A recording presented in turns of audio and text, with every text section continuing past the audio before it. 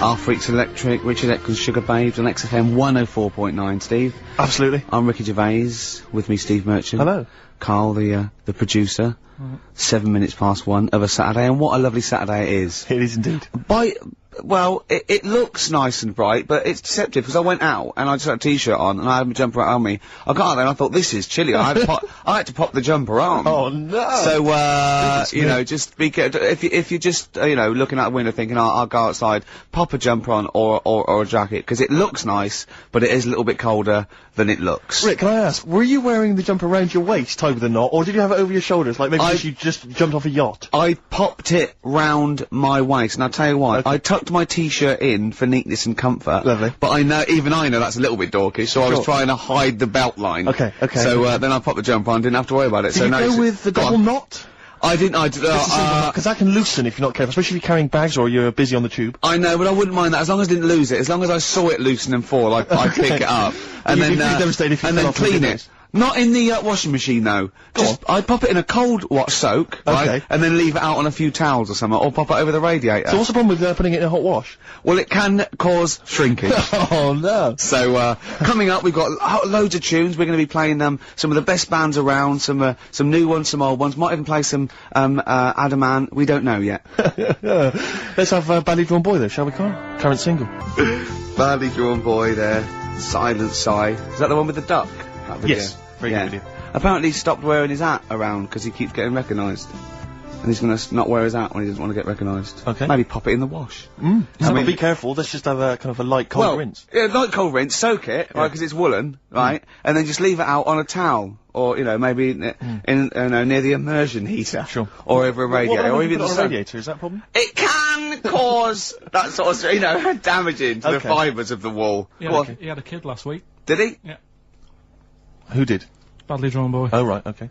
Badly drawn little boy, he's going to call it, isn't he? Brilliant, Rick. Yeah. Well done. It's a sort of satire. I'd like to see that as a headline in a Stand and tabloid. deliver, oi, oi, money, your life. Oh. Now, going on. Oh, Karl, can we don't explain why panic. that's funny? Don't panic, Karl, I'm a professional. Don't worry. What's your concern, Karl? What's your concern? Nothing. Tell us. No. You can say. I can't. You can! This is so unprofessional. It's, what? What have we done? What, talking about wool? Right. Come on, Karl, what's the problem? What's the problem? You say. He's great, and He's lovely. so scared. Come on, Karl, tell us. I don't know all the ins and outs, so I don't want to get into it. What? The thing. No, Well, you look, can, you can't, people are perplexed now. What's the thing, Karl? what's the thing? What are you worried about? Say. Is it an email that's been received by the head of Yeah, XFM? you've got the email open. You can have a talk read. about. You can say what it. Okay, let me just without, see. you know. I don't understand it. Please know that under a ruling at the Old Bailey, any reference to Adamant's state of mental illness in any news report will constitute a breach of the ruling and therefore lead to serious action from his lawyers. That's right, and that's true. That's subject we can't talk about that. You can play his records and Sing his classic songs. Sing songs. Yeah, it's best just to leave it, isn't it? Yeah, well, that's what we. Yeah, Karl was a little bit worried. There's no way I was going to mention that or influence anything, and I totally agree with the law. So don't panic, Karl. That should have never been sent to you. Why? Because it's like, you know, accidents happen. Go on then. When things like that happen, right? You know, you've been told not to mention it, Yeah. and you're like a little kid. Yeah. And once things are in your head, Yeah. it's difficult not to mention it. I mean, when I was a kid, Yeah. Go on. right? Yeah. My mum's sister Hazel Right. was seeing another bloke. It's weird because she's a lesbian now. That's really weird. That must have been an interesting Christmas. But anyway, she was seeing this bloke, and he looked like Ken Dodd, apparently. He looked like Ken Dodd. Looked like Ken Dodd. So people said, don't mention it because it gets on his nerves when you like meet him and you go, oh god, you look like Ken Dodd. So I said, all right, his name's Will or whatever. And I was introduced to him. First thing I said, nice to meet you, Ken. Did you do it as a joke, or did you? No, because you know when you know that he's like, I'm not allowed to say that. I can't say that. I mustn't say that. Can't. And then I saw him. I thought, Jesus, does look like him. So it just came out. Was it Dodd you turned her into a lesbo? Do you think? Well, he wasn't a good-looking bloke, so possibly. She started going out with Esther Ransom though, which is weird. Out of the frying pan. What was the story with the fire. lesbianism then? How did she announce that to everyone? What age was she when she realised? Well, I mean, we're not a close family, do you know what I mean? We're not No. the sort of family who keeps in touch with everyone. And I think my mum called her up one Christmas and sort of said, you know, how's the Diddy Will? men? Yeah, that's And, nutty Ash. And she said, oh, no, I don't do that anymore. I'm knocking about with Sandra or whatever. Right. And it was like, oh, right. Not big butch Sandra with the big earrings and the skinhead. Used to live down the road from you. I don't know. Used to get Doc Martens wholesale. That's Sandra. But she had a haunted house. Go on. Who, Sandra? No, Hazel. Right. Is this before she was a lesbian or not? Before. Okay. And there was a bike in the hall and the pedals used to go backwards. There was a what in the hall? That's handy, isn't it? Oh, that's great. Don't worry, we won't do anything. So, sorry, no, I want to know about the haunted house. There was a bike in the hall, and what There was a happened? bike in the hall and the pedals used to go backwards on their own. And also, shoes used to stick to the wall or something. Did they? Yeah. Yeah. Shoes used to stick to the wall. Yeah. Okay. That sounds like a That's a haunted house. hell of a household. Yeah. Oh yeah. dear. Brilliant. Maybe she should clean the walls. The Lars, and there she goes. What a great start to a show. We've had 20 minutes of some of the best banter, chatter and music and anecdote anywhere on the dial. You're damn right. High five. Yeah, yeah. Sweet, man, sweet. Oh, what are we talking about? Now, well, I love that track. It's lovely. They've got a bit of the Liverpool gene pool, haven't they? That sort of doddy. You know what I mean? I like the Scouse sort of look, you know, the Cilla Black and the Stan Boardman. Yeah, it's particularly unique to Liverpool, It's isn't sort of happy and teeth and ears. And, It's do you know what I happy mean? in teeth and ears. Yeah. Oh, brilliant description. Yeah. Happy in teeth and ears. Yeah, that's just 3 of my friends. Now, we've got a great track lined up, haven't we, Karl, that I've brought in? So I'm gonna go off. Now, I'm not ashamed. As you know, me and Steve aren't worried about being part of a trend or, you know, being trendy or jumping on about. Steve particularly doesn't worry about, like, looking good or, Well, you know. No, I'm saying. no, As a compliment, he doesn't worry about walking along like that or, you know. Well, I'm looking good. No. Good But I'm looking saying good. you don't mind the insults freak boy or goggle eye or. That's water off a duck's back, mate. Do you know what I mean? Or a new phrase that's been coined because of Steve's phrase, water off a frog's back. Who's saying that? Just a lot of you, a lot of friends and that. But I mean, my friends. yeah, a lot of the people. Can you name names or? I can't really. You make promises, you can't. I can't wanna really. pass anyone up? I think it's the Kagul. Looks good. It does look It's good. waterproof, Rick, and it's also stylish. I wear nothing underneath, so it's tight to the skin. It gets sticky in Oh, bad is weather. that, is that why you sort of It's rustle? sexy. But what's all the, is there abuse? What's the No, they just say. Because I'm a pretty trendy guy, but I, as you say, I cut my own trend. You know, I make my own style. You know, that consequently the pipe. You don't feel that's an affectation? I don't think. I think because you're young and tall. Yeah. The pipe looks a little bit silly. Go on.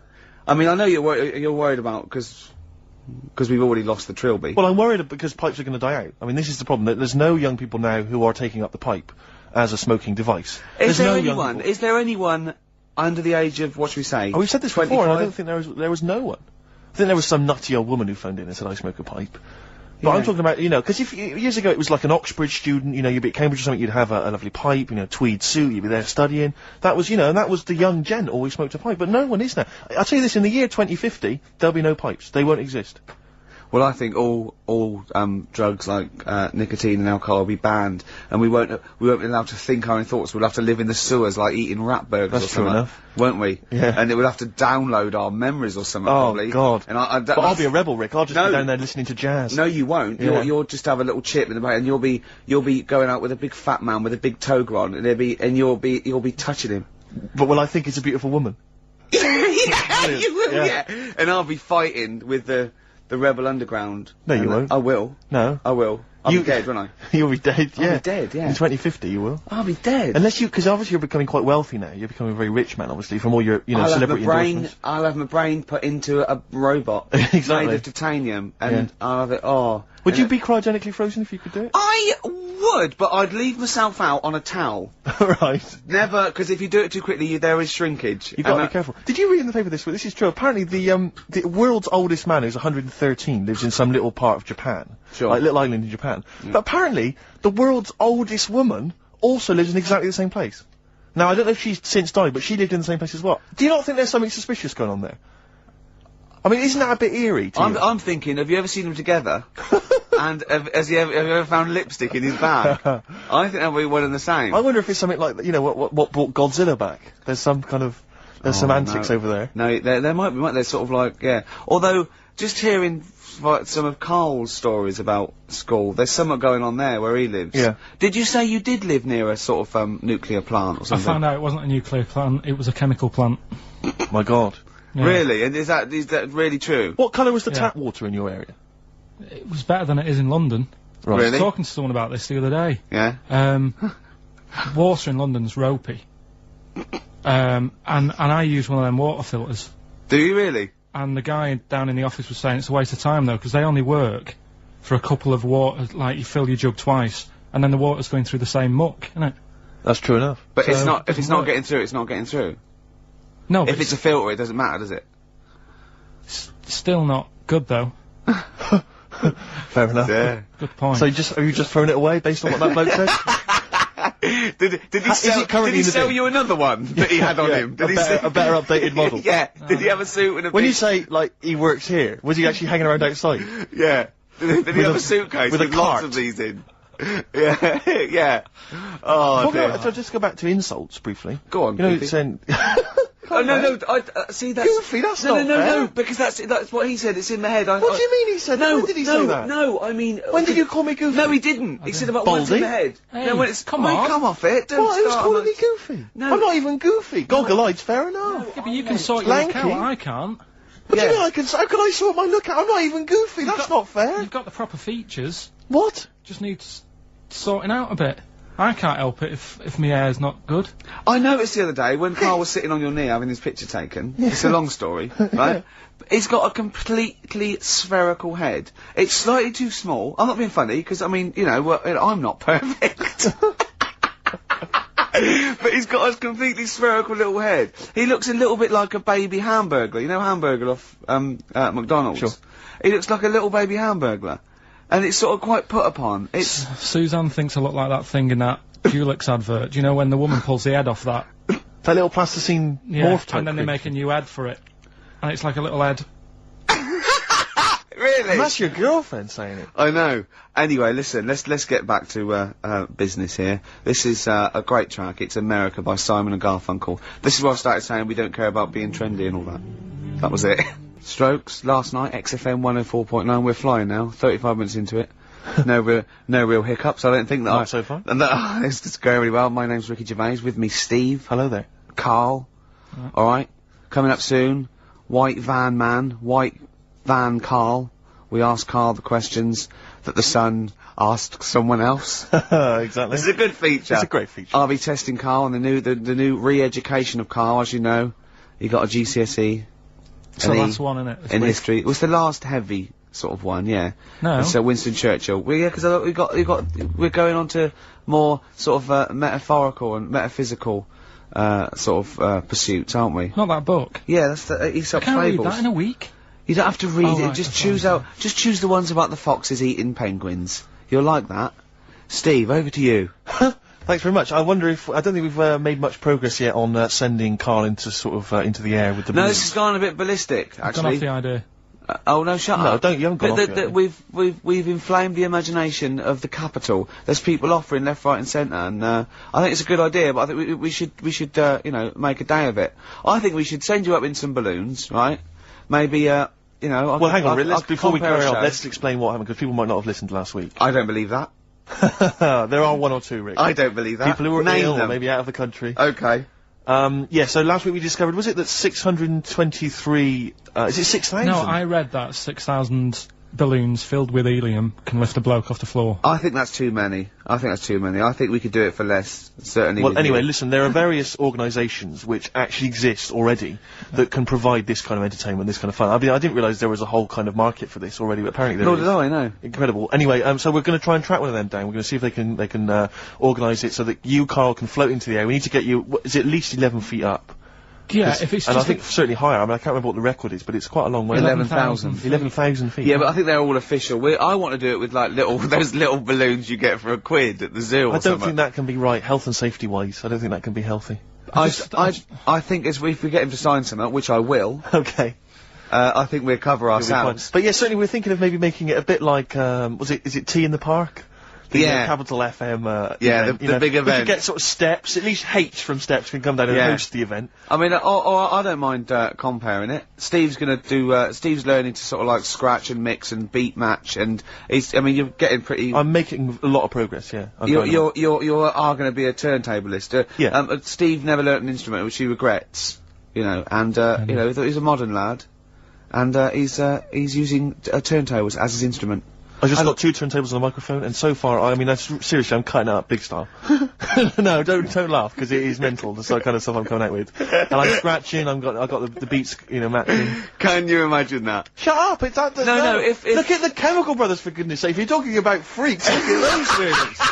Man alive! At least you cut your hair at Gavin. You know that whatever it's called. they used to kind of at least faintly appear in their videos. So this Yeah. one is just some shots of like what you see from outside a train. I know. To them, that is more glamorous and exciting, apparently, than Yeah. seeing the lads themselves in the video. Who do you think's cooler to look at, Steve or the Chemical Brothers? Steve. Definitely, yes, you're absolutely right, Carl, and that's the first sensible thing you've said for a If long I was time. to work with Steve on some music, Yeah. if I had the choice, I think Steve would look better on a album cover. Really? Yeah. What would you do? Would you change him at all? What would you do with his image? I'd put him in the distance, so I.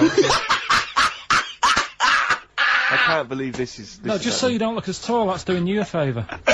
You know, I was on the. This is true. I was on the tube, right, coming in to meet Gervais the other day, and I was wearing a suit, and my mobile phone slipped out of my pocket, and it landed on the seat, and I didn't realise this. And as I was about to get off, some bloke who was sat there like an old guy, he picked up the phone. He went, "Oi, lanky, you dropped your mobile phone." And I was like, "Well, I thank you for pointing out I dropped my phone, but did you have to do the lanky?" But you knew who he meant. I bet you turned round straight away. It worked. Knew he meant Yes, Steve. but- He's done you again. But he's I was picked the you only up. person stood up. It was a fairly empty train. Was there any other lanky people there? No. Well then. No, but my point was there was no one else at all who was about to exit the train. Okay, so he didn't need lanky. He could have gone, "Excuse me, sir," or "Oi, you," anything, but "Oi, lanky." I know. It's that thing, though, isn't it? That's what I'm talking about. You say the thing that you don't want to say. It's like me with Ken Dodd and Will. I think he wanted to say this. Oh, well. I think he took pleasure in it. I think he went, "That bloke's lanky. I shouldn't say that." Yeah, I should. Oi, lanky. What's You he dropped gonna your phone. Yeah. Do you want your phone back or not? But this balloon thing, anyway, it's got a bit out of hand. Why No. is it got out of hand? What are you No, worried it's about? funny. I just want to. I want to sort of like tie them all to the back of your belt. So as you go up there, you sort of tip forward slightly, so you're going up slightly upside down. We could paint some advertising on your bald head. Yeah. Oh, that'd be great. Yeah, we'll do that, Lanky. That'd be great. Here he comes. No, I mean, last week it was just a bit of fun about going, like, just lifting my feet off the ground. No. And that's a big difference to what it's got now. No, okay, I'll tell you what, we'll do 100 feet in the air, and I'll hold on to the rope. But we'll do it at Wembley Arena and we'll sell tickets. But it'll be for charity, Carl. It'll be for charity. No, we'll have lots of underprivileged kids coming along to see it, It's you just got out know. of hand. It's like, you know, I like karaoke, but I wouldn't want to go on Stars in Their Eyes. Sure. And it's got out of hand. That's how it's sort of, it's grown too big. I don't Who like would you it. do if you were on Stars in the Right? I'd do that, Moby? No, that Jack the Knife song. I love Jack the Knife. Old Mac Heath. That one, yeah? Yeah. Is Mac the Knife? that. That's what I do.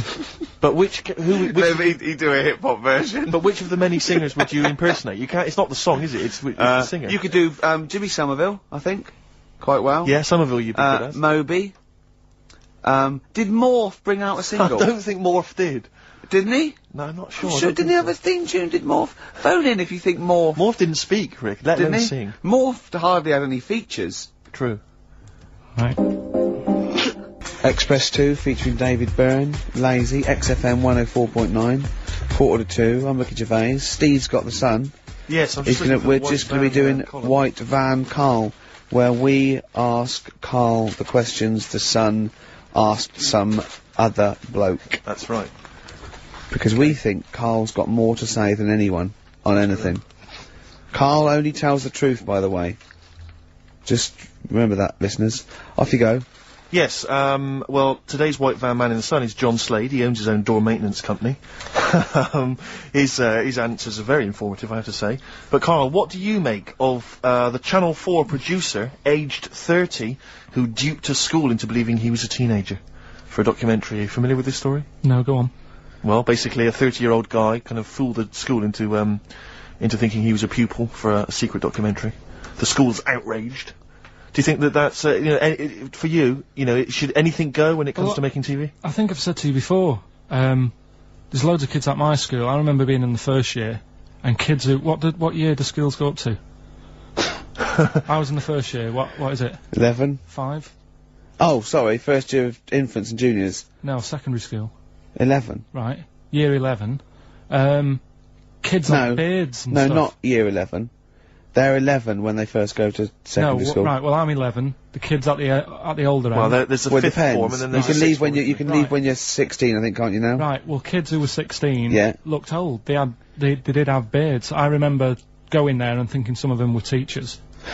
I think he's answered that. Next one, what's the next one? Tattoos and everything. I think they're kids in the earlier years even. What do you make of the fact that Mariah Carey's £38 million payoff has cost EMI staff their jobs, and we're talking 1,800 EMI staff who have lost their jobs? What do you think of that?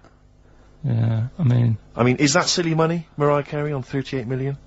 She doesn't need that much. She doesn't need that much. She has to dress nice, though.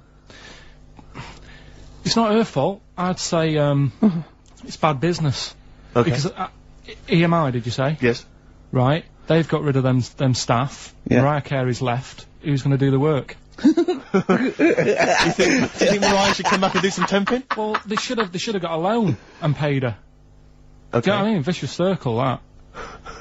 Right. Have you done a business degree, or anything, have you? Commerce. You did commerce. Where did you do that? What did you do that? At school, I'd learned how to fill out a cheque, pay a bill, and I think I had a trip round Kellogg's.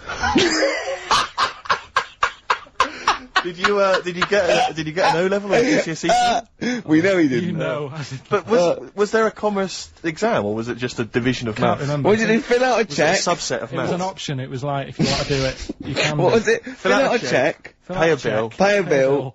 Have a visit And round round Kellogg's. Kellogg's, and I saw my sister's boyfriend there at the time. He sorted me out with some variety packs. Really? What was in them? You know, Rice Krispies and Good stuff. Cocoa Pops? Space Dust or whatever it is. Space Nuts. So, sorry, that wasn't Ken Dodd, though. No. That was someone else, wasn't it? That was an aunt. Yeah. That wasn't Special K. Oh, dear. What about this then? Home Secretary David Blunkett admits that muggers rule some streets. Weird this, because when I was out with you, I don't believe it's going to be weird, whatever you say, no, Karl. Go on. when we were in that pub that night and we got talking about muggers and that, the tip is, what I tend to do, because I nearly got mugged once. Act You mental. what? You nearly got mugged once? I nearly got mugged. Yeah. But I tried this technique of acting a bit mental. Right, and how did you act mental? Well, this guy wanted me trainers. And I was in Piccadilly Gardens in Manchester. It was quite late one night. And he come up, he said, I want them trainers. I said, you want them? I said, I worked hard for these. He said, how dare you come to me asking? And I got a bit livid. And he looked at me like, oh my God, he's got a right one here. And he left me. Were you acting mental, or were you just mental? No, I put it on a bit. Were you not petrified, though? Well, you don't think about it, do you, when you're sort of in the eyes of danger? Well, not you, clearly you're a brave man. So what did you say? I just went a bit mad. I just kinda, because he said he wanted the trainers and they were dear ones at the time. And I just, no, you're not having these. I said, I've crafted you. I said, I wanted these trainers. Yeah. And, you know, went on to tell him how I work at printers and I don't enjoy it, and, you know, I put in all these hours and that, and I have to cycle home for about 5 miles, and Did he give you his trainers? Yeah. Did he have a knife or I anything? just left. No, it didn't get that violent. Well, that's very brave of you, Karl. Yeah, it's That's good. good advice, though. Just act mental. See, what's actually tried it the other night. Oh, Liza Minnelli? Yeah. Well, she says, I've worked hard for these diamonds. Yeah. It's not easy being the daughter of Judy Garland. You don't know what it's like. Finally, apparently, there was a crook that got a security job at Heathrow. Right, he was a crook and he got a job at Heathrow. As robbers steal another £2 million. Apparently security down there is lax. Yeah. Is that concern for you? Is this another Yeah. 2 million? Yeah. Why is all this money at the airport? It's those sandwich shops. You know how they're really expensive, the sandwiches in, like, when you're in a plane? They're like £2.50 for tuna, which is ludicrous. Yeah. That's basically the reason. What do you mean, why is all this money at airports? What is it doing there? Why? Have a go. No, have a go answering this yourself. Why is anything at an airport? It's going somewhere. Or coming in from somewhere? Yeah, but money, you can sort it out through the bank, like phone banks and that. Have you done commerce? You know a lot about paying bills and writing out cheques. Yeah. Tell us about Kellogg's. What was it like? What was in the factory? Was it just like squashing bits of corn? And Pretty boring, really. Just loads of conveyor belts, Yeah. boxes of cornflakes everywhere, just what you imagine. yeah. I So don't is know it what more, we're meant to this is learn where from you it. might be working? This is where you're likely to work? if you Possibly. leave There was school. 2 trips. There was that and a trip to Manchester Evening News. Okay. And I left that early because I had a job in Cordon Bleu. In Kellogg's. Cordon Bleu, what's that? It's like a supermarket. Yeah? And I had to leave the trip early, and the teacher went mad saying they thought I'd got lost on the, in the building and stuff. What, you It didn't caused tell a light anyone? uproar. No, because it was like day 2 of working in this supermarket, and I couldn't be late. I thought by the time I explain where I've got to go and everything, I'll be even later. Sure. So I just left, and then apparently they were searching the building and everything for me. How And I old might have were been you? Stuck in a printer. Dunno. Fucking a printer! I don't know. What was the printer's name? You worked at a supermarket called Cordon Bleu. Cordon Bleu! brilliant. That's great, isn't it? It's rubbish. Oh. Got sacked. You've had some What'd you get amazing- sacked for? Messing about in a back in the car park round the back. Yeah. Right, there was a grid, and all the concrete had gone funny. So when it rains, you got like a big lake, Oh, yeah. right? And I got in. Do you know those big metal trolleys you get to like put all the food in while? Oh, yeah. And Yeah. I got in one of them, and pushed myself out into this lake. Of cement. No, Of it water. was full Oh, it of was water water, 'cause it'd been right, raining. right. And I got stuck in the middle, right? And the boss was like, "Where's Karl? He's meant to be doing, facing up the beans." And I was like, And you were so- stranded in a lake. So someone said, I saw him messing about out the back. He came out and saw me stuck in the middle of this lake in a trolley. And he said, "Get back in." I said, Would you say, no, I'm filming sharks? I said, it's too deep. I can't get out. You'll have to pass me something. And he said, "I'm not passing you nothing." He said, "You can get out of there and walk through it." I said, "I'm not. I've got my trainers on. Probably the same ones." Yeah, you've risked actually. your life for them. Yeah. I said, "I'm not getting these wet." I said, he said, "What are you going to do?" I said, "I'm going to wait for the water to go down the grid." He said, "The grid's blocked. Now get out or you're sacked." I said, "Well, I'm not getting out." He said, "Right, you're sacked." So you were sacked? How long did you have to wait for the water to go down the In the grid? end, I did get bored, and I sort of did a bit of a leap and a jump and got 1 foot wet.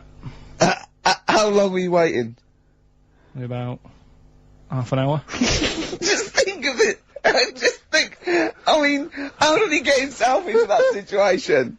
That's fantastic. Should we play a record? Oh, definitely. That's Your a choice. joy. Oh, you're an absolute pleasure. More White Van Man next time on the show. Electric Soft Parade. I keep trying to get the album for free from you, Karl. You've not sorted me out yet. I have to rely on other people to give me different copies No, of I did the different try, and tracks. I'll keep trying. Please do. This is one called There's a Silence, Electric Soft Parade. Gomez and Shot on XFM 101.9. Sorry, I was going to tell Steve something. Talk amongst yourselves. When you were out there, Johnny Mango phoned up and said to Karl, "Come on, when are we going to do this thing?" And Karl got all nervous. Right, and he went, "You don't want to do it, do you?" He said, "Well, it's going to get out of hand. I just wanted to go as high as a tree." And, he went, "Well, you can. I'll hold you down with a rope." He went, "Yeah," but he said, "But when the crowd are there and they're all screaming higher, higher, I'll feel the pressure and have to go along with it." The what crowd? What crowd is this? Higher! No, higher! We don't live in a medieval era. There's not going to be dancing bears and tumbling midgets. Well, I don't know, that's an idea. Hold on. If there's anyone got any of those, Tumbling Nemo. midgets would be amazing. yeah. Definitely. Less balloons, cheaper to do. Oh, you're going up. No, Karl. you're Don't going worry up about with that, them. mate. No, you're going up with You're not going just up no. With a midget under either arm. It's brilliant. Yeah. Oh dear. Oh, it's time for your the re-education of Karl Pilkington. This week, Karl was studying the life and times of Winston Churchill. What did you make of it, Karl? What did Churchill do for Right, you? well, last week I made a bit of an error with Hitler. Yeah, you Go on, just why? Tried roll to with it. remember too much, and it was way too much for me. Sure. So what I've done this week, sort of flicked through, got a few of them basic facts. Yeah. And what I've learned, right? Bit weird the way all these people have something in common, that they're all a bit weird when they're younger. Okay. They've Go got on, some sort of illness. Go on. Well, Rasputin, he wasn't well as a kid. Yep. Che Guevara, Oh, this is Rasputin, the mad monk, wasn't well. yeah. Yeah. Che Guevara, Asthma. asthma, really bad asthma. Mm. Hitler, he was Only a one bit, ball. bit mental. Only one- His mother. He was got a bit mental. That could be libelous. Yeah. And who've we done? And Churchill. Yeah. Then you got lost there. Very weak child. Was he? He only spoke to his dad 4 times in his whole lifetime. Really? Yeah, didn't get on with his dad. Right. And I think one of the times when his dad spoke to him, he was having a go, saying he didn't do as well in the army as he wanted him to. Right. So that's pretty sad bit I picked up of it. Yeah. Anyway. So that spurred him on, anyway. Yeah. I'm not going in all the ins and outs. Very important bloke. Okay. No, seriously. I mean, your dad bought the tapes, didn't he? Yes. And I can understand why. Because he did change a lot for us. You know what I mean? We wouldn't be sat here now talking like this. Why? We could have been German. Yep. He didn't let that happen. No. Everyone had a go at him, right? When I think it was Chamberlain who was in power, and he was like saying, "Don't be trusting that Hitler." Yeah. You know, and everyone was like, "Look, stop causing trouble." Chamberlain sorted it out. You know, he sorted out a peace agreement. Yeah. And he was like, "No, I don't trust him." And everyone's like, "Oh, you know, you're just causing trouble." You know, everyone else is happy.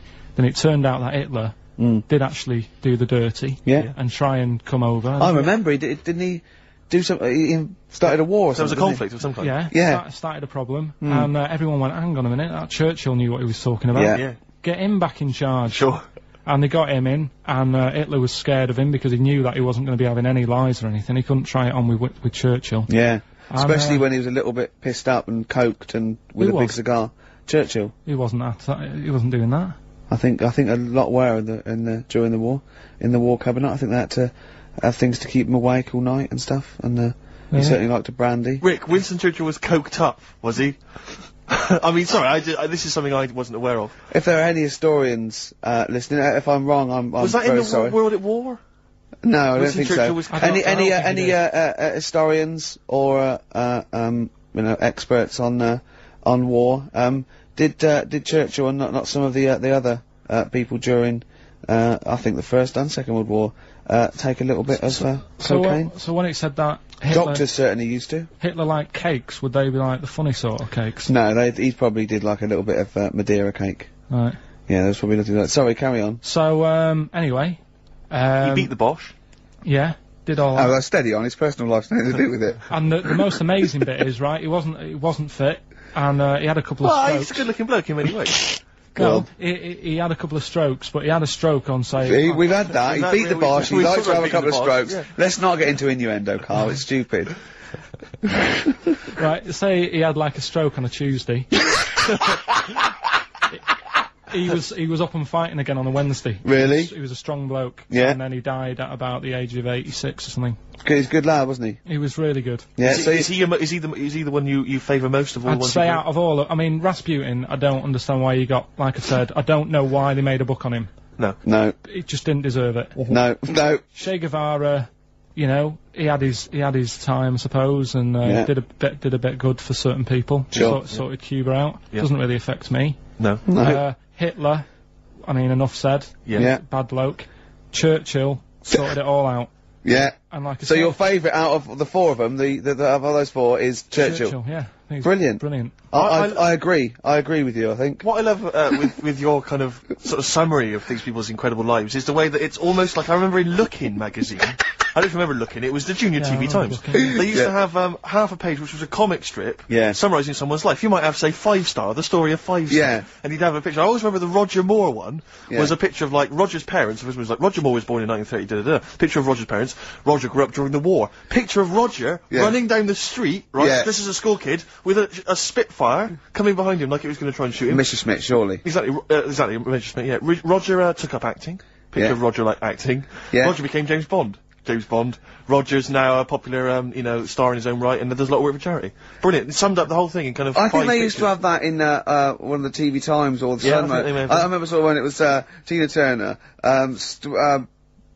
born Sarah May Bullock. Then it was Nutbush City Limits. Stop hitting me, Ike. Yeah. And then simply the best, and that was it. It was Exactly. it's And great. that's very much what the how your summary of great events is. But I'd Carl. say if you didn't know about Churchill, you've learnt a bit today. I suppose so. Especially- Can people call in to yeah. all these If you fellas want. taking cocaine? What's- I think I'm right. what's the It's number? 08700 800 1234. Yeah. Give us a call, XFM 104.9. Did Winston Churchill and various other dignitaries take coke during the war? During the war, saying up for the war effort, but emergency summits and meetings. I think it was. I think it's been documented. I could be wrong, and let me tell you now, it's not happening today. Wow. Pete, you're on there. He's there, isn't he, to save me? For Nancy, XFM 104.9. I'm Ricky Gervais, with me, Steve Merchant and Karl. I'm getting excited now, because we've had loads of calls and emails, not only backing me up, but going a little bit further. Apparently, Johnny Mango called in again. He's become our sort of official researcher on this show. There is evidence that Queen Victoria in Balmoral, with a young house guest, Winston Churchill, used to consume cocaine-filled lozenges. So, there you go. Also, MDMA was a precursor of sort of ecstasy, a derivative, and that was big in the day, giving soldiers, you know, a little, pick-me-up. So, it's not so mad, is it? It sort of Winston makes Churchill sense, taking cocaine, because he was into his speeches and that, and they say that coke gives you sort of... you know, the balls to stand up and say, like... Not that that's a good thing. And no, it's not. No. Definitely not. No. Right? But apparently it makes you confident, doesn't it? So you can stand up and say, you know, we're going to fight them on the beaches. Yeah. And all that, and sound like you mean it. Exactly, yeah. When he was sort of like, you know, a little bit pissed up with his cigar on, coked off his tits, he wanted to fight. He didn't care where it was. He'd fight on a beach. He didn't care. He didn't care if he got sand in his new trainers. Exactly. He was boozed up. Yeah. You want to fight? yeah. That's why he was coming hard. He was very much. You got to think of him as the Liam Gallagher of his day. Yeah. Oh dear. Bad. Are we allowed to talk about this? I mean, I don't mean in terms of referencing drugs, but are we allowed to, is this like libelous to Winston Churchill? One, Or you his can't family? libel the dead. Yeah, but Two, can you- it's is that only in America, maybe? I'm asking, and we're not saying, you know. Two, I think you'd probably going to also a fair comment. Three, we say we were joking. Yeah. 4, it's a satire. Yeah. 5, we love him. 5, we're not condoning drugs in any way. 6, this is Dermot O'Leary's show. I didn't have a go at him anyway. I said he was alright. If there's any law against Rasputin, we might be in trouble. Law against Rasputin. You did willfully Raspute. Yeah. All over You the did airwaves. slag off Russia's greatest love machine. yeah. You didn't shoot him till he was dead, did you? Oh. Put some poison into his I'll tell you wine. this, if there's any other historical questions that people want answered, then we're the men, because really, with the three of us, our knowledge of the fact that the Hindenburg was filled with helium, Yeah. the kind of coke habits and various drug habits of Britain's most famous political leader, Yeah. we've got the answers to all of it. Einstein, Go on. I found out in the week that he didn't talk till he was 6. See, it's all these people who are weird. Churchill couldn't read, could he, till he was like 8 or 9? Really? Yeah. So, there you go. He got a D in history, apparently, Yeah. GCSE. Just one better. No, but, Karl, called me in the week, and he was a little bit stressed, because he's had a bad week now. He got stressed about Hitler and Churchill, and I said, well, we're chill out a little bit, and I'll teach him something a little bit, cosier. And I said, like, what about animals? No, you know, not frightening other animals. You're interested in animals, aren't you? Yeah. You know, and he went, oh, all right then. And then he went, okay, here's a question for you, Clever. So there's 3 animals without ears. He said, and I've told you one. And I went, well, that's the snake, because he was talking about the snake. I went, hold on, Karl, there's loads of animals without ears. He went, there's not, there's 3. I went, there's loads. I said, jellyfish, worms, single-cell protozoa, peripherous. But he went, oh, what are you talking about? What are you talking about? Animals, proper animals. I went, they are animals. He went, no, proper animals. And I went, do you mean mammals? He went, what are you on about? I said, are these animals, have they got legs, and are they fur-bearing, right? And he went, one is. They've got legs. I went, I don't know, I give up. He went, right, the turtle. I went, right, yeah. And he went, and the bumblebee. He said, that's the one with fur. That's the one with fur. The one, what are you thinking? What is in your head, Karl? Which has got the most fur, a bee or a turtle? It's not fur. What is it? Well, it's, you know... He's done you there, Gervais. Pseudo hairs, isn't it? It's like it's a hair, it's a keratin thing. It's not like we have, like mammals grow fur. Do you know what I mean? Yeah. He's not convinced. So go when on, we say that, when we say like fur, mammals are warm-blooded creatures. Yeah. Often, usually placental. There's a few exceptions, right? That give their milk to their young, nurture their young, and they have fur. Have you heard about oysters? Oysters. They 1 minute they're a man, then they're a woman, then they're a man again. Like Eddie Izzard. Now that's libelous. He's a transvestite, could I say? He's not a transsexual. Let's say that straight away. I'm retracting that. Right, go on then. Give us What? some more facts. No, I've got you, Aesop's Fables. No, but you had some more facts you told me that were dead good. I just wondered if Steve knew them. What? What do you want to know? The ones that you read out to me. You had one about the spiky thing. Go on. Porcupine. Give me a clue. How many spikes has a porcupine got? Dunno. How many was it? I think it was about 10,000. But these aren't the most interesting facts, are they? It's alright. It's alright though, isn't it? Yeah. And he went, but how can they say that? You could say that, you know, we've got a certain amount of hairs in our head. I went 100,000 average. You went, yeah, but I haven't. So how do we know that that porcupine that they've counted is the same for all of them? Might have had alopecia. yeah, he might be a particularly hairy one. You know what I mean? Right, you've got to, do you know what a fable is? I tried to explain briefly. Do you know what a fable is? I've got a rough idea. Okay, it's a thing that uses sort of, metaphor, analogy, just to explain sort of, morals. I mean, they're very old, for a start, and it's all I'll give you an example of one. A quick one. Oh, the one about the dog with two bones. He goes to a dog's got a bone, he sees its reflection in the lake, and he thinks, oh, that dog's got a nice bone. I'll have that. And as he goes to get that one in the reflection, he drops the one he's got, and that's one about, you know. I think I was told one when I was younger. Go on. I think it was one. This young lad, he's got a dog, right, and he's about 8 years old, and this dog, he's had it since he was about 4, and it's a bit tired now, and he chucks sticks for it, and it doesn't go for it. And he's saying to his mum, oh, I want a new dog, because this one's useless, it doesn't do what, you know, it doesn't have any fun with me. So they say, oh no, but you know, Rover's a good little dog, you should look after it. And he's like, oh, I don't like it, I want a new one. So they buy him a new puppy, and it's running around, yapping about, and he's loving it, and he's playing around with it in the grass. And then one day he goes to the park, and he's messing about and rolling about with it, and he falls into the lake, right? And the little puppy's like yapping at him, and he's going, help me, and the little dog's yapping. And then the old dog comes and gets his collar, and it pulls him out of the lake, and he goes, oh God, you know, why did I forget about you, you're the better dog. And he loved that one again rather than the puppy. I got a feeling that was Lassie. Well, yeah, that was an episode of Lassie. What's the moral? What's the moral there, Karl? What's that telling? What's that explaining through analogy? Sort of, don't forget the old. Look after old people. I remember there was one I heard once about a young boy who got trapped in a lake inside a cage. But he loved his trainers so much he wasn't going to get them wet, but even though he had to get out there, and even though he thought that was the important thing because it's material value, he actually drowned, and the trainers were no good to him then. I'll say that. Hives, hate to say, I told you so. Now I want to clear a couple of things up. Obviously, me and Steve, we love Karl. This is the things we give Karl to read and talk about, is not to embarrass him or stress him out at all. We genuinely like his view of the world. Yep. In fact, we did an interview yesterday with a bloke from the Standard who really liked the show and said, do you like Karl? Because you take the piss out of him a lot. You know, we just like to say, we love Karl. I said to that bloke, I said, it's like I've got a new kitten. I can't wait to get in and see his little face on Saturdays, didn't I? Yes.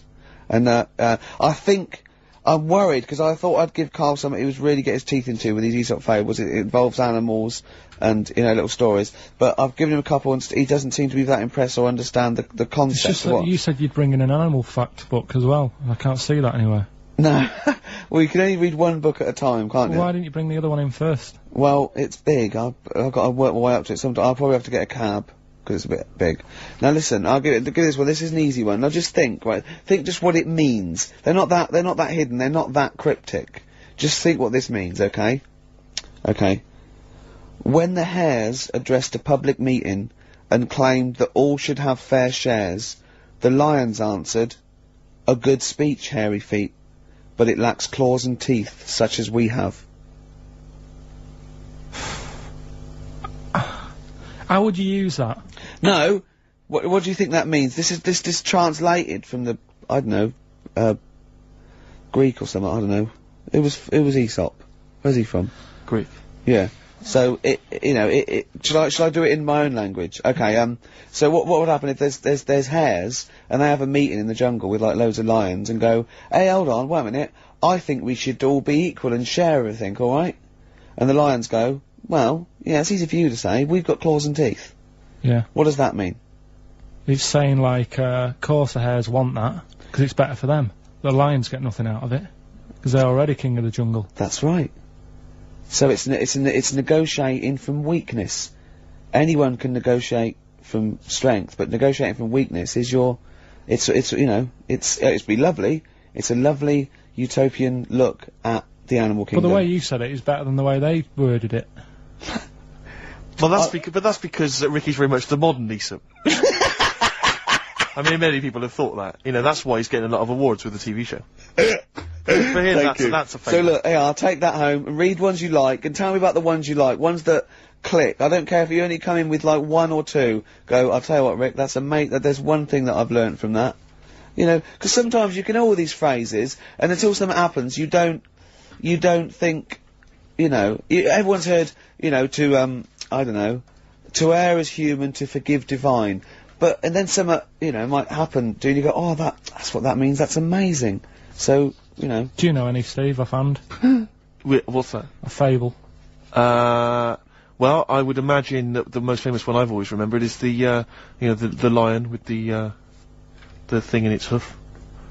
Do you remember that? Paw. The lion, yeah, with the spike in its paw, and a smaller animal gets out for it, but it still attacks it anyway. Well, that's life, isn't it? Well, I read one the other day, actually, which was very interesting. It was one that the famous film director Orson Welles said. Oh, yeah? Which he said, apparently there was a bear going across a lake, wading through the lake, and a scorpion said, well, let me go on your back, will you? Come on, just let me go on your back, we'll go across, it'll be brilliant. He goes, well, no, you'll just sting me. You go, don't be stupid, if I sting you, you'll die, and we'll both drown. And he goes, oh, fair enough. Who was doing the stinging? The scorpion. Right, okay. And the bear's wading through the water. Yeah. So the scorpion jumps on the back, and they wade through the water, and halfway across, the scorpion stings the bear. And the bear goes, well, we're both gonna die now. He goes, yeah, it's my nature.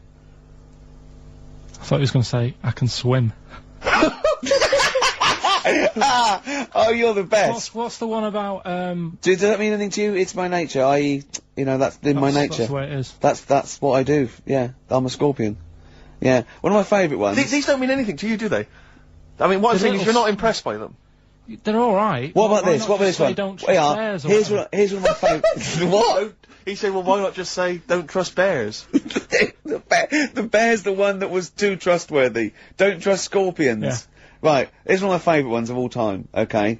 A lion is dying, it's an old lion, he's in the front of his cave, and all the animals come around, like the foxes and the hyenas, and the rabbits, and they're all taking the piss out of him, and they're laughing at him, and they're laughing, going, you can't fight us now, and just before he dies, he goes, fine, but I was a lion once. What does that mean? Don't know. Well, he's saying it's better to have lived and had what I had, because I was great, if only for a short time, and you lot are still alive, but you're nothing. You're rabbits and hares. I was a lion once, so you know. Are they always using animals for these stories? Well, yeah, I could change it to refrigerators and household appliances if it would make it help, but animals, you know. I remember the one about being ill a lot, and you say something about go on. you know, if you keep doing that, if you keep having time off, I won't believe you. That's the Boy Who Cried Wolf.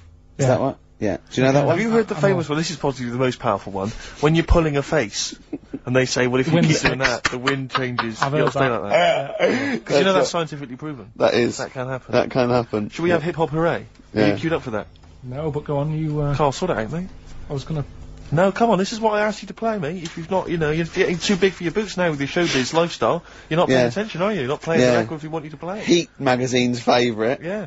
Okay, so, Oh, you dropped that, the you've CD embarrassed now, that's yourself. clumsy. Oh. You know, you're, you know, with the big I can't name, believe you're not. Oh, fables are great. He's not impressed, is he, Rick? No, I am. I mean, you know, once I take this book home tonight and that, have a read, I might change my mind on them next week. You're coming all stressed. I'm not impressed with the ones you've been talking about, I must admit. Okay. Okay, Sure. this album is by this group Nerd, who are big hip-hop and R&B producers in the States. Yeah. We've played a track from them in the past, Bobby James. This album's been re-recorded, I don't know why exactly, with live instruments. You don't get many R&B and hip-hop records now with live instruments, so it's pretty... It's all computers, isn't it, Steve, these days, and drum machines. And there is a forthcoming single. I suspect it might be this track, Rockstar. I'm not going to play that, I'm going to play track 2, Things Are Gonna Get Better. New Order, here to stay. Sadly, we're not here to stay, Steve. We've only got about 2 more minutes. That's true enough. Yeah? Well, I think that's just time for some interesting facts that Johnny Mango, our researcher from losecontrol.com, has emailed us. A few familiar ones, favourite ones of yours, I think. Go on. Any ones I don't know, though? I think you know this one, don't you? A pig's orgasm lasts for 30 minutes. I know. And a pig can't actually look directly up. Thoughts are after 30 minutes of coming. No, absolutely. Daddy, be careful here. That's incredible. Remember what happened to Tom Bins? Go on. Humans and dolphins are the only species that have sex for pleasure. Bonobos do as well, they've rediscovered. Which is a Bonobo? Yeah, a chimpanzee, like a chimpanzee. Right. So, yeah. So it's 3 now. Can't believe dolphins are getting They're more 3, they're all at it now. Dolphins get Yeah. Polar bears are left-handed. Yeah. True, yeah. Extraordinary. I don't quite know how they work that out. Did they give them spelling tests? Or writing tests? Oh yeah, they probably just do it. It's probably the paw they use to hide up the black nose during a hunt. Of course, Yeah. of course. Some lions mate over 50 times a day. Yeah, not every day of the year. Okay, they don't do that every day. No. Okay, because again, I'm worried. No. I didn't think that dolphins... What day of the year do you do it 50 times? What, is it? It's coming up to it. It's April, isn't it? You'd like to get out there. I have a special day, yeah. Yeah. Maybe we could coincide that with the balloon event. It'll just be me quietly humping in the corner. Volunteers, welcome to email now, you know. And all the proceeds go to charity. If you are a desperate lioness. Exactly. Yeah. Butterflies taste with their feet. I didn't know that. Interesting. I didn't know that. That is interesting. But they don't eat much, do they? Because they only live a day. Good point. They wouldn't need to eat. An ostrich's eye is bigger than its brain. Yeah, I knew that. Yeah. That's extraordinary. That is, yeah. And the, But Karl, how big are your eyes? Cruel. Finally, I think we've discussed this before, haven't we? A cockroach will live 9 days without its head before it starves to death. Yeah, it's only because it can't get water and food. Yeah, it would be quite happy going around doing its normal things. Yeah. I mean, probably to work. If you're just as good without your head as with your head, may as well not have a head. I don't see the point. Well, that was thanks to Johnny Mango there of what's his website called? Who's turned into a sort of volunteered researcher. Yeah, he's very fast. Losecontrol.com. Can I just say as well, we've had lots of emails from different people just saying they enjoy the show and offering little tidbits and things. Nick Wilson, Sarah and Lauren, Ken, Dan, Jane. She wanted some Ash. We didn't play Ash. Never mind. Oh. Lee, Jez, Derry. There's loads of people there. Well, I'm gonna again. We were talking earlier about you not caring about being like a geek or a freak or not trendy. No, I'm just saying. I am trendy. Yeah. And I know, yeah. And I'm going to play a bit of an easy listening. I apologise to those people who still tune in, expect to hear 2 hours of new metal or Gorillaz. And this is a very old-fashioned, lovely tune. It's Bread. I hope you enjoy it. Ladies and gentlemen, please welcome to the stage, Bread. New Order, here to stay on XFM 104.9. I'm Ricky Gervais. We're here to stay. Yeah. For the next 2 hours. Yeah. All right. That's Steve Merchant there. Hello there. We're with our producer here, Karl Pilkington. We'll be talking to Karl a little bit later because we've got to have his thoughts on Aesop's fables, continuing the education of Karl. We've got some great music coming up, haven't we? Bloody good music. A little bit of what have we got? Happy Mondays. Badly Drawn Boy. Yeah, all that. Bob Dylan. All sorts coming up. Yeah, Rick, I don't know, I just wanted to bring your attention to this. Someone passed this on to me. It's from the Guardian's media website. There has a sort of website that's dedicated to kind of media information. Is this about our complaint? Well, the headline is Comedian Rapped Over Radio Innuendo.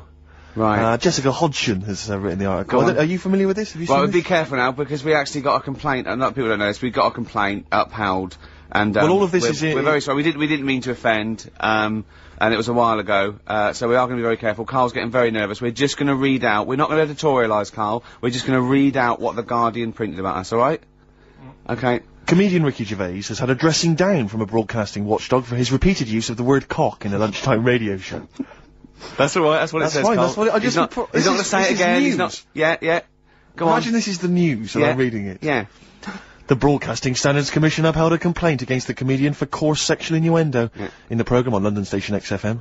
The Commission acknowledged that the presenter's remarks were intended to be humorous, but took the view that the amount and detail of the coarse sexual innuendo had exceeded acceptable boundaries for broadcast, said the BSC in a statement.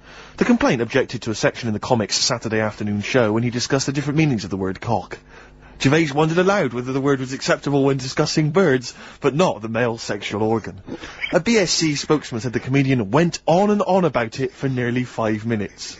XFM, a self-styled alternative radio station, said in its defence that its remit was to provide cutting-edge programmes for a youth audience. The station said the programme's brief was to include elements of alternative comedy within certain shows that would not fit within a more mainstream radio station format. In this particular show, it was not the presenter's intention to shock when they took a humorous look at how the English language could be construed in different ways within different contexts. Gervais, whose big break was on Channel 4's 11 o'clock show, has shot to household status through the portrayal of David Brent, the middle manager from hell in BBC Two's cult show, The Office. Just in case you didn't know who I was talking about. Yeah, he's a household name, but they just thought... You might not have heard of him, but he is a household name. Now, that's good, that's good reporting, and they're quite right about it, and just to remind people, it was when Steve said the only, bird that hasn't got a penis is the swan, and I went on about the male bird being called the cock, but I couldn't use that to mean, and, you know, it was childish, you know. But, what annoys me is, I'm sure I've heard things on, like, Radio 1 like that. Oh, what's what's her name, in the morning, Sarah? Cox. Yeah. And, there's a DJ, like Karl, Cox? Yeah, so you got... Karl. What's the matter? I'm just saying. You're just saying... There's a pair of DJs on, Yeah, but you know... we've done this. And, What are you talking about? We're just talking about... names. They're just saying the names. Now, I love cocks in the morning. You're a big fan of Cox. Oh. And at night. What's the matter with you? Come Play a on, record, Karl. Alright. We've taken it, we've been... have you actually been wrapped over this? No, I don't know what Have you that had a means. dressing down? No. When did that happen? I don't know. I was meant to tell you, and I never got round to it. Okay. Thanks then. So don't do it again. Pinky Afro on XFM 104.9. Oh, Could I just add that in case you don't know what you know the frequency is? Yeah, exactly. Why did they say that? Are they not, so you know what you listen to? So you go, I'll tell you what, I like that radio station. Yeah. And it was XFM 104.9. Exactly. I'll listen to that again. You'll listen to that, you can retune. Yeah. I was wondering actually, Rick, I don't Stay locked up this end of the dial. True enough. I was wondering, because, you know, obviously we're still trying to campaign to get Karl into the air. Yeah.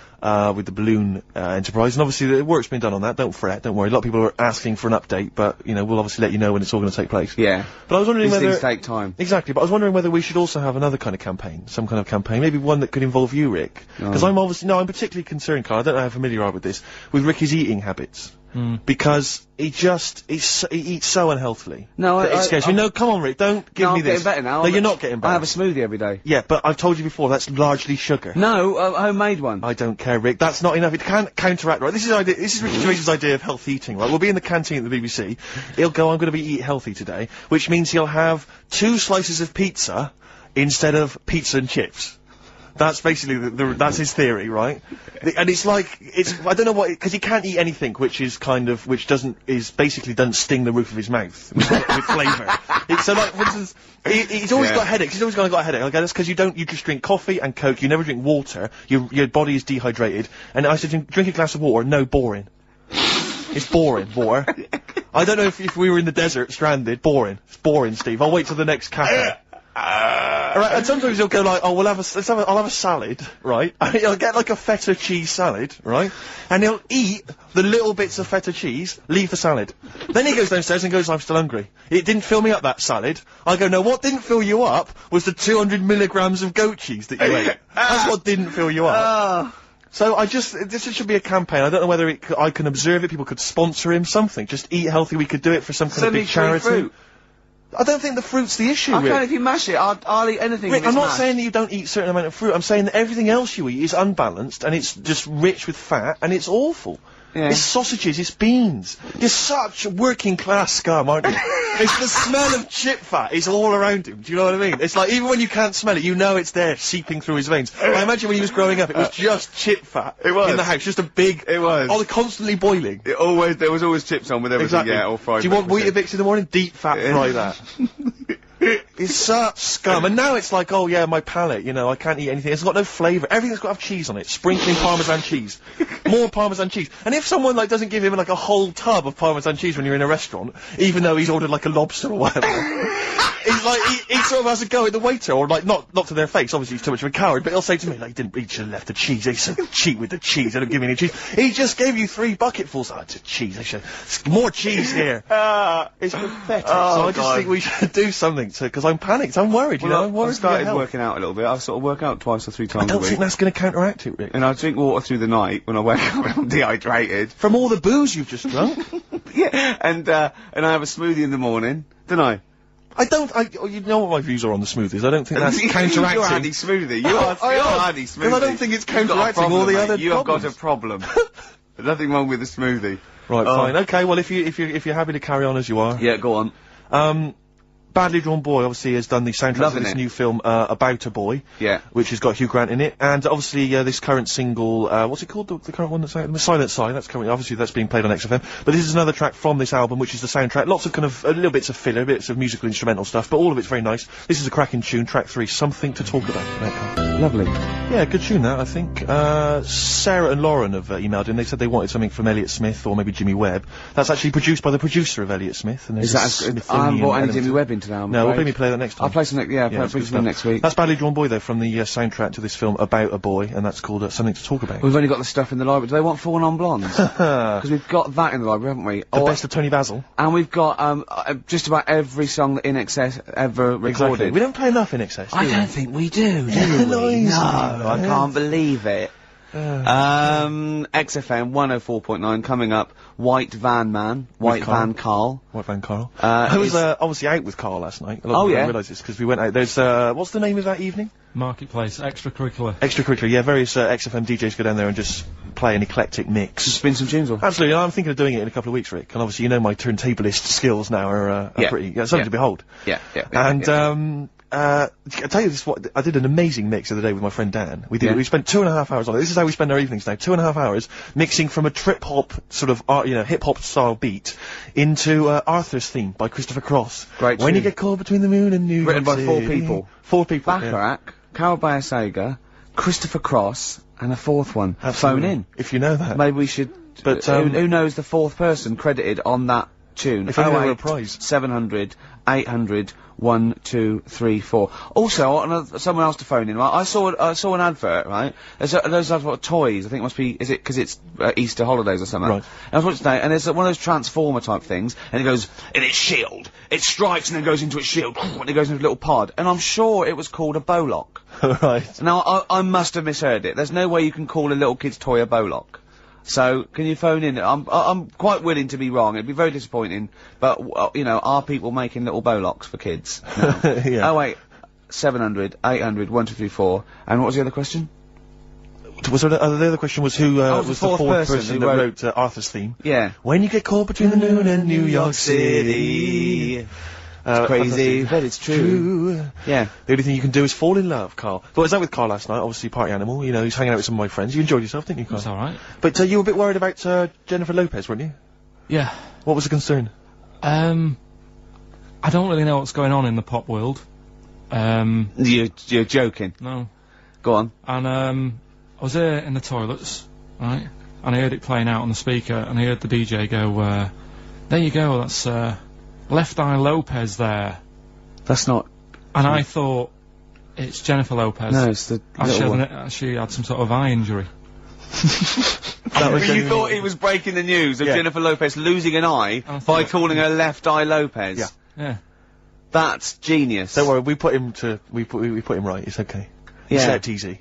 Yeah. But you were worried for a while, weren't you? You were anxious for a while. I had no idea, and the thing is, I heard that on like Thursday, so for like 3 days I've been thinking... You've been panicking? Why she called that? Because she changed her name before, hadn't she, to J-Lo or something? Yeah. So I thought, Yeah. She got some people after her. Does she owe someone money? Keep changing her name. That was What by Gabrielle and Rise.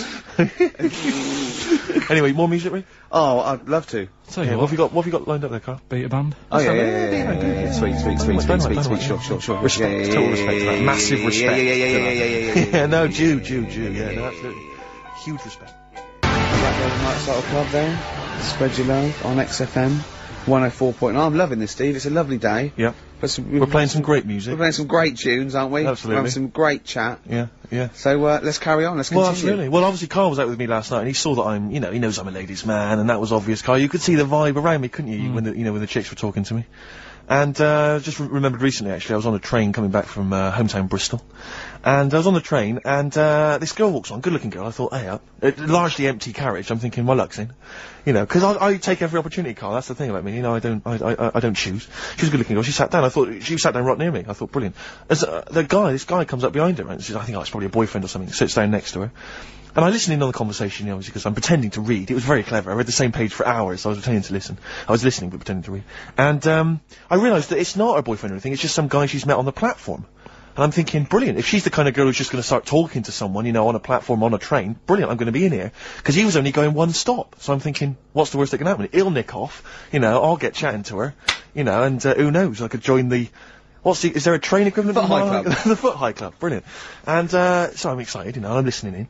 And, it turns out that they're both kind of, graduates, they've just finished university, or they're coming to their finals or something. And they're chatting away, you know, and he's making a couple of witticisms, you know. And she's kind of tittering at his jokes. I'm thinking, well, I'll tell you this, if she's laughing at this kind of material, I am gonna blow her away, you know, with my kind of anecdotes and wry observations, you know. 'Cause it was weak stuff, I gotta be honest. Really? He was coming out with nothing. He was running on empty, as far as I'm concerned. Yeah. And she was loving it. So I'm thinking, brilliant, I'm gonna be right in here.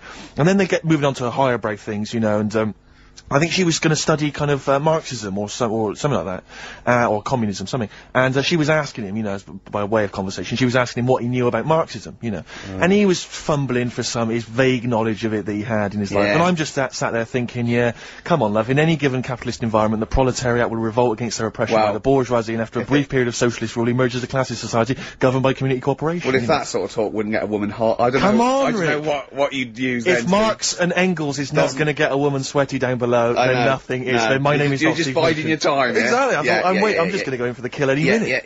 Yeah. So anyway, it comes to his stop, right? He gets off. I'm thinking, this is a piece of cake. And he gets off, and off he goes. He walks off. And I'm thinking, brilliant. And I thought, I'll wait till the train's pulled away. I'm not going to leap in straight away. No. And he comes back on the carriage. And I'm thinking, hang on a minute. He goes, listen, do you mind if I give you my email address? Oh. Right? And if you want to get in touch, email me. I'm thinking, come on, you loser. Get off now. Save your face. Please. Before it's too much. And she accepts the email address because she obviously doesn't want to hurt his feelings, whatever. I'm thinking, fair enough. She's a good woman. I'm liking her. I'm loving her. I'm thinking, that's my kind of girl. So anyway, he gets off. I'm sat there, the train pulls away. I'm thinking, yeah, I'll wait a few minutes, you know, I'll just, you know, give it some time. Her phone rings. It's her friend on the phone. And, she starts saying, and I was listening in, and she was going, yeah, just met a guy on the train. I'm thinking, yeah, that's true enough. She goes, yeah, he was a good-looking guy. I thought, you're having a laugh, love. To be honest. Because I was looking at him, and she said to her friend, he looks a bit like tennis player Boris Becker. I thought, well, you should be so lucky. Frankly, because I saw him, he had awful facial hair, if that's what makes him look like Boris Becker. Terrible little goatee beard, it was laughable. I thought, I don't know, and then she goes to thing, and she's like, yeah, I met him, we got chatting and stuff, you know, and she was going, it's not often that you meet someone, you know, generally in life, who's, you know, kind of thoughtful and intelligent and funny. I thought to myself, I'm not even gonna waste my time with you, love. Frankly, if that's what you thought of him. You just walked away. And I'll be honest with you, I didn't even bother talking to her. No, you were just didn't even waste my time with her. If she thinks that bloke is not only great looking, but funny and intelligent, and she got on well, and he was polite, and it was a chance meeting, and he thought, and she thought that you were like a freaky looking dork who didn't even have the nerve to speak. That is what she was thinking, then I don't want to know it. I couldn't, you walked away, and good luck to you. And I have my dignity intact. Yes, and she's nothing. Travis, Flowers in the Window on XFM 104.9. Well, coming to that time where we do White Van Man. Absolutely, with producer Karl. And Karl's also going to be telling us his slant on fables, on Aesop. Absolutely. I was out with Karl. I know I shouldn't be. Yeah, well, I broke the rule as well. I know. Well, I was out with him the night before, I think, and we were just chatting. And as you know, we're going to Edinburgh for a week. Yeah, that's all three of us. That's all three of us, yeah. There wasn't, I just wondered for a minute if there was some arrangement you two had made. Like next weekend, just popping out there seeing the sights. Yeah. No, we're going to do a week's broadcasting from the Edinburgh Festival. And, you know, and Karl's going, I bet you lie in, don't you, and all this. And I was going, well, yeah, he's going, well, he wants to be up at 9:30 and out looking at the sights, you know what I mean? Yeah, but anyway, and I said, have you ever had haggis? He went, it's black pudding in it. I went, no, it's mince. He went, I like mince. I went, yeah, but wait, it's mince in a sheep's stomach, right? And he went, what, they force feed a sheep, then kill it? Imagine that, Karl. It makes sense, though, doesn't it? No, it doesn't make sense. They force feed a sheep mince, and then kill it till its stomach's nice and full, and they go, oh, this one's full, kill it, before it starts digesting it.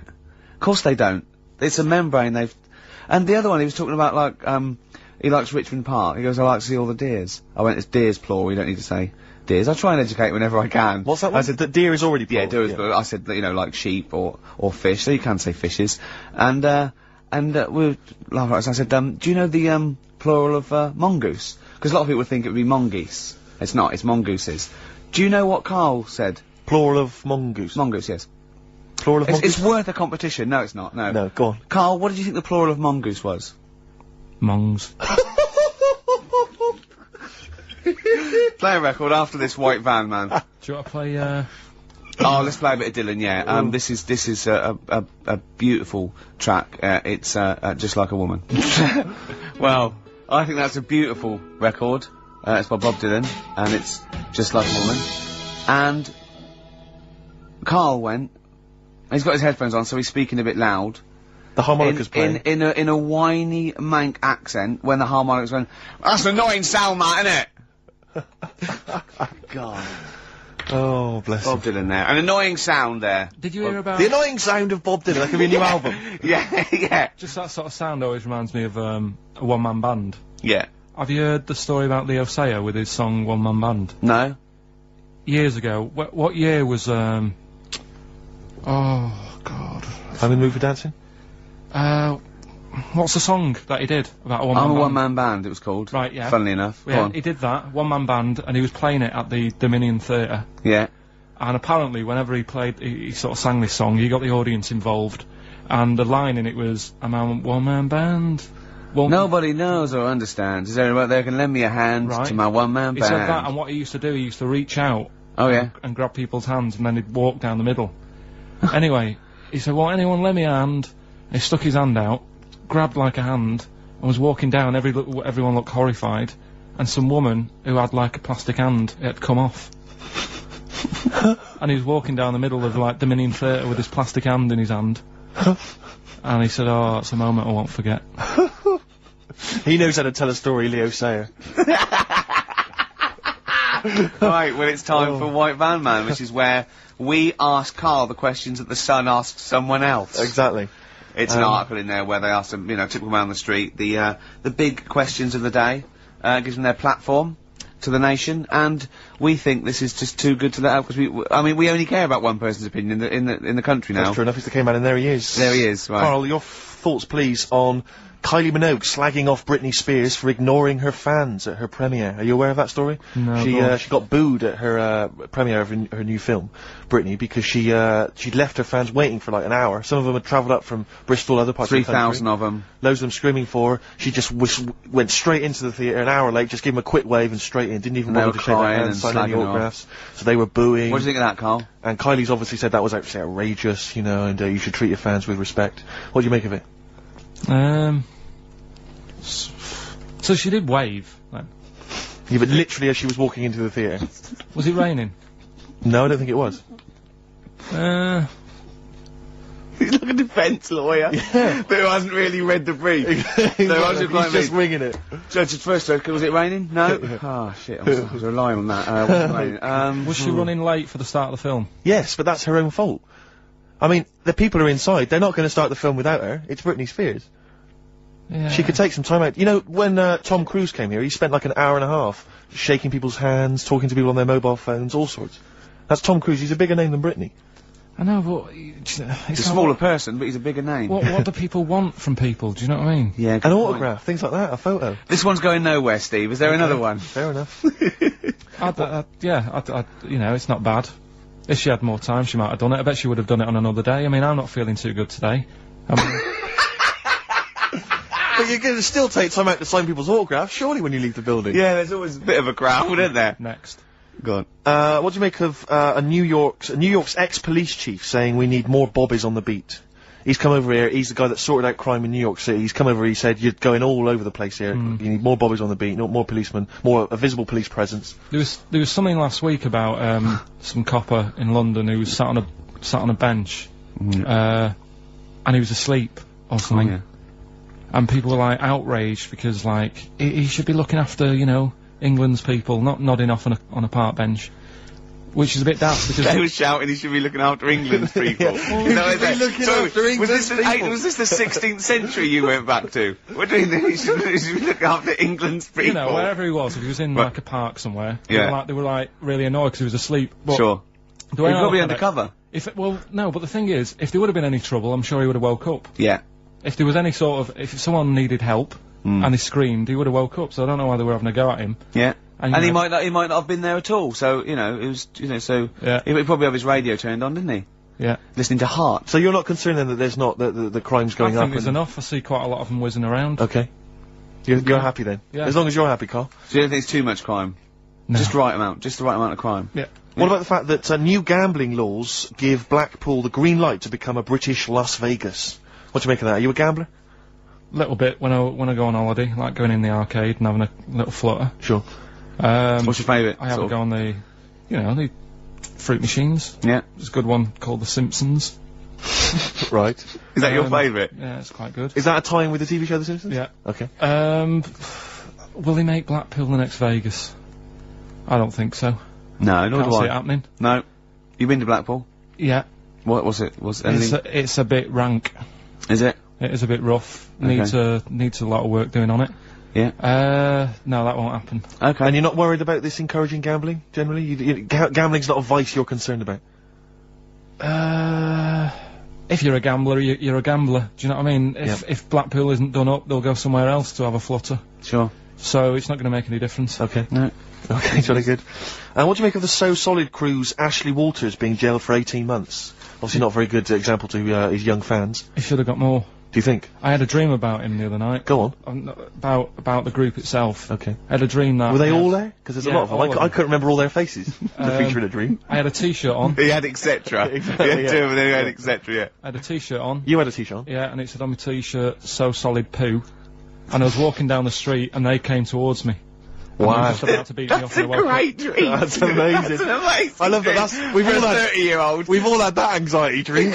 Oh my goodness! What if I meet the So Solid crew and I'm wearing a God. t-shirt that slags them off? Oh, I don't believe it. Yeah, you know, yeah. So what happened? Did you get beaten up in the It was dream? one of them where I woke up. Do you know I've been telling you that I keep getting them things where you feel like you're falling?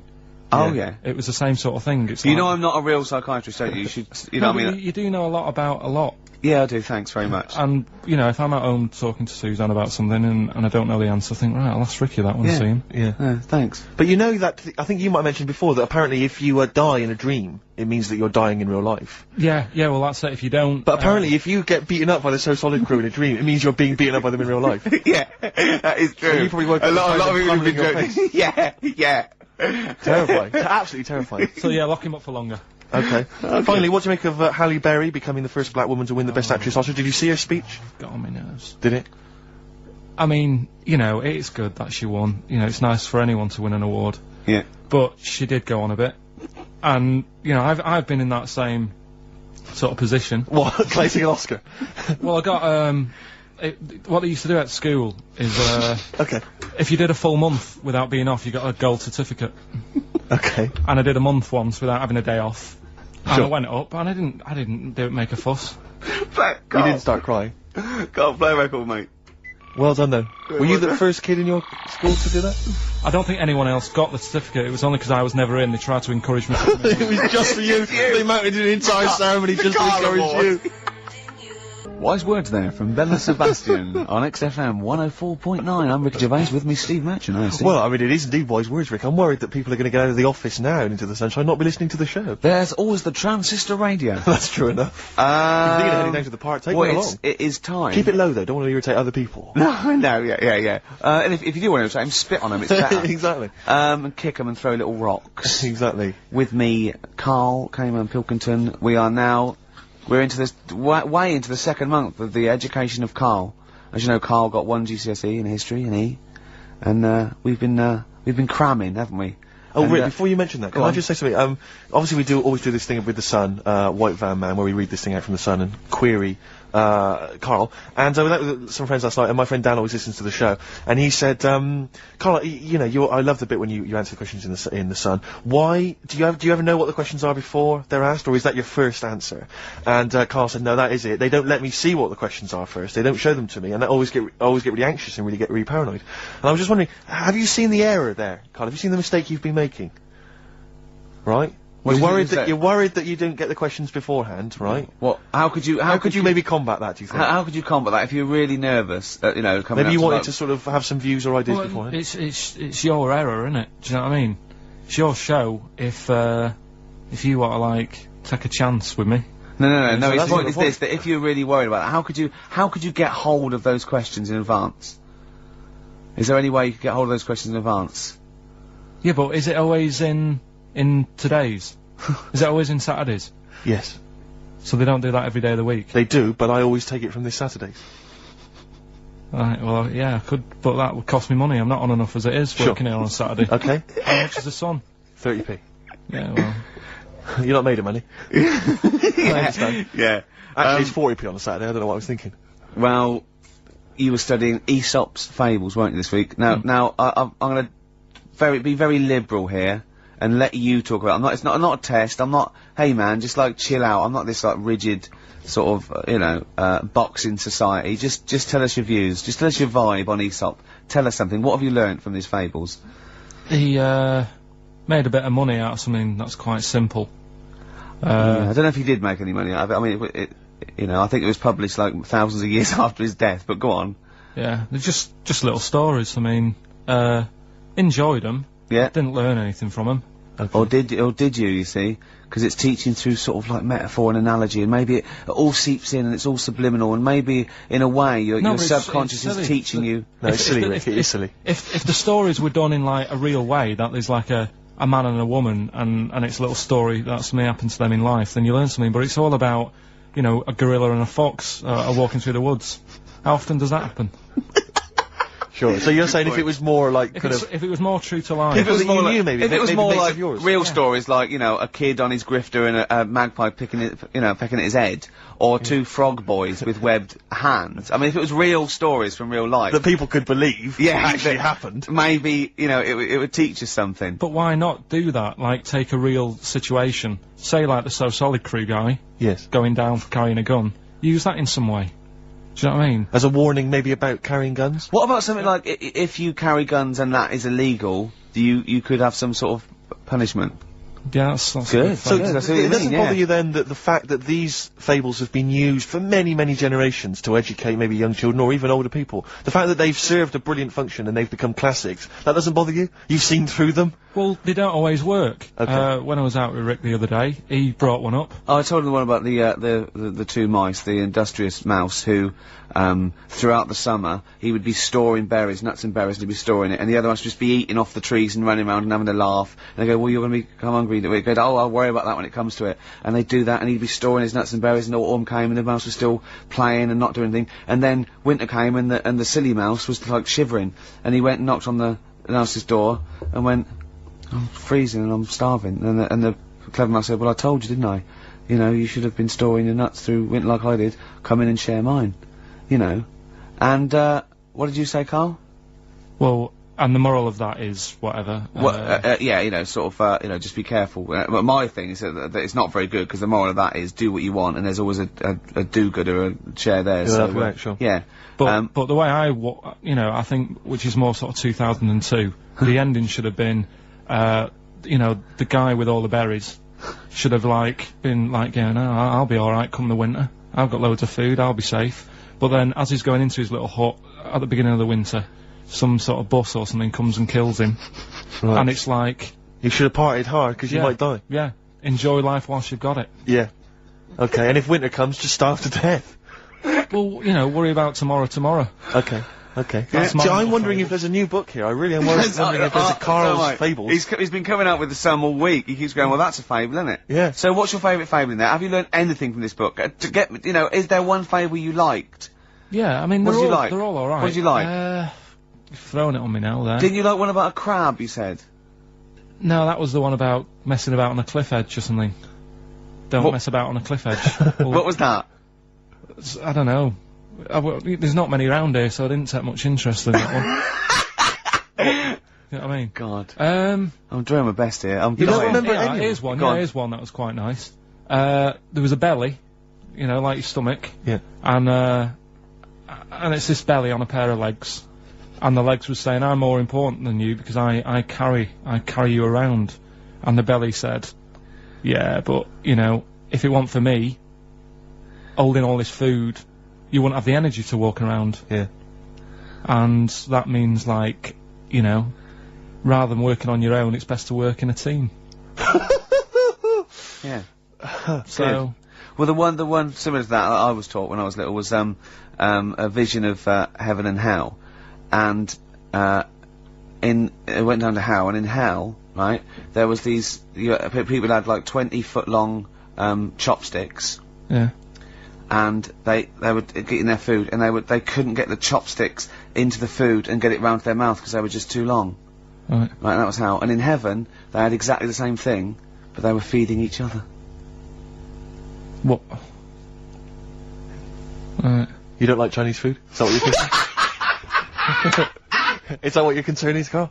No, I'm just...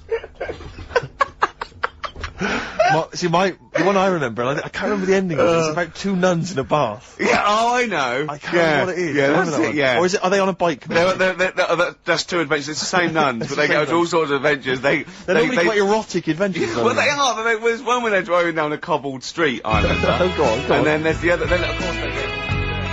Whalebones on XFM 104.9. I'm Ricky Gervais. With me, Steve Merchant, and Karl. Well, Karl, I really don't think you got your teeth into the fables, really. I don't think you... There wasn't anything to learn. I read a couple, thought, yeah, that's alright. And put it down again. There wasn't anything to learn. It was all stuff I knew already. But made up with nice little foxes and bears and stuff. So... Yeah. But that one about, like... That's one we spoke about, like, when the hares are going, we should share all our food, and the lion said, that's a good argument, but it hasn't got the teeth and claws that we've got. That's lovely.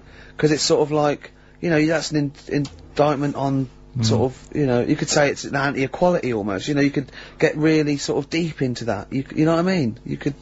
No? Big philosophical ideas in a nutshell, not interesting? No, not really. Okay. Okay then, well, you're gonna hate this then. I've brought in the concise Oxford Dictionary of Quotations. Now, just look at some of your favourites. I'd suggest going straight to things like, Wilde, or, Newton, or Churchill, or, You're a big fan of Keats. Churchill? Yeah, like oh well, he's the boy. Yeah, right, okay, let's, go through that, or Kramer, blah, blah. Newton, right, right, here's a famous one, okay? This is Sir Isaac Newton. If I have seen further, it is by standing on the shoulders of giants. Do you like that one? So there's a meaning in it? Yeah, yeah. Well, he hasn't actually stood on the shoulders of giants. So remember, he's an amazing, inventor and mathematician, and he discovered the incredible, laws of the universe, and he's saying, yeah, If you want a good view, move into a multi-story. He's saying, right, if I have seen further than the people, and he's being modest here, it's because I've stood on the shoulders of giants to get that view. If it weren't for all the people that have come before him, with their great insight and knowledge, he wouldn't have seen what he's seen. He's taken his learnings, and those people have given him just say that. Instead of making up, that's what I've got a problem with. People don't say what they mean. Poetry, art, and... In life, though, people never say what they actually mean, and, you know, there's loads of books on it. I don't know. But the point is that he's just summarised quite a tricky idea, beautifully. It's beautiful. That gets into you much deeper than just the words, just the literal words. You know what I mean? One of my favourites is from an American novelist, and the quote is talking about the subject of fame and being famous. Fame is a mask that eats into the face. Don't you think that's amazing? Meaning? Well, meaning that fame is something that is artificial, that you wear initially, you become famous, but it's ethereal, it's nothing, it's intangible, it's just an artifice. But if you stay famous long enough, you begin to think that mask you're wearing is really your real face. So that you begin to, you know, think that you are more than you perhaps are. Do you see what I mean? In the way that fame and power can corrupt. Oh, who said that? No, it's an American novelist, I forget his name. Yeah, it's alright, yeah, there's something in that. Yeah. Okay. Pick another one, right? Yeah, let's have a look. Bernard Shaw, he's no slouch. I think maybe when you take this book of quotations home, Karl, you should maybe just draw up maybe a list of 3 or 4 of your favourites and tell them next week. I want to do Shaw, Wilde, I look at Shakespeare as well, you know, he's... What, you a fan of Shakespeare? No. Go on, what's your problem with it? Just, the way they speak. I can't follow it. Yeah. Yeah. Do you like West Side Story? It's really old as well. I can't relate to it. It's like years and years ago, isn't it? That's why I like Churchill. Because 1940s. Yeah. Look at this. This is Shaw. Okay. There are 2 tragedies in life. One is not to get your heart's desire. The other is to get it. Again, how would you see that in your little? Well, that's one homework then. I'll mark that. That's your homework. You got to work that out. You've got to tell me what you think of it. Say again? Don't ask Suzanne. It's there. Right. There are 2 tragedies in life. One is not to get your heart's desire. The other is to get it. Okay? Take that home with you. And we'll be hearing Karl come up with some amazing quotations next week. Yeah, pick out your favourites. Now I'd like to play a song for the lovers while he's thinking. No, I don't think we've got the lovers lined up. Oh, what have we got? Bit of hip-hop. It's hip-hop hooray. Oh, is it? Yeah, everyone's a big fan. I played something from this last week. It's this new album from Nerd, In Search Of. It's been re-recorded by the lads, I don't know why. And anyway, it's particularly good. We played last week Things Are Getting Better. This is the one we have played in the past, actually. Bobby James. Doves, there goes the fear on XFM 104.9. Well, just read that book anyway. Can I just say, this is one of a beautiful, is Keats, right? What do you think of this? A thing of beauty is a joy forever. Its loveliness increases. It will never pass into nothingness. See, this is just like how it was at school now. The last couple of weeks I've been quite interested in what you've been giving me. Now it's really like... Okay. I really don't care. Now what about this? Now I did philosophy, and philosophy is obviously the quest for knowledge, and look, listen to this though. This is what Keats came out with. Philosophy will clip an angel's wings. Isn't that beautiful? Yeah. Don't be constrained by what's, dream a little, you know what I mean? Just go beyond. I don't agree with it, but it's a lovely bit of poetry. Yes. Yeah? So you're gonna read that for me, are you, Karl? Yeah? Yeah. Just pick out 5 of your favourites. Yeah. The ones that mean something to you. And then next week I'll bring you in pictures of animals. Brilliant. Okay? We'll do it. Okay, and some sweets. Rick, I've had a word with some of the top brass here. Or they had a word with me in the corridor. If you remember when Did we they started... say, who are you?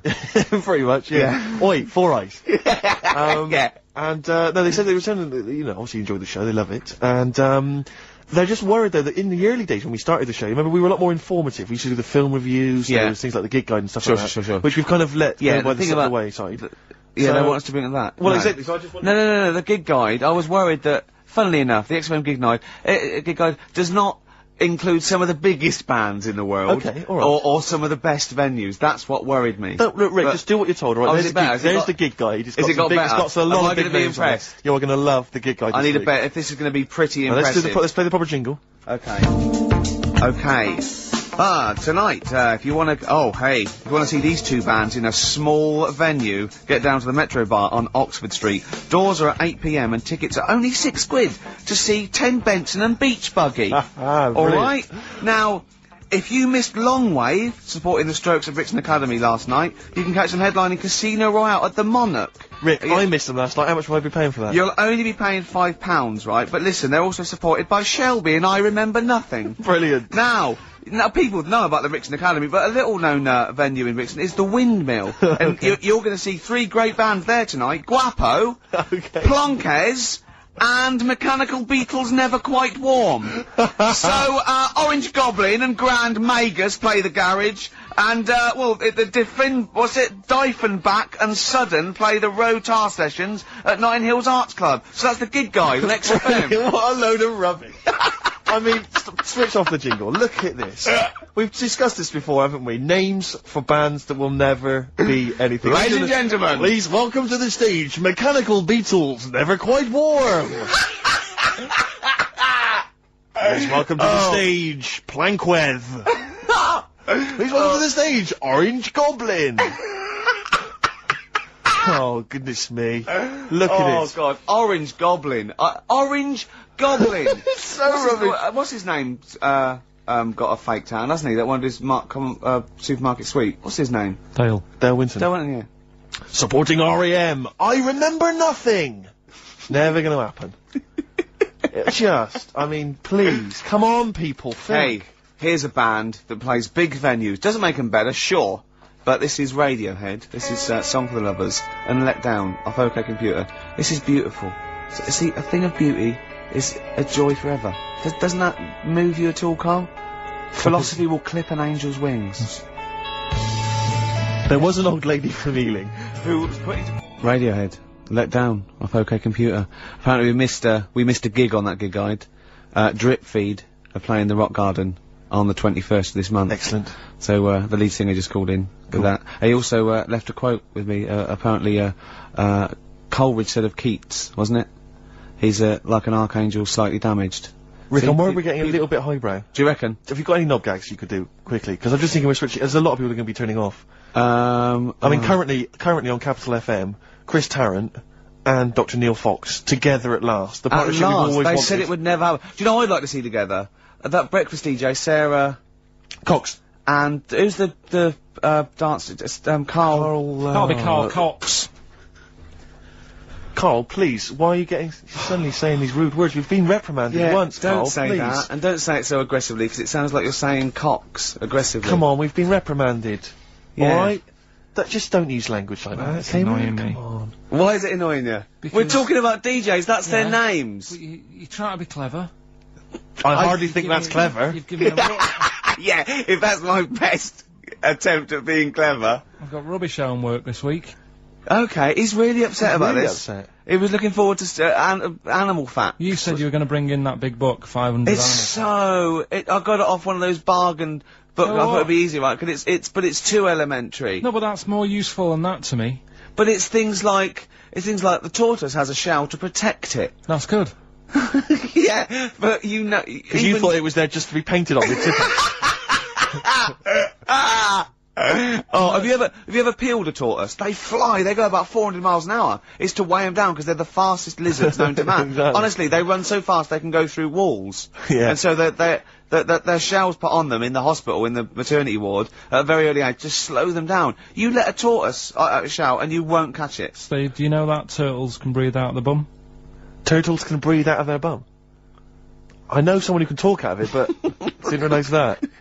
Tell us about that. Tell us about that. How do they do that? That's all I know. When they go swimming, they can sort of, if they don't want to stick their head out, they can just stick their arse out. Why don't they want to stick their head out? Just I don't know. Maybe they need to be looking for food under the water. Yeah.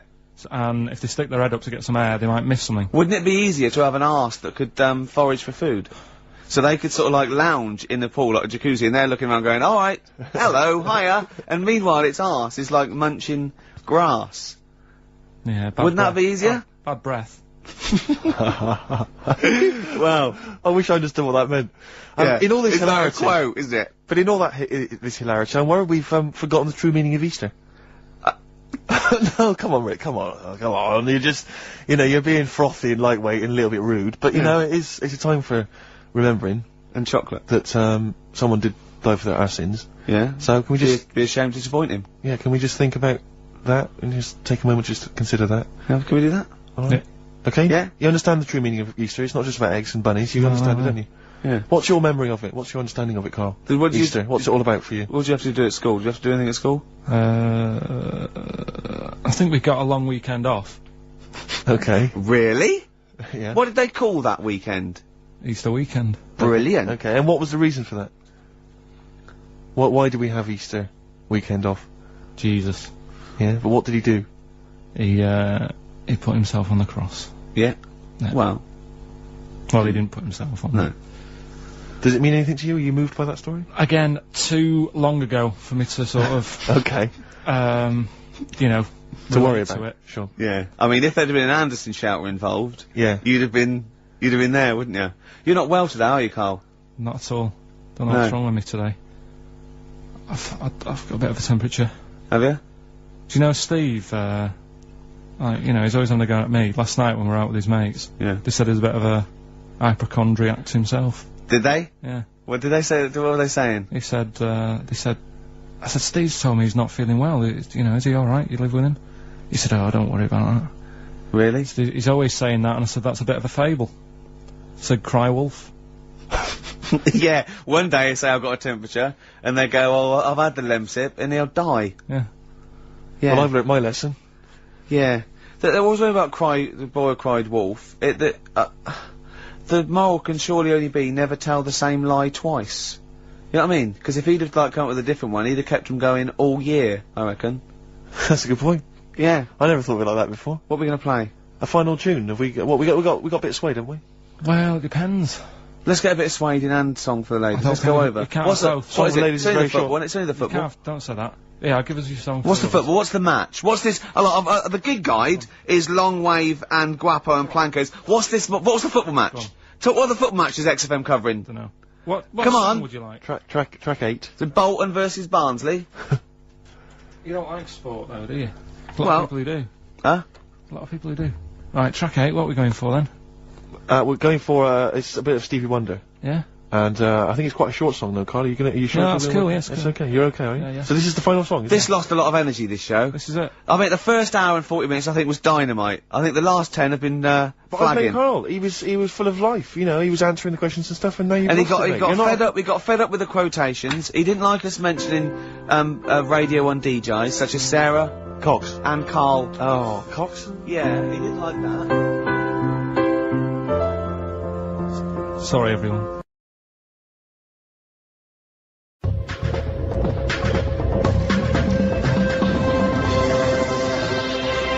Hello, welcome to number 5, season 2 of the Ricky Gervais Show, with me, Ricky Gervais, Stephen Merchant. Hello. And Karl Pilkington. Alright.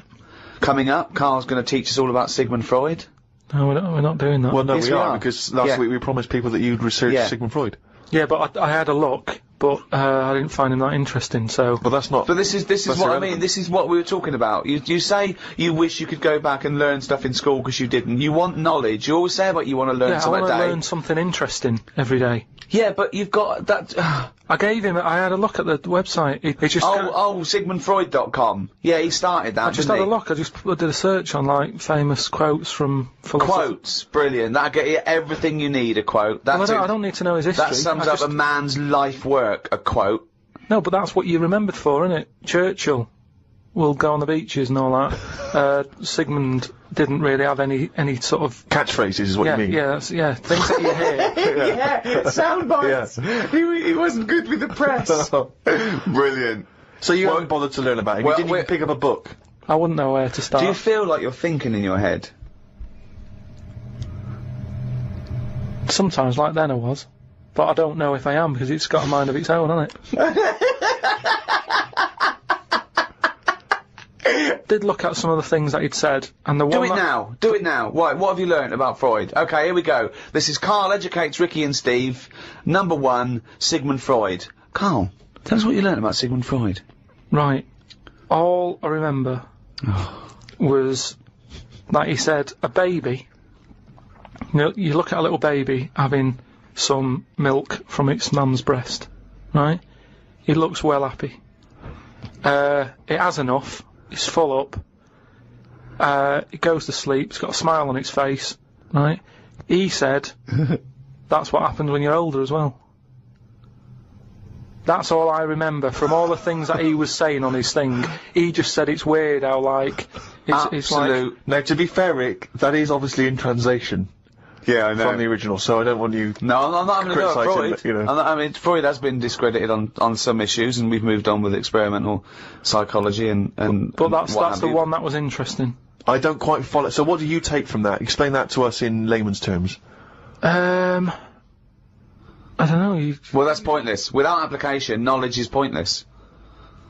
but it's not knowledge, is it? He's just saying drink milk all your life. It's good for you. No, he's not saying drink milk all your life. What is this? Is this an advert he's doing He now? also came up with go to work on an egg. Yeah. Oh, Christ Almighty. But like I said, I wasn't that impressed by his work.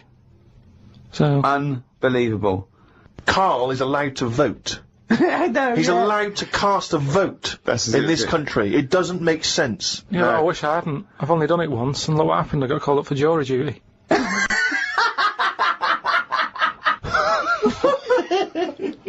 not doing it again. People do what they do anyway. I think they only let us vote, so we feel like we're having a say in what's going on. But really, it just carries on, doesn't it? I haven't seen a big change. But that's exactly why you vote. No, the best thing you can do is look after yourself. Get on with it. Brilliant. Okay, well, I hope that's a quote. I hope someone out there who's, you know, maybe making a dictionary of quotes or an encyclopedia, and they've finished with Freud, they've done Pavlov, he hit a dog on the head with a stick. Next, Karl Pilkington. Karl Pilkington, what do you say about the world? Just get on with it. Well, we're not in charge of it, is what I'm saying. That's nearly as good as let's go to the beach. Winston Churchill. I spoke to my dad about it, and he called up saying, "Oh, I'm sick of we're hearing going to about get this." some quality thinking here. Go on. Go on. No, he was saying about global warming and that. Yeah. He was saying he's sick of hearing about it. Right. Because at the end of the day, that's just the world, innit? We're all getting old, and the world's getting old. That's the end of it. Brilliant. What another amazing quote. Well, it is. What we're trying to do. This is what I'm saying about we don't like people to get old. We're always saying, oh, we can change that face, we can lift your chin up, we can put a wig on you. And Why are you so annoyed about people wanting to live a little bit longer? Because enough's enough, is what I'm saying. The world's the same. It's just getting old, and you know, it used to have more green on it, but now it's gone a bit bald, so it hasn't got as much green. It's got more soil. Treat the world like a head. That's an amazing quote. Treat the world like a head. You've actually come up with one there. I thought of another phrase you could just sitting here talking to you. Flogging a dead horse. Yeah. What do you think that means? Flogging a dead horse. A number of people are still amazed by your complete lack of understanding some of these famous sayings and phrases. So that's an easy one. Yeah, that's like you know, get a new horse or No, he hasn't got it. No one's going to buy it. No, it doesn't mean that sort of flogging. When you're hitting it. Yeah. Right. So what's the point in hitting it? So it's dead anyway, so don't bother hitting it. It's absolutely, not feeling it's pointless. anymore. It just means it's a waste of time. Yeah, but it depends what that horse has done to you. No, it doesn't. No, it does. It's that thing, innit, of like if a bear attacked you and you managed to hit it on the head and it went down, you'd go and you'd be annoyed. You'd still have built up aggression. You'd give it an extra clout.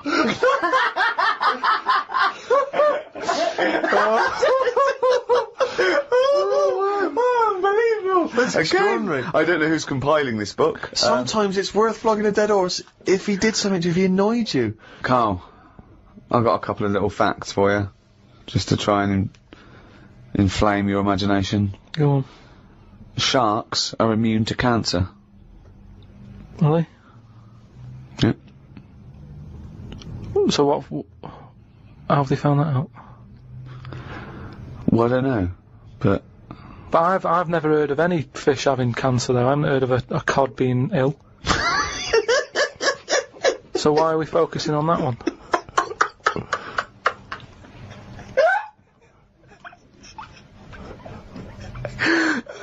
good point. Okay. Stroking a spider can cause its hair to fall out. What? Because it doesn't like it and it gets stressed out, or is it just that some people are rubbing too hard? No, I don't think it's they're rubbing too hard. I think it's something to do with it. I mean, what sort of maniac is stroking a spider anyway? My mum did it once. Really? Yeah, not to a spider. Right. It was just a little bee. She'd been out, sunny day and that.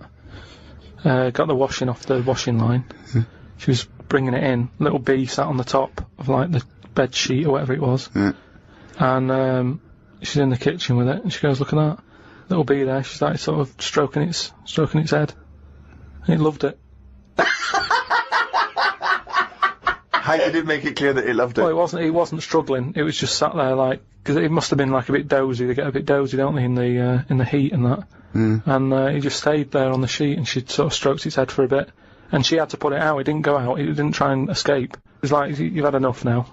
That was that. She sent it out. She loved all that. She loved little flies and stuff, and we had Harry the housefly. What? Harry the housefly. What do you mean? It's just a fly that always seems to knock about in one corner of the room. Oh, right, it's the same fly, was it? Yeah, it was the same fly. Yeah. How do you know it was the same fly? So whenever she saw a fly, she went, "Oh, look, it's back." Well, we weren't letting him in. It's just that it stayed in. Karl, what makes you think it was a pet housefly as opposed to a different fly every day? Because it was always in the same place, in the corner. But it could have been that something about that particular place that attracted flies rather than it was the same fly. Well, I'm never worried about it. It wasn't harming us. It just always hung about. But how do you know it was the same fly? How do you recognise it? We weren't worried about it. It doesn't matter, does it? If like, we're thinking another fly's getting a bit of free rent or something, just let it stay. I don't understand why. But why no? Well, no, right, okay. You're in a house, right, there's flies, okay? Not flies, fly. Why do you think it was the same fly for all those years? Just because we haven't got loads of other flies. At no point was there a crossover period where there's two and it's like, hang on a minute, he's trying it on here. That's what I mean. It was always just one on its own. We just thought, leave it, it's alright. I don't know why are you suspicious? Why you always think someone's out to do you? No, I'm not. I don't know why you assumed when you see a fly every now and again that it's exactly the same fly. It just was. It's Harry. The one in our house was the same one. How do you know? Well, alright, I don't, but at no point did I feel suspicious.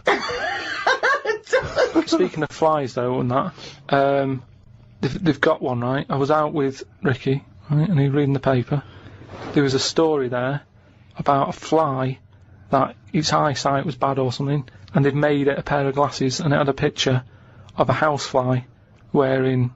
Okay, this is incredible, Steve. Can I take over? Hang on, let me just need to finish a couple of questions for that. So there's a small fly and they've made it a pair of glasses. Yeah. So that it can see better.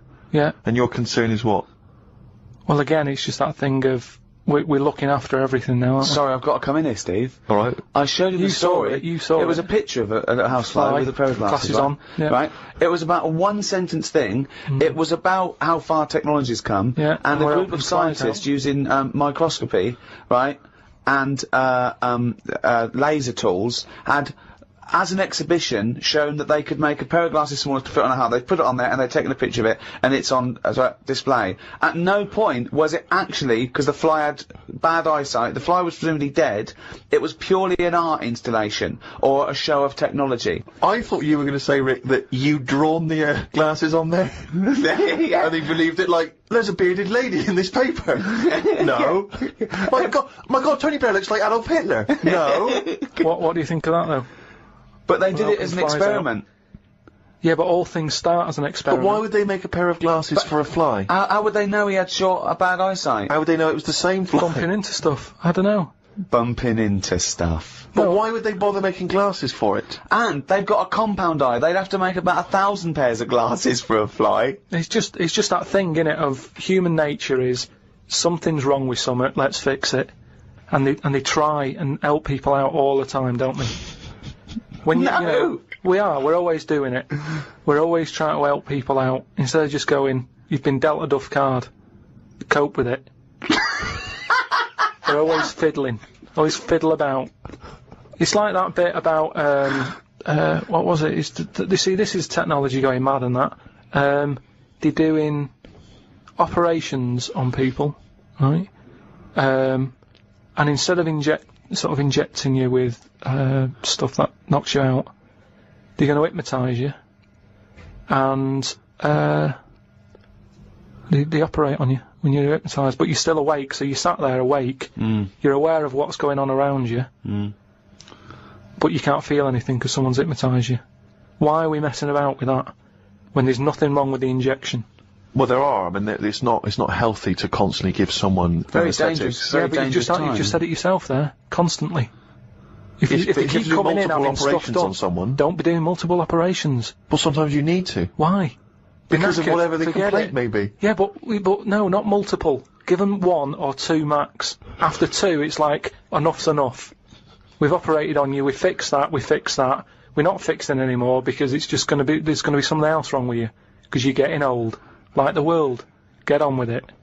That's what I'm saying. Stop sort of ploughing stuff into it. Like I've said before about a car. You know, the gearbox has gone. Alright, we'll replace it. Oh, exhaust. Well, alright, we'll put an exhaust on it. Oh, the oil filter. Forget it.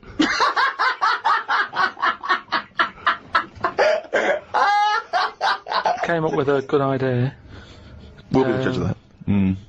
I'll do it now. It's not a good idea. Okay. Okay. I'm sticking my neck out here. I think this isn't going to be a good idea. Okay. Thoughts? Well, I'm going to agree with you. I'm going to second that motion. Okay, let's see if we're both right. See-through skin. High five, Rick!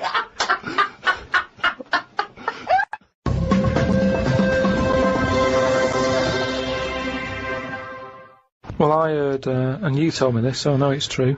What? Do you know when I talked about replacing blood with ink? Yeah. They can do it, not with ink. With coconut, what was it? Well, one, it said, coconut milk can be used, as plasma.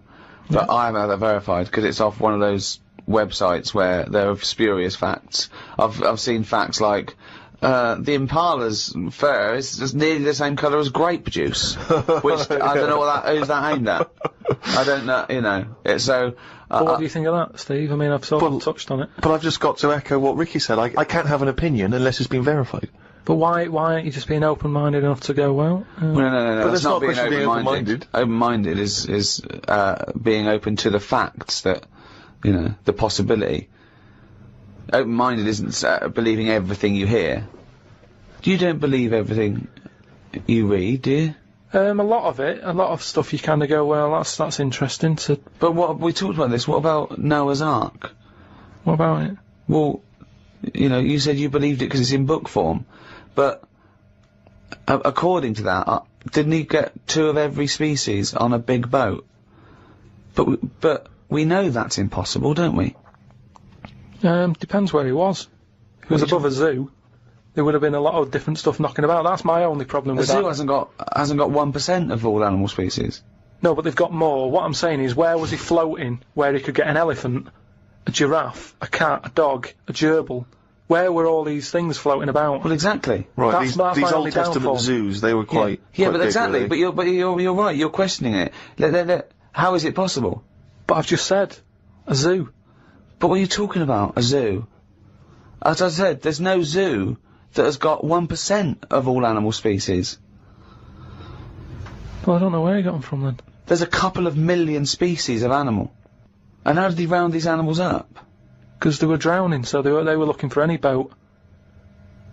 So they were actively seeking out an ark. Well, they would have just been looking for anything to get hold of. Yeah, and where did he keep them all? How did he keep them all separate? How did he... At that point... Oh no, the lions ate the otter. No, because at that point, it's that thing, innit, of how you all pull together in a bad situation. Talk shit. You all chip in, they're all like, oh god, you know, let's be nice to our neighbours. Right. So there's spiders talking to flies and... Well, they would have just gone elsewhere, wouldn't they? They would have been on another bit of the boat. The spiders don't have to knock about the lions just because they're all in it together. They get their own little area, don't they? Well, I don't know. How big is this boat? It's big. It's a big boat. Hey, how long... What was the warning he got from God to make it? I don't know. It was a couple of weeks. He probably had, the Extreme Makeover Home Edition team. They all chipped in. Probably had Queer Eye for a Straight Guy helping him out with some of the interior design elements. Yeah. 2 of every species, Karl. How big would this boat have to be? Yeah, it's big. You can't just keep saying it's big, because I know in your mind, you're imagining this ark, there's a boat with Noah up the front with his wife, 2 giraffes behind him, then next there, 2 elephants, and it just, and it's just like elephant, giraffe, hippo, dog, cat, weasel, couple of frogs, and a spider talking to a fly going, let's get on, but when we're off here, you're dead. But what would you have done then? Are you saying that you wouldn't get on there because it's too noisy? It's not a question of what it didn't happen. It didn't happen. To be honest, I'm not bothered, and they got through it, didn't they? They got through it. They're here now. We're not short of them. If anything, like I said, he didn't do us a favour because he saved too much. You can't move out there for stuff.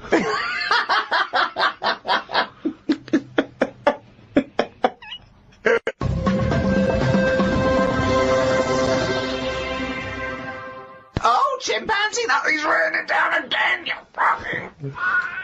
That's the jingle for excerpts from Karl's diary. This is all legitimate stuff. Ricky and I have had no input in this. This is the first time we get to read it.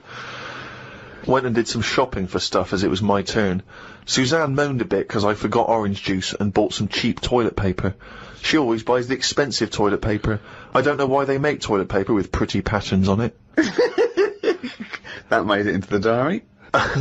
Up and out at 9 o'clock to go to the Cotswolds. Now, I think this was a gift for your girlfriend, wasn't it, for her birthday? Yeah, it was a You went to the birthday and Cotswolds, that, so I just went for one night.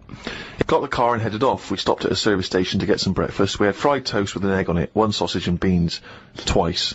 Cost us £13.85. They sell everything separate, so it seems cheap. At that price, we must have been charged for each bean. We found the B&B, but they wouldn't let us in the room because we were early. We went for a walk. There was not much around the B&B, so we had a quick walk around the car park. And went back in. Happy birthday. The room was now ready. It's an alright room. 3 biscuits, so I ate them straight away. Like a child. Like a dog. He runs in, jumps on the bed. No. Get off the bed, not on the furniture. The room overlooked the car park that we'd already been round.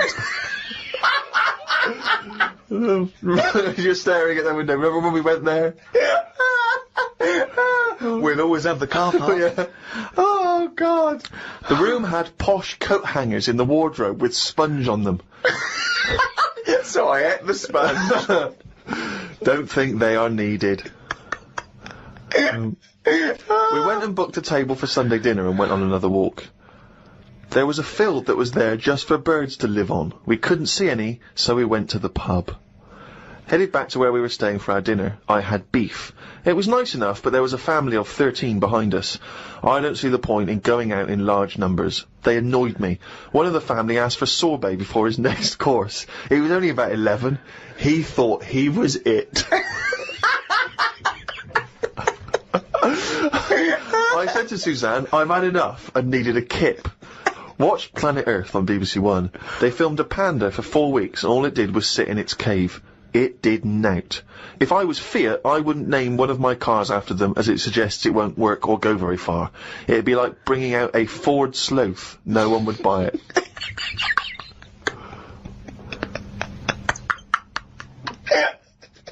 A Ford Sloth.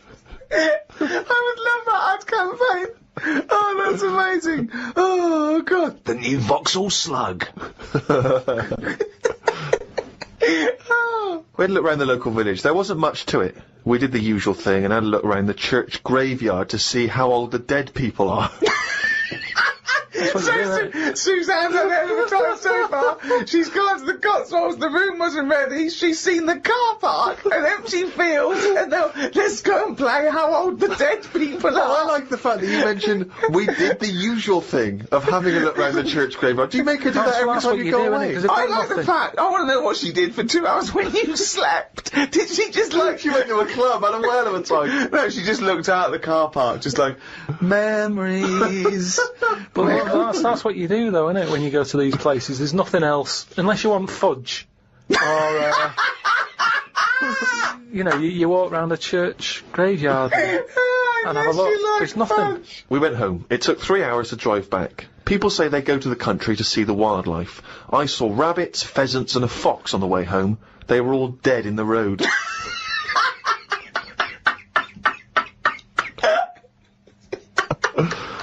I was just intrigued to know, because Rob from Burton-on-Trent has sent this in, and he wants to know that, because he's just started seeing someone, and he wants to know what your advice, Karl, is on how to keep her happy. You know, he's just started a relationship with someone, he wants to know what your advice would be to keep her happy, because, you know, I mean, he won't have heard that you took Suzanne on that wonderful trip to the Cotswolds, so... What's your your advice, really, for someone who's perhaps just started a relationship? I mean, you've been with Suzanne for, what, 9 years? Ages. Mm. I don't think you should, have to go out of your way to please them, because then it's not the right person. I think you should just do what you want, and then if they like it, then they're the right ones for you. So don't go out of your way too much. I mean, I got the posh badge for a birthday. That's once a year. Rest of the time, it's kind of like, you know, I like weird stuff. I like watching weird stuff and all that. Now and again, I won't make her watch it. I'll tape it. This is amazing advice. But sometimes... This is amazing advice. Sometimes you just say, no, come on, the bloke with the 2 heads on, I want to watch it live. So, give and take is what you're saying there. That's all. It shouldn't be hard. As soon as it's hard, it's not right. So just go about your business. See if she joins in. Brilliant. Another quote for the book. Woke up to the Commonwealth Games on the radio. Now, what are you making of the Commonwealth Games? Is that something that interests you? Are you a sports fan? I'm not really. I mean, Suzanne's sort of been getting up early, especially to watch it. You know how I feel about a lot of it. It just seems to be sort of wasted. If people are running fast, use it. Do you know what I mean? Rather than just trying to beat your own record or someone else's, do something where you do have to run. If you're a good swimmer, be a lifeguard. Don't be messing about going up and down. I was swimming recently. I do a lot of swimming, and I've never quite mastered my front crawl. Just never quite nailed the breathing, because it's quite tricky, isn't it? You know, you've got to breathe at the right moment. And so I'm in the swimming pool in the local gym, and there's a guy bombing up and down, really doing a great forward stroke. So I waited till he came up, and sort of went, excuse me, mate. I was just watching you when you were doing your front crawl. I was really impressed. Could you just watch me when I do mine and tell me if I'm going Why wrong? would you go to a man? I know, and that was what that was the problem. Is only as I was saying it did I realise what it sounded like. I've just been watching you swimming up and down. I was really impressed. And you're both in Speedos. Both in Speedos. You know, I'm got the goggles on. Oh, you've got special orthopedic, special prescription goggles so I can see when I'm swimming. How much were they? Quite pricey. But why do you need them? There's nothing in a pool to look at. It's not like you're scuba diving. There's nothing. Hold on. Clearly there is something to look at in a pool. Well, no, I wasn't checking. Well, I was checking him out, but I was checking him out for swimming tips. And he just looked at me when I asked him, can you just watch me and offer me any tips? And he just looked at me like I was just mental. That is such a strange thing to say. Can you just watch? I don't know how you had the nerve to do that. Well, it was innocently motivated. Well, I know it's innocent, but what a strange thing to go up to someone and... But what civilization are we living in where we can't just ask our fellow man to help us out with our forward crawl? But we're in a society where we can't. But you know that. It's a strange thing to say. But sometimes it's nice to just think, no, do you know what? I'm not going to fall into the trap of thinking he's immediately going to think I'm gay, or that I'm chatting him up. I'm just going to ask him to do me a favour. There's nothing wrong with that. What if he said, yeah, it's good, yeah, do you mind coming at me with, my plastering? You'd have said, no, I can't. But it's not the same. He's in the swimming pool. He's there in the pool. He's swimming up and down. He's, it's not no skin off his nose to just offer a bit of kindly advice. If your car's broken down in the middle of nowhere and someone drives by, it's a generous thing to do. Just stop and maybe look under the bonnet and help them out. I agree. But I don't see how that's any different.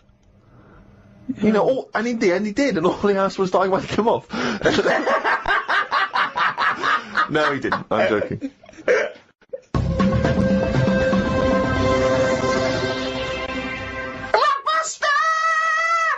That's the jingle for Rockbusters, a quiz which I don't think anyone enjoys. I mean, Karl doesn't enjoy writing them, we don't enjoy listening to them, the listeners from the emails are just not interested, so don't know why we bother.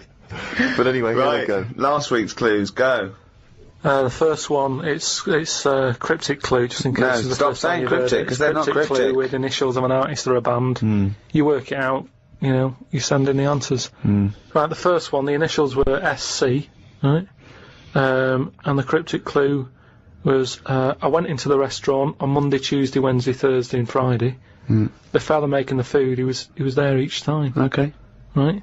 So you got to think about it, this is what I'm saying. Yeah, just tell us the answer. What is he? He's a cook, isn't he, if he's making the food and that. If he was there on Monday, Tuesday, Wednesday, Thursday, Friday, it's the same cook. Right? Yeah.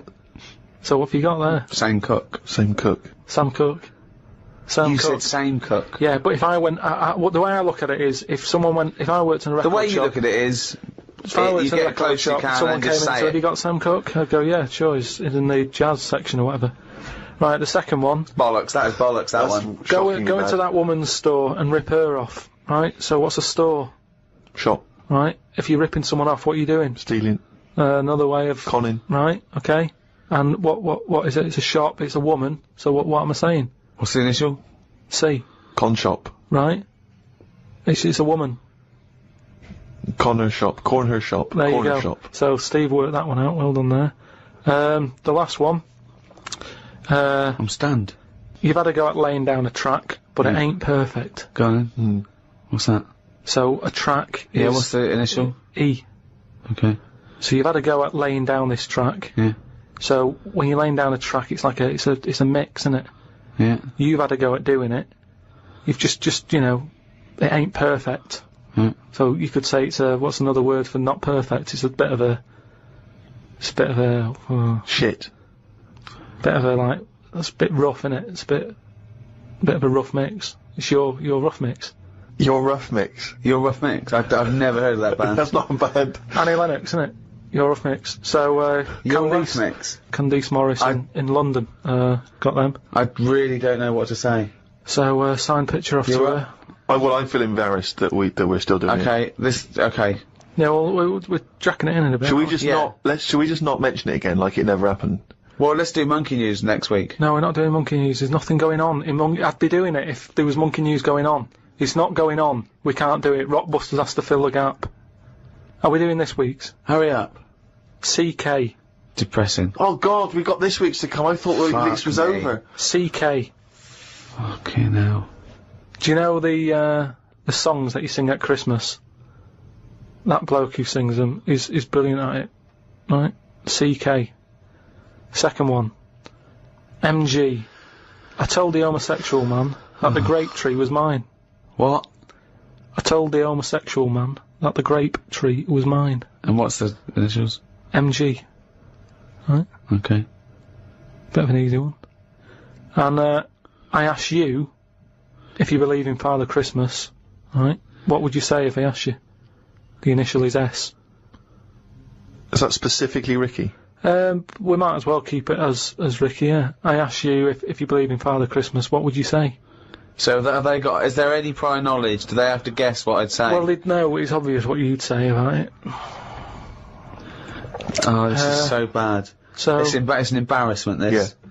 So it's a little quiz. Leave them thinking with that for the next week. Right, what are you going to learn about Email next week? podcast@rickygervais.com. Just send them in. Embarrassing. Don't bother if they're shit. Right. Well, that's about it for another week. It's the end of number 5, number 6 next week. Keep coming to rickygervais.com. We'll keep you abreast of things that are going on. We've made a little video, haven't we, Karl? That we might pop up there. And, we've had a few emails about the old shows. People came into them late in the season, where you can now get all 12 episodes of the first season, on iTunes. And I think there's 2 or 3 quid in England, or $5 or so, I'm not sure. But you can get those now, all 12. So, from me, Ricky Gervais, goodbye. From Steve Merchant, Goodbye. and from Karl Pilkington. Right.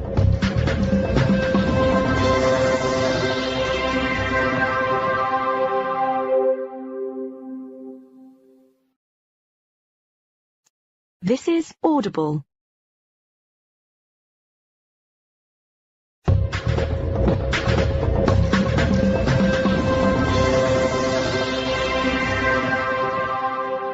Hello, welcome to number 6, the final episode in this season 2 of the Ricky Gervais Show, with me, Ricky Gervais, Stephen Merchant. Hello. And Karl Pilkington. Alright. You can still go and get the archive, all 18 episodes we've done so far. That's available on iTunes and audible.co.uk. And there's a little video diary we've done, a little free podcast. We may go into free podcasting, but in video, Steve. Oh. And there's a little free taster up there. So check that out. Go to rickygervais.com to find out all news and everything. But come on, let's get on with this episode. We're here and now. This is right, yeah, absolutely, here we are. Good, Karl, go. I've got some bad news to start off with straight away. The world's oldest tortoise, a 250-year-old tortoise, died last week. Yeah. Did it? Yeah, in a zoo in India. 250 years old. So would that have had that thing that they say about how you get a flashback of your life? You mean your life flashes before your eyes? Yeah, they say, don't they? Just like on your last breath or whatever. You like see you coming out of the womb and everything. Well, one, I don't believe that's true. I don't believe your life flashes before you. I don't know what evidence we've got. People who die say, you never guess what's happening. No, but there's loads of things that have happened where people go, oh, that's weird. That goes to show that we've been around before, or no, it doesn't. There's none. I have no evidence for that. Of well, reincarnation. I told you that time when it happened to me when I was younger. Go on. Your life flashed before your eyes? Well, it wasn't like a flashback, but it was close. It's the next thing next to flashbacks. It was I was having a bath, right, and my mum had like run the bath and that, and She said, is that too warm? And I said something like, no, it's alright, it's a lot better than when I used to have a bath in that wooden bath in front of the fire. Okay. And she was like, what? And I said, you know, it happened years ago. And she was a bit like, oh. And I can't remember that now, but she talks about it, and, you know, that just goes to show that, because I was at an age when I wouldn't have known about wooden baths years ago in front of fires. No, but you talk rubbish now. So all you were doing, you were talking rubbish from an early age. Where's the problem? No, but you can only talk rubbish if you're aware of knowledge. Well, I didn't know about wooden baths, so why would I have invented But Karl, that? we've only got your mother's word on this, and she thought you might one day be a doctor. Yeah. So, she put a rock with a feather on it to keep a parrot company. lest we forget. Yeah, but I'm just saying. Well, it's all bollocks. So have you researched this? You've tried to find out when little Karl Mark I and his wooden bath, when he was No, around? I don't want to go there, because that's when you start digging out all sorts of trouble, rubbish. innit? It's rubbish. No, it's not rubbish. Well, it is rubbish. What sort of stuff might There's you no discover? scientific evidence. No, for- just like I've said about family trees and that, don't be looking at them, because you're only going to find stuff you don't really want to know about. It's the same as that, innit? Leave it, let it be. Do you know what I mean? If your granddad was Einstein, you'd know about it, because your family would be shouting about it. If he was a bad un, you go, oh, keep that quiet. So Right. don't look at family trees, and it's the same, don't be looking back in your past lives. Because no God knows past what you've been up lives. to. Well, Karl and the wooden bath. Proof. If Karl proof be needed. Pilkington, live on air, talking shit again. but this taught us, so if that's... And also, its flashbacks would just be, you know, the same wall. I mean, it basically spent, I don't know how many years, in a cage. It was in the zoo, so, it died of liver failure. Which is a problem if you're a tortoise, because with us, they can cut you open and have a look at the liver. With that, it's going, forget it, we're not getting in there. It's like you when you didn't want the plumbers to knock through the tiles to check out the piping. It's around with the tortoise. If it's a liver, we're not going through that. It's not worth it. If it's your head or your feet, we'll have a look, mate. But we're not looking at internal organs with a giant tortoise. Why not? 'Cause, what do you mean? Well, How do they can't you drill into those things? It is only a shell. That is easier to replace than skin. Karl, I was joking. You can't do a liver operation on a tortoise. Why not? It's got all the same parts, hasn't it? All the same body parts and that. Well, I think that's the point. Well, not really, but, yeah, it's... But loosely better speaking. ones in a way, because they live longer. So they're doing something right. Aren't they? Right. If they can live 250 odd years, our art can't do that. Right. Which is what I say about our tortoise has got it right in a way, that it's taking its time on everything. We're rushing about, getting stressed out. That's just, you know, getting on with it. It's not rushing. It eats healthy, doesn't it? It eats lettuce and stuff. Yeah. So that's probably doing it right, but to be honest, it's too much. I wouldn't want to live 250 years. Just eating lettuce. Let's not forget that all a tortoise does is eat lettuce. It's not like it's jet skiing weekends and then getting its lettuce on a Monday. That's all it does, is eat lettuce. Yeah. And that appeals to you, does it? No, I'm just saying that it must be doing something right, though. Of course it's doing something right. Because it's living 250 years. But all animals do something right, however long they live. Mayflies live a day, but they're doing something right. Well, they're not, are they? They haven't got a chance to learn how to do it right. And then they're dead. You know, that's from one extreme to another, isn't it? That just seems a bit mental to me, that living a day. I wouldn't bother, so forget it. Could you be bothered? You don't, just as you get to know someone. Yeah, another mayfly. Yeah, but I'm just saying, if we had that, if that's how we lived our lives, you wouldn't have a chance to make a mark or anything, would you? It's just... Would you try and pack a lot in that day? Disneyland, whatever. No, I'd prefer to make it miserable, so I don't miss it. If you know what I mean. But I was thinking the other day about, you know, your body and everything, because it is amazing, isn't it? How it works. Oh, yeah, yeah. Does the brain control you, or are you controlling the brain? I don't know if I'm in charge of mine. Nor do I, There's a surprise. Nor do I, No, do you know what I mean, though, by that? Does the brain control you, or do you control the brain? Like, don't you ever sort of think sometimes, say if you're making... But 'cause you I are was the brain. No, but I was making a shopping list, right? Going, right, I need some rice, kidney beans, and I thought I had everything, and I sort of was rolling up the paper, and then something went, oh, an onion. Your brain did something that. went an onion. Was it No, Suzanne? well, my brain sort of went, you forgot something. Yeah. I didn't think I'd forgot. I was No, putting you that- are your brain. No, but don't you understand? My brain was I was in control of my brain when I was writing down rice and kidney beans. But you're not in charge of the onion. That's another part of the brain that's in charge of the onion. The onion sector. No, but I put the paper away, putting my coat on, ready to go and get the rice. Yes, but your onion lobe kicked in.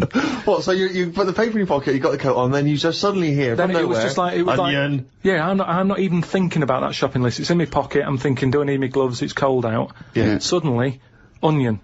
And it was like, oh yeah, onion. Yeah, I had to get the paper out. So You what I'm write that saying down. is, But who's in charge?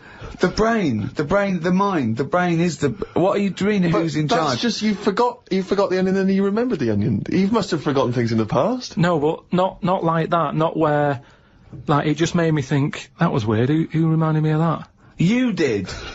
Yeah, but I'm not. No, you are your brain.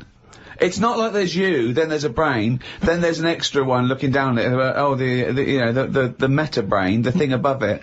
No, but your brain. How does your brain work? You give it information, don't you? Well, it takes. Do you mean you give it information? Well, If I sat in a room with nothing, not feeding it anything, it wouldn't know anything. No, but there's this thing Well, that there's then- two yous. It's this thing that there's There's this. Karl and Karl's brain. Yeah, there's not a duality in this. If you go, come on, now think. That's the brain saying that to itself. It's not, there's not two people in there having an argument, come on, brain. And the brain's going, oh, don't you start, I was thinking then. And the other thing's going, brain, onion. And the brain goes, Karl, onion. You are your brain. If you are anything, you are your mind, your brain, your collection of memories, your personality. You're not what you look like. Does that answer your question, Karl? What do you think of then? You were thinking of a tortoise on a skateboard then when I did that last sentence, weren't you? I, like you, Rick, I'm always annoyed and embarrassed when we have to concede something to Karl.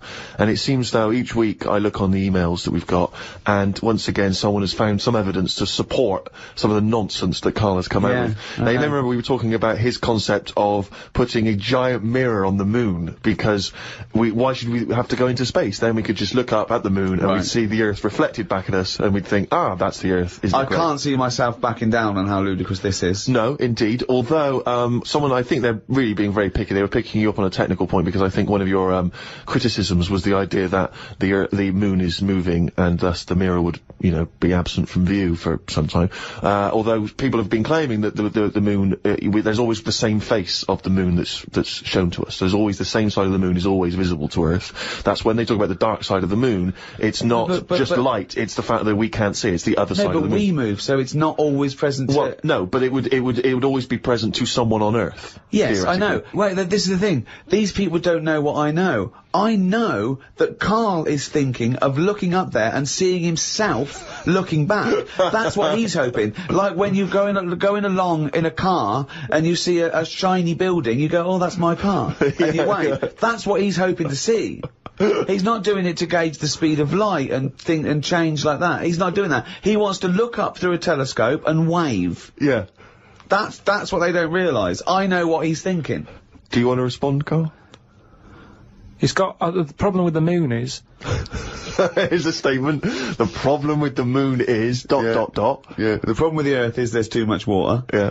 No, the moon, it's been around ages, hasn't it? Yeah. But it's got no history. It's got nothing to show for it. Just a load of old rocks and stuff. Yeah. And for me, history is created by stuff happening on it.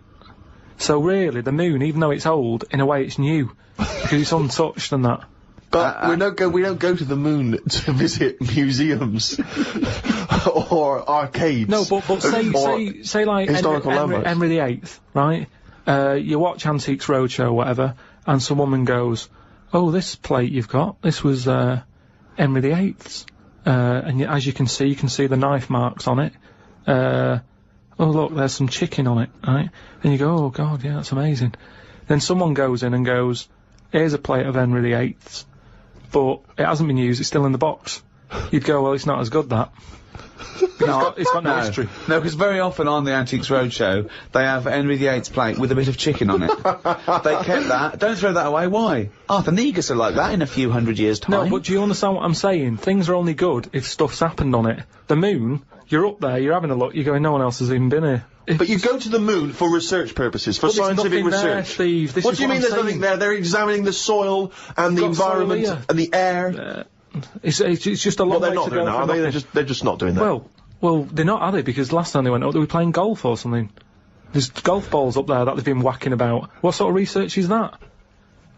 That's what I'm saying. There's nothing up there, so why else would you go all that way and go, oh, nothing here.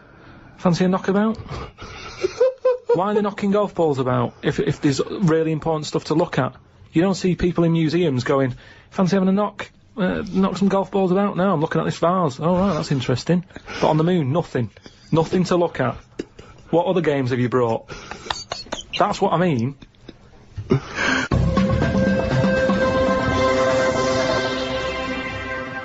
Karl, have you ever seen the programme Inside the Actors Studio? No. James Lipton interviews famous actors and gets words of advice about, how they work and how they act. But at the end, he always asks a series of questions, which is based on a French series of questions that a guy called Bernard Pivot used to give people when he interviewed them. So I'm going to ask you some of these questions. Many people will be familiar with them. Just interesting to see what your response is. And, answer them quickly. You don't have to think about them too much. What is your favourite word? Don't think I've got a favourite, because you only use them when you need to, don't you? I don't just go about saying the same word. So, well, alright. Yeah, it's not my favourite, it's just that it does the job. It does the necessary job for that time, doesn't it? It's like, how are you? I'm alright. It's a greeting. What about, I think serendipity was voted England's favourite word. Never used it. No, stupid word. Who decided that? Don't know, it was a poll, but I will suggest things. I can't believe people coming up going, favourite word, serendipity. Thanks for asking. So, yeah, but the thing is, say if it meant, oh, I'm fed up, will it still be the best word? Is it based on how it sounds and how it's put together, or what it means? I think everything. But then loads of words are being left out on, which are probably brilliant words, and they're not getting a look in. Such as? Well, like that one, fed up. I'm fed up. It sums it up, doesn't it? Well, two, it just sums it up. When someone goes, how are you? You go, I'm fed up, mate. Sick of it. It's another good one.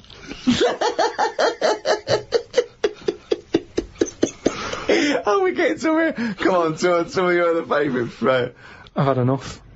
It's just all stuff. These aren't words, they're phrases. They're all negative, they're all whinging. These aren't words. What's your favourite thing? My favourite thing to do is moan. Yeah. That would be well, it's not one word, it's loads of words. Fed up, sick of it, that's enough. Jeez. Whinge should be your favourite word. Yeah. Whinge is a good word. I like NGEs. Lozenge, whinge, flange. Yeah. What is your least favourite word? It might be serendipity. That would be up there for me. I tell you what, that would be up there for me. Probably like French words that have made it into the English thing. Blancmange. Just there's an unge there. So, How could you dislike it? How would you dislike blancmange? But just as if we haven't got enough words in our books. Go on. Because I was thinking about, Go on. Alphabet, right? Why have we got that many? When other countries get by without that many letters in it. We got more words than any other language as well. But that's because we got more letters. Well, I don't know. So if we've created a headache, I reckon you could at least half it. Well, you probably could half it. Well, you only use about half a dozen of them. No, but stuff like an X, you look at words that have got X in, and they're always words that you go, what does that mean? How's someone come up with that? That's how it comes across to me, and there's loads of big words. It's like dinosaur names. It's like, well, look, nobody was about when they were knocking about, so let's let's make up some names for them using the letters that hardly get used. They've all got Y's and X's in them. Yeah, they have, yeah. That's what I'm saying. It's like, well, let's use it for that. Yeah. So you just, it's not so much what is your least favourite word, you just don't really like most of the words. Just cut down the words. Stop adding new words. I get by, I don't know how many words there are in the world, but I reckon I hardly use any of them. Well, I'll tell you what, this year's word must be podcast. Yeah, but That'll be in the dictionary, and, but it's made up, innit? It wasn't here before, it's just another one. This is what I'm saying about... But what else would you call this? You know, there is a new concept called podcasting. That is a podcast. But it's also a broadcast. We had a word for it. It's still a broadcast. Yeah, but they go, oh, you're a broadcaster. Oh, what radio station? No, I don't work on a radio station. I do a radio show, but I don't understand. Well, I do a radio show and I upload on, I don't understand. It's called a podcast! Done! Here's another idea. Go on. Add a new one, get rid of an old one. Last one in, first one out, or whatever. Do it that way. That's a good way. What would you get rid of then? So we've brought in podcast this year, but what word would you lose? Well, what's the name? Those birds that died out. Dodos. Get rid of it. If the bird's gone, the word can, surely. It's almost profound. Oh, it's amazing. It's great. Oh, God. What turns you on, creatively, spiritually, or emotionally? Learning. That's a nice answer. Yeah. Excellent. Will you say that? Yeah, but I everything you teach me, I take it in. It's just that sometimes I go, I don't get it. But that still counts as far as I'm concerned. Well, no, it doesn't. Learning is, knowledge is, there must be some sort of retention. You can't say I've got a great memory for a second. You can't say that. It has to stay there. And then knowledge has to be, you know, applied. You can't just have all this knowledge that isn't applicable because it's useless. I mean, trivia is useless to a large extent. It's not real knowledge because it doesn't really help you in, practically. No, but there's a lot of that going on. You're always reading stuff that you go, I've just read that. It's got me thinking for a minute. It's not going to help me in any way, but it gets a reaction, doesn't it? Well, that's good, yeah. That's what art does, and yeah, sometimes education's good for its sake if it really does inflame, but then sometimes, like I've said before, you can know too much where it gets you down. Go on. I just was reading something about an octopus. That's like a killer octopus. And it annoyed me that this was knocking about now. Because I didn't know, I thought they were quite friendly. Whenever you see them in cartoons and that, they're always happy, aren't they? And then suddenly, like, they've sort of brought the whole sort of, creature down. Do you know what I mean? No, what do you mean? Well, just, you know, when you see them in films, they're running about and that, and everybody likes an octopus. But this one that's on it was your fault really, because you told me about that frog that's going about killing people. No, I didn't say that. So I looked it up on the internet at like other creatures and stuff. And there's some octopus that's in the sea. And what it does, you don't even have to like threaten it. It just spits in the water. And if that stuff gets on you, does you in. Again, So in a way it's good knowledge because, I mean, I don't go in the sea anyway because it's full of stuff like that, but that's just reassured me that I'm doing the right thing. If they're knocking about, just gozzing everywhere, you don't even have to be near one, you don't even know if it's been spitting and stuff. It can kill you.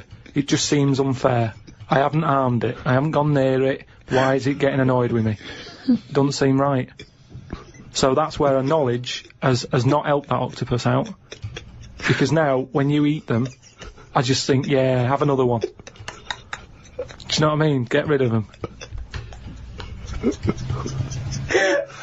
Another conversation with himself. Another conversation with himself. What is your favourite curse word? I don't think I do anything like that. I think people can tell by my face when I'm like fed up.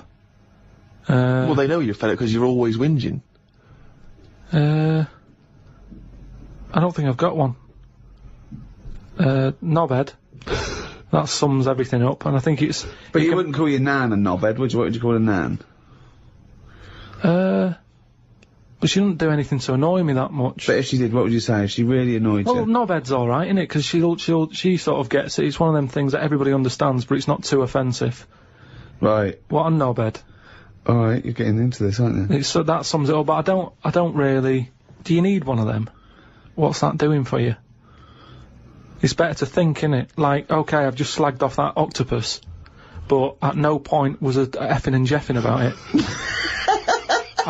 You know how annoyed I am with it. I don't have to start swearing about it, and that's. What would you do though if you were swimming, right? It was a nice little thing. You're on holiday, right? And there's this octopus there, and you're going around, right? And you just see it start spitting at you, poison. What would you say? Well, it's too late then, isn't it? And I'd kick it, and I'd say, "You knobhead." I would, but what's the point? What's the point in getting annoyed now? Because it's done its stuff, hasn't it? He's kicking and calling it knobhead under the water. What is this octopus thinking? Oh God! Oh, okay, you fucking eight-legged shit. I'm not bothered. I don't know what you're saying. Fucking cunt of a mollusk. I just spit at you again. It's not bothered. You slimy little fucking boneless wanker. This is why the face. Are you still talking to the octopus?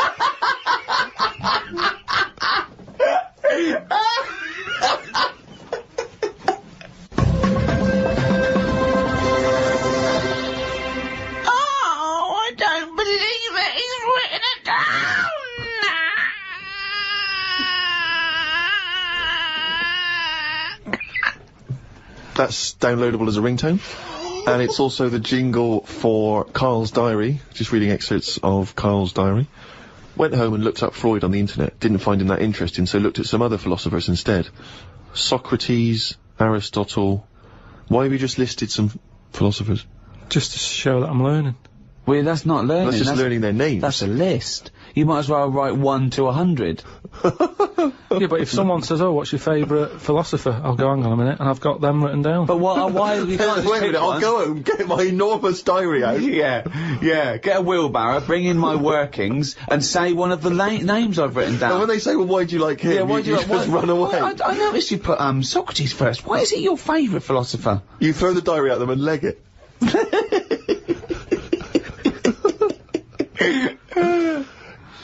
Oh, and then you go on to say, it's weird how names have changed, but then there's no other point there. It just is, isn't it? When you think about, like, Socrates, I've never heard that on anyone who I know. Is what I mean. It's just, in a way... But you're not Greek, are you? But how did that go about back then? I mean, say if you were phoning someone up and he said, "I'm booking a table for 2, they go, "Name? Socrates." Did he ever go, "Cheers," without going, "Can you spell that for me?" But I don't know what else point you're making. I'm just saying it's a name that's awkward. You're always going to have to go, "Can you spell that for me?" You go, and it's not just him.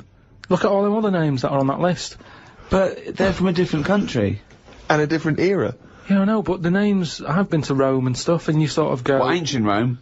Just Rome. It hasn't changed, has it? Rome, so it can be ancient Rome or Rome in 2006. It's the same buildings. I used to love Nero going around in his Fiat Punto.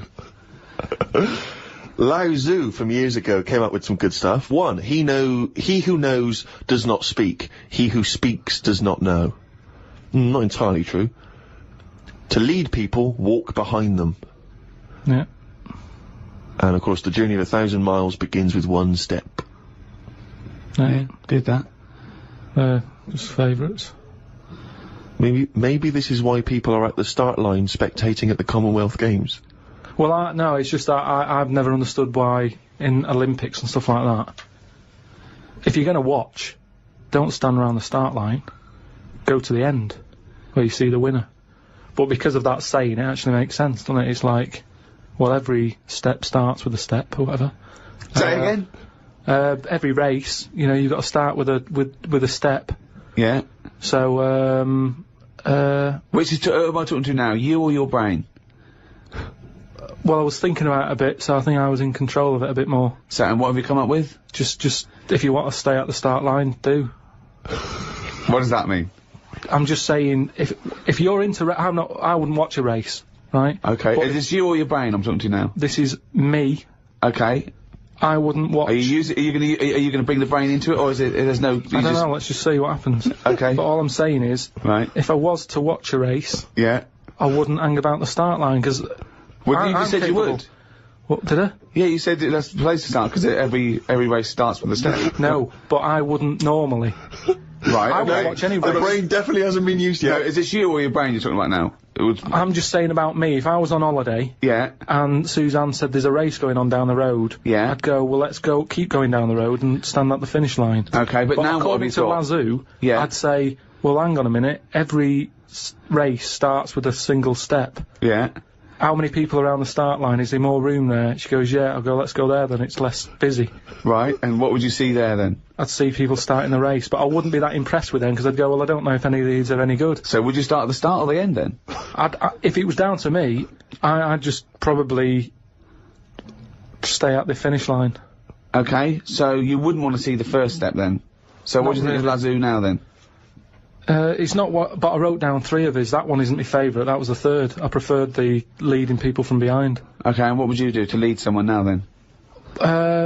Well, if you're behind, you don't have to take responsibility, do you? You can go, well, I didn't send you here, you went there. That's not really leading them, though, is it? Yeah, because I've made them think. I've gone, they go, oh, I've just walked into a big hole. I'd go, oh, should have been looking where you're going. I haven't led them in that hole, but they've learnt a lesson, they won't go in a hole again. That was one of the greatest conversations I've ever been a part of. I mean, that was incredible. Never mind Aristotle and Socrates. That was incredible, that. If someone's out there, could they make a transcript of that? Because I think that, you know, in 1,000 years' time, that'd be amazing. That was incredible, Karl. And not once was the brain used.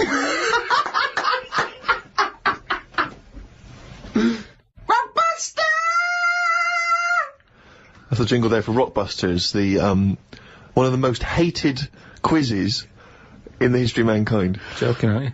The people loathe it. I'm loving it. Well, it's the last one anyway, so just get over, just do the answers. Hold on, we can't do another one though, because we can't give the answers out, so this just... Yeah, this is the last one, it's just the answers for last week for people who are doing it. Okay, well, small mercies. The first one that I gave you last week was, the initials were CK, right? Yeah. The clue was, do you know the songs that you sing at Christmas? Yeah. That bloke over there is the best at singing them. So what are the songs you do? Carol King. Carol King, yeah. Right, That well works. done, yeah. That works. Fair, Right. well done. The second one, MG. I told the homosexual man that the grape tree was mine. Right, MG. Gay. Yeah, Marvin Gaye, obviously. Marvin But, Gaye, but how do you get to Marvin? What's it? that's my vine, isn't it? I told you. My Vine Gay? Yeah, My Vine. yeah. And the last one, My Vine Gay. That's shocking. It's, then well... the last one, it was... Shit. The last one, the initial was S. I said, I asked you if you believe in Father Christmas, what would you say? What's the name for Father Christmas? Santa Claus. Right, so if I said to you, do you believe in Father Christmas, you'd sort of go, No. yeah, but what's his name again? Santa. Right, so what would you do? You'd go, oh, Santa. No, I don't... No. That's it, that's what you do there. You go, Santa, nah. Santa, nah. Santana. So that was the last one. Well done to Bob in Yorkshire. Got all 3 of them right. You'll get a little signed picture. Oh, well, that's it. That's the end of season 2, Ricky Gervais Show. We're back soon. Check out rickygervais.com for information and upcoming news. There's a free video cast we're doing. We're also bringing out a book of the podcast. Yeah, that'll have a lot of the best conversations we've had with Karl, and I think there have been some of them in this show. And Karl has illustrated all his points and his memories I mean, that he thinks that's proof, pictorial evidence. So, I mean, it is the ramblings of a maniac, but you can pre-order that on Amazon. Well, thanks very much. It's goodbye from me, Ricky Gervais, Stephen Merchant, Bye. and Karl Pilkington. Swearing. That's interesting. Not swearing is dumbing down. And also, the fact that he's complaining that we're not swearing enough. Yeah. What sort of a cunt would bother writing that email? Don't know, mate. I don't know, but I know he's just some kind of fucking cocksucker. What have you got, Annie? Well, now, of course, a couple of weeks back, you gave the rather long-winded but fascinating sort of brain teaser, conundrum, philosophical question about the heaven and hell doors. And there's been a number of responses to I know. Explain your error. Well, I got it. I realised as soon as we put it out there that I should have said, assume no prior knowledge. Otherwise, you can just say, hold up a cat and say, is this a dog? Or you can say, what's my name? But they don't know anything about you. That's the thing. They only know about themselves.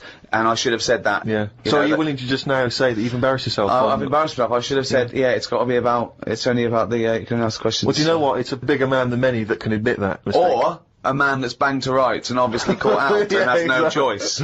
Well, it's quite interesting to sort of wade through the emails and find out the kind of people that are listening, get a sense of the different listeners. And I know you, Rick, have met some of the big celebrity names that have listened to the show, and it's sort of because you've actually met them.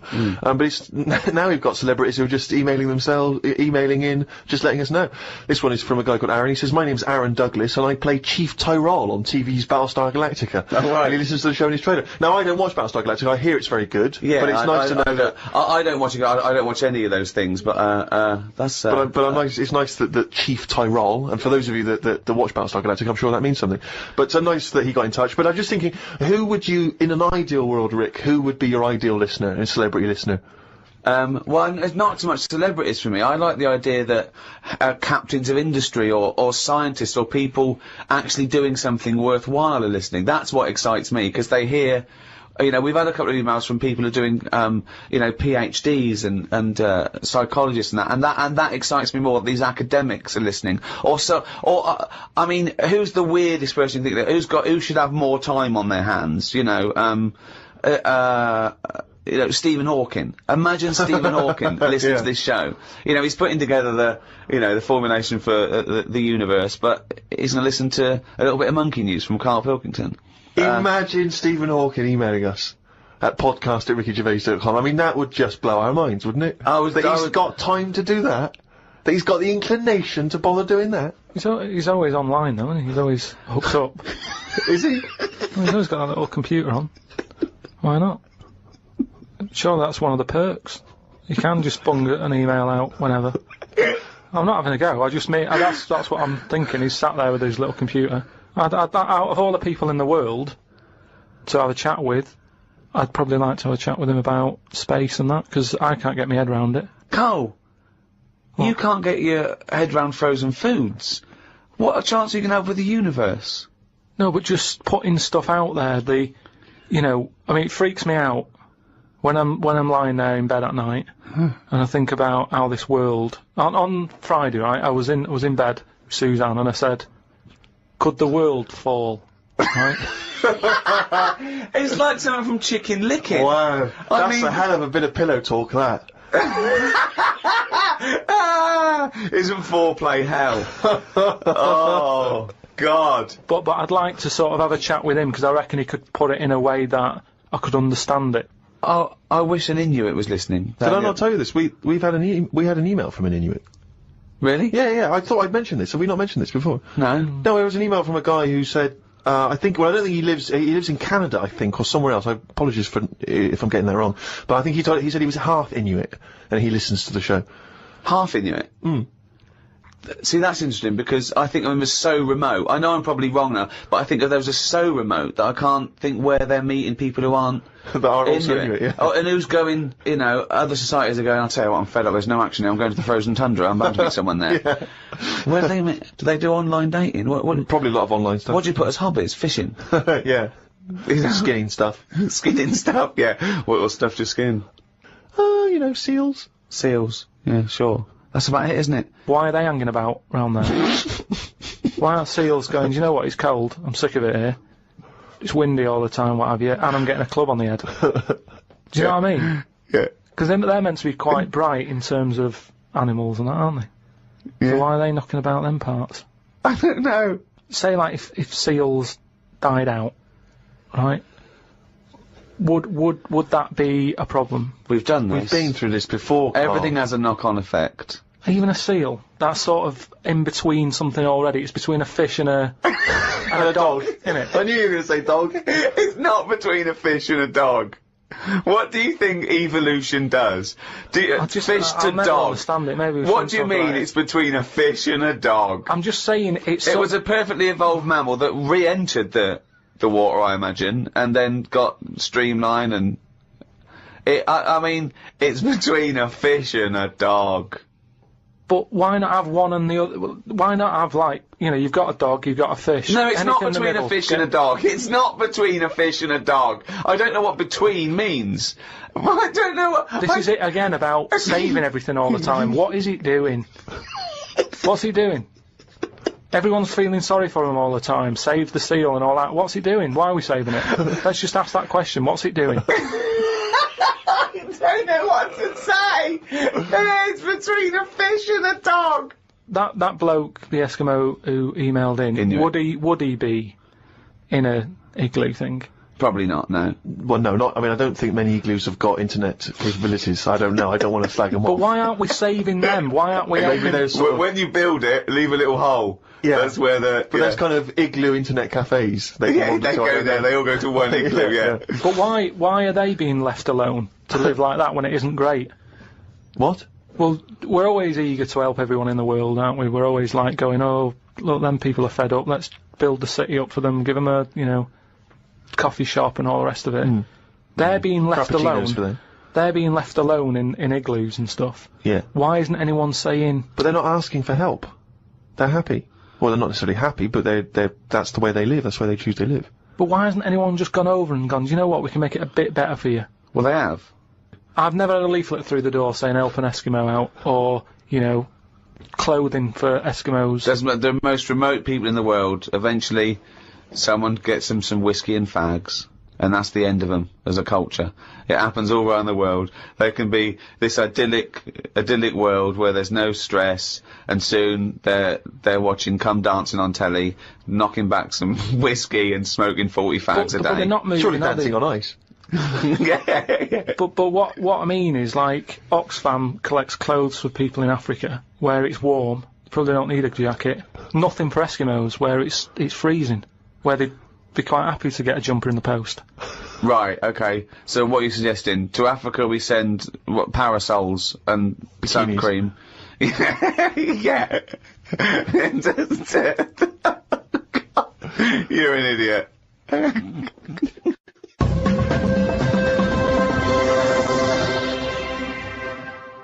Out of all the people in the world to have a chat with, do you know, what's his face? That German doctor. Which one? The guy that displays the human body? Guns Traven or something. Oh, right, yeah. He's pretty good. Just like the way, you know, he cuts stuff up, shows you how the body works and that. Sure. And have you learned anything from that? Well, I don't. Is he a proper doctor? Because it's just that he's always. I mean, I could cut a body up. I never see him sort of put it back together. Is anyone keeping an eye on him? Sort of going, well, who is he actually? I'm sure he's a proper doctor. Well, he sort of cuts bodies up on the telly and sort of goes, here's how, like, the intestines work or whatever. Right. And he just he holds them up, fills them with food. And he goes, look, they go fatter. And, I mean, he doesn't answer everything. Like, he doesn't say, I don't understand why the intestines have to be that long. I don't know why it just can't go from the throat to the belly, exit, straight dark line down, out the arse. You must know. Well, no, because the way he dragged it out and it was, like, miles long. Yeah. Pointless. No, it's not pointless. Just have a straight, do you know what I mean? Straight down. It's to increase the surface area for absorption. So, a foot long intestine, you wouldn't absorb much food. Whereas, you go down, you know... Yeah, but just have more points in it where it has to go through some sort of filter. What are you talking about? Again, the evolution sort of worked this out for us, it really works. I don't think you're going to improve on it. In your mind, some kind of kerplunk style. No, but what I mean is, that's probably that long, because years ago, they were eating dinosaur. And that might have took a lot of indigestion or something. I don't know how chewy it was. It might have been quite fatty, dinosaur meat. And it needs to go through all that. Now, we're eating, like, yoghurt. So, I mean, we don't need anything that, you know, is doing that much work anymore. All the food is mashed up. Auntie Nora, right, all her food is mashed. Right, she doesn't have to chew anymore. She's got teeth, but she doesn't need them. And that's how... She's got teeth, but she don't need them. No, but that's how Well, we're you could have moving her on. intestines removed then. Well, no, but this is That what would I'm sort saying. out our other problem, wouldn't it? We're changing everything all the time, aren't we? I mean, there's some fella who was looking at on the internet, identical twins, right? They were sort of sick of looking like each other, so they were like, what can we do, right? And one of the twins said, you have my arm, right? And he had his arm taken off and stuck on his twin, so his twin's got like 3 arms. No, it's not true. It's on the website. No, it's not true. What, for a laugh? They were born, So they did it for a laugh. what doctor's doing this then? Well, they're old enough to sort of say this is what we want, and No. Doctors don't go, well, if he wants another arm and I'll take it. They don't, doctors don't do that. What sort of practice is this doctor going around and go, Dr. Jekyll. I mean, Karl, think of what you're saying. but where would he have stopped? Can you put his head on my knee? It's up to you. No, Sign this. If you sign this, you give my consent. but we, you know, it is annoying. What do you think these doctors sit around doing? Playing Mr. Potato? Or what do you think these doctors are doing? Just to do as they're told. They don't do as they're told. They do if someone wants it, and twins, sort of, it can get you down, can't it? Being a twin, because it's like... Sorry, what would this solve, though? I thought you said he gave one of them a bigger nose, or a beard, or 2 front teeth to make him look different, right? Not... I'll tell you what we could do. Go on. Would you like 1 arm? Go on, what are you thinking? Well, me 3, you 1, therefore not twins. Novelty. I mean, you are a mental man. But they can do it now, can't they? There's no sort of... There's no line drawn anymore. They don't go, you're crazy, we're not going to do that. Yeah, in Saw 2, not in the real world. No, they but- don't do things like All this. right, there's another bloke, right? I don't know the sort of full ins and outs of it. Go on, you surprised me. But what he asked for, something happened to his tackle, right? His penis. Yeah, right. So he was at the doctor's, and they were like, oh, what can you do for me? It's a bit embarrassing, I've got nothing down there, right? So they were like looking at it, going, yeah. Doctor, I don't know if he started like rubbing his chin with his finger or something. Looked down, he's thinking, got an idea.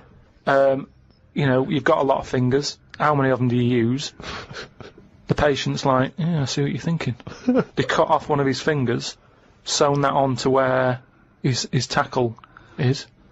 He's happy. Well, that's different though, isn't it? Well, That's where they've really taken different. tissue. No, but I assume they fashioned it into more of a knob than a finger. No, I still think it's there with like a little knuckle and you know, fingernail and that. Well, I assure you it isn't. They've probably used the finger as a basis to then build up some sort of knob-based No, because organ. if you were doing that, use a sausage. I mean, why lose a finger for... Well, I'll tell you why. Because your finger has your tissue, your blood type, and therefore would graft near your testicles. A sausage is a thing that's made by a butcher out of offal, okay, that really can't be grafted onto any part of the human body. That's why they very rarely use any meat products in surgery. I know, yeah. Well, I mean, why not use a sausage? You're a mental case.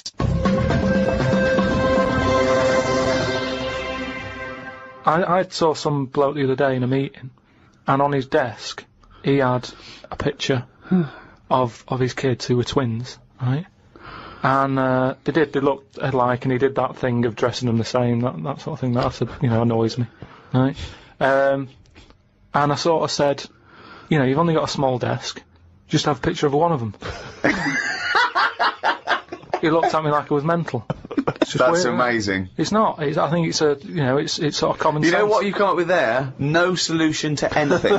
That's what you've come up with there. You've come up with the best no solution I've ever heard in my life. Or it's solutions to problems that don't exist. No, because more room on the desk, isn't it? Yeah, it's no solution to a problem that didn't exist in the first place. Well done.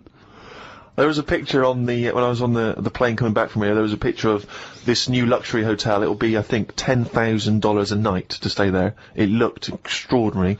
It was a hotel, and the best rooms were built under the water, under the sea. Wow. So it was the best hotel we've ever seen, but surrounded on all sides by glass, and out of it you could see the sea, the sharks, the fish. I don't think I'd like that. No? But that, again, that's just one of them hotels where it's over the top for over the top sake, isn't it? Like where they have 12 course meals. Well, just have 2 but make them bigger. rather than dragging it out and there's the first course, you know, a couple of, you know, snails. Yeah, it's just for me all that is. Don't eat a snail. Don't have one snail. Eat one big tortoise.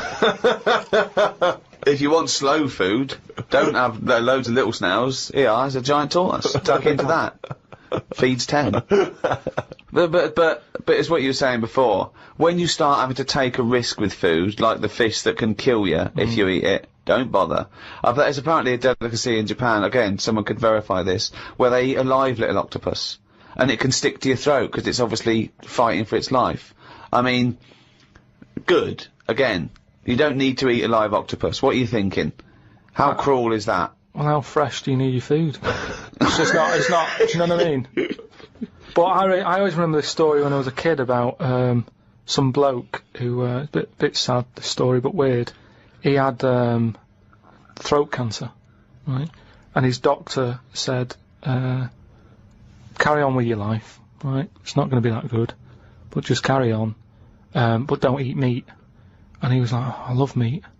He's like, yeah, but just don't, you know, have your veg, you know, plenty of vitamins and stuff, keep yourself strong, but don't be eating that. Anyway, he was fed up because he loved his meat, and his wife was feeling a bit sorry for him one day, and thought, you know, I'm sick of him looking fed up and that, all he wants is some meat, for God's sake, give him some meat. So she goes to the butcher's, gets him a big piece of, like, steak and what have you. He can't believe it, he's like, oh, brilliant, cheers for that. Anyway, he's got the meat on his plate, just about to tuck in, and the cancer comes out from his throat. What? No, it's something, I know, it sounds really weird, but it's something that I was told that years ago when I was growing up. What are you talking about? It was just some bad illness, some cancer thing, and it sort of, it was coming out waiting for the meat. It was sort of dying. Again, I get a lot of your medical, knowledge is from the film Alien. So this guy with throat cancer, okay, as opposed to it being a disease of the cell. It was like a living. The alien. It was alien. So it was the animal. It was the little animal cancer. That's why what are you talking about? Meat. He wasn't allowed to eat meat. So it's sitting there. So it's actually sitting there in his throat. Well, I'll tell you what I'd have done if I'd have had some cancer in my throat. I'd go, there you go, rid of that. What are you talking about? So what happened? He choked to death on this thing, and the wife was like, "Oh, I shouldn't have given him the meat after all." Just that's a bollock story. It's all. There's loads of weird stuff like that that happens in medical stuff. Well, the terrible thing is, if you got testicular cancer and you eat meat, your bollocks come out of your trousers, and they're all over the plate, and you have to be asked to leave the restaurant. The other thing that I was told when I was younger about medical stuff and that. Who's telling you this stuff? My mum told me about it. Jeez. Because she always says to me dad, because he has too much meat, and she's always like, you know. Remember the fella with the, and he goes, the troll in his throat. But me gran, she had something wrong with her eyes, and they sort of took them out, and they were just dangling on her cheek, and she could still see through them. They were operating on her. Oh, yeah, you would have, yeah. They sort of say. No, she wouldn't have been conscious though. No, they were then, because it's something to do with the eyes, and it's like No, it's no good operating on eyes if your eyes are asleep. What do you mean, your eyes are asleep? It's like a heart, isn't it? You want to keep them awake. No, so what do you mean you want to keep them awake? What, heart surgery is blokes awake? Stop talking shit all your life. What I mean is they don't stop the heart. They sort of... they don't stop your heart, because it kills you. Yeah, I know. So what I mean is it's like the eyes, they wanted to make sure they were working, so the only way to do it is keep her awake. No, it's not, because you don't know whether they're working or not. You can't see what she sees. What, you think, you can plug something in and see what people are thinking? It was something like that. No, it wasn't something like that. Well, she could see. She said it was really weird. How, like, you know, you can see... She could see her knees.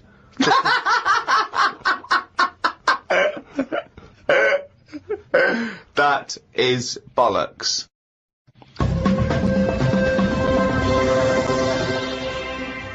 Oh, chimpanzee, that is only gone and written it down, the little... That's the jingle for Karl's diary, excerpts of which we read each week. Get straight into it. A band from the Conga have won the Best Newcomers in a Radio 3 competition. They use pots and pans for instruments. It says that the Conga is a poor, sad place. So why do people do that happy dance at the end of parties called the Conga? Right, one is the Congo. There's no place called the Conga. They come from a place called the Congo. Where do you come from? Okie dokie. It's a terrible place that we don't know whether to put our left leg in or our right leg in. Sometimes we shake it all about. We're not sure if we should. But, Conga! Fucking hell, you're such a... Went into the gadget shop today. It's full of stuff that we don't need. Gadget used to be a good word that made you think of James Bond with all his gadgets. The best thing I could find in the shop was a clock that ran on potatoes.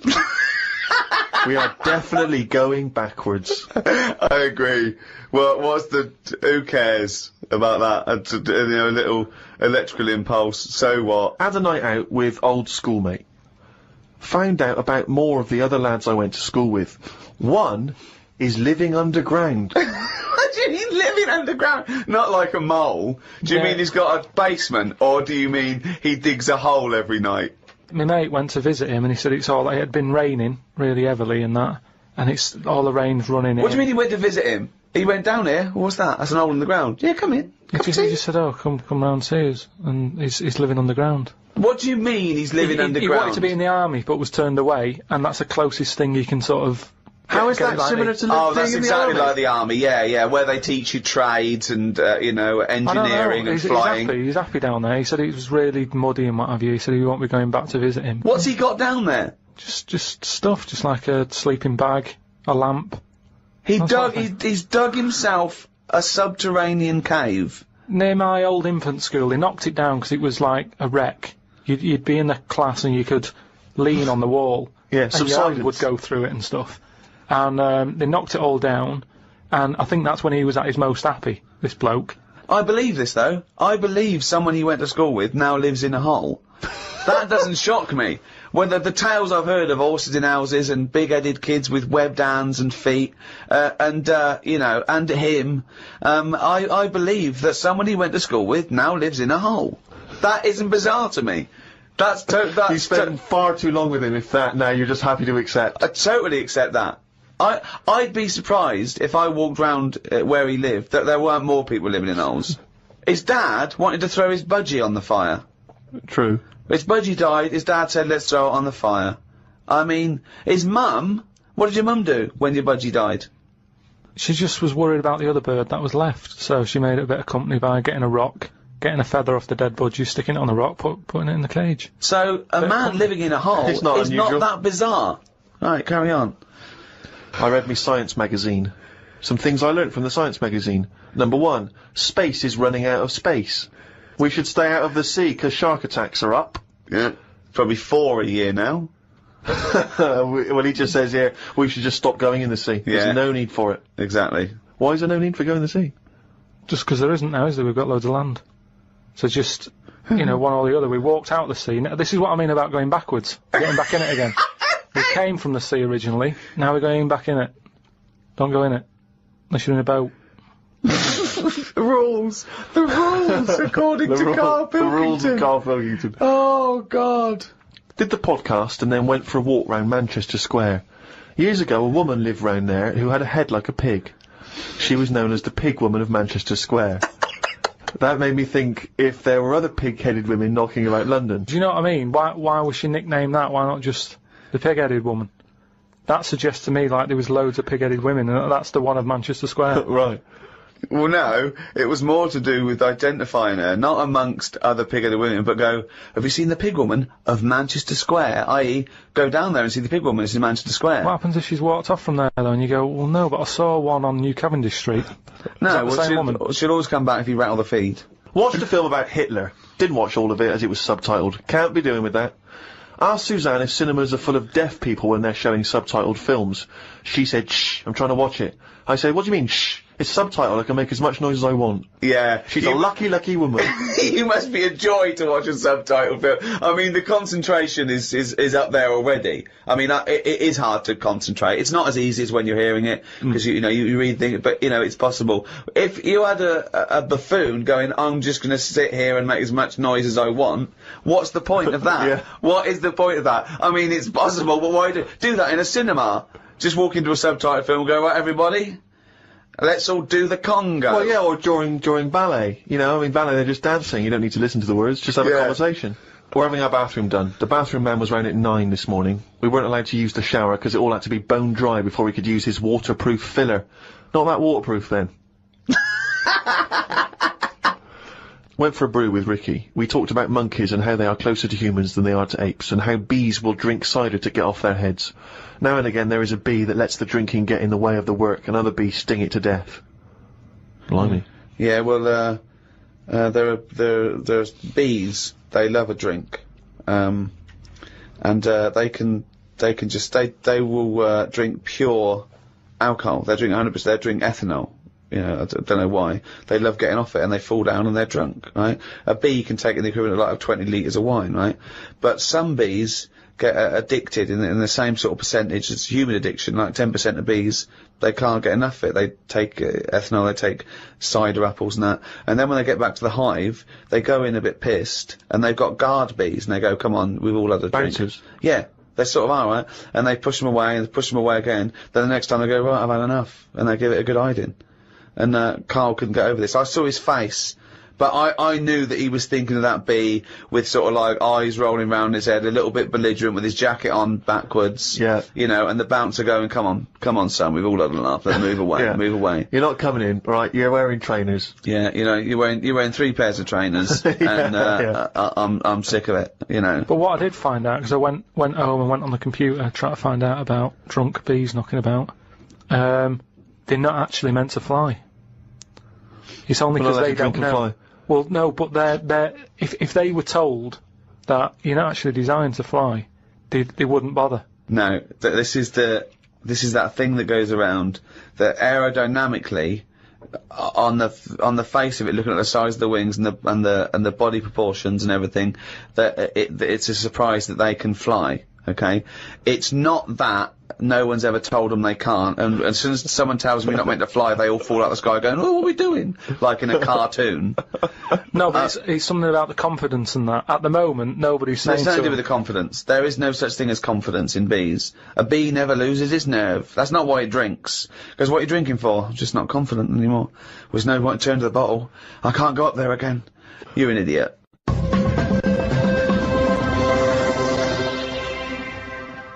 Well, it's that time, isn't it? What? Rockbusters. Ah, yes, the time that no one looks forward to. Chimpanzee that, Rockbusters. Right, so, gave you 3 clues last week, 3 cryptic clues. Some initials of a band or an artist you emailed in. What again? Rob Harding got it, right? Oh, nice work, Rob. So, well done. The 3 clues, the first one was, RP for the initials, and the clue was steal that woman's flower, right? Yeah. So that was a cryptic clue. The answer today is Rob Plant. Rob Plant. Rob Plant. I don't know who that is though. There's no artist called Robert Plant. That's like Robert Plant. Robert Plant. Yeah, but you don't say that. You sort of go, oh yeah, I'm into you do say it. Have you got the, it means new like album by Robert Plant. Yeah, Robert Plant. They wouldn't go what? I don't know. I don't know. Plant. Are you saying Rubber Plant? The second What are you one, saying there, Karl? Though the second one was. it doesn't work. The initial was B, and then that was keep whacking the cooker with a stick, right? Yeah. Didn't have to be a stick. We pointed that out. Just keep whacking the cooker. Keep whacking the cooker, yeah. That was B. That was Beat Oven.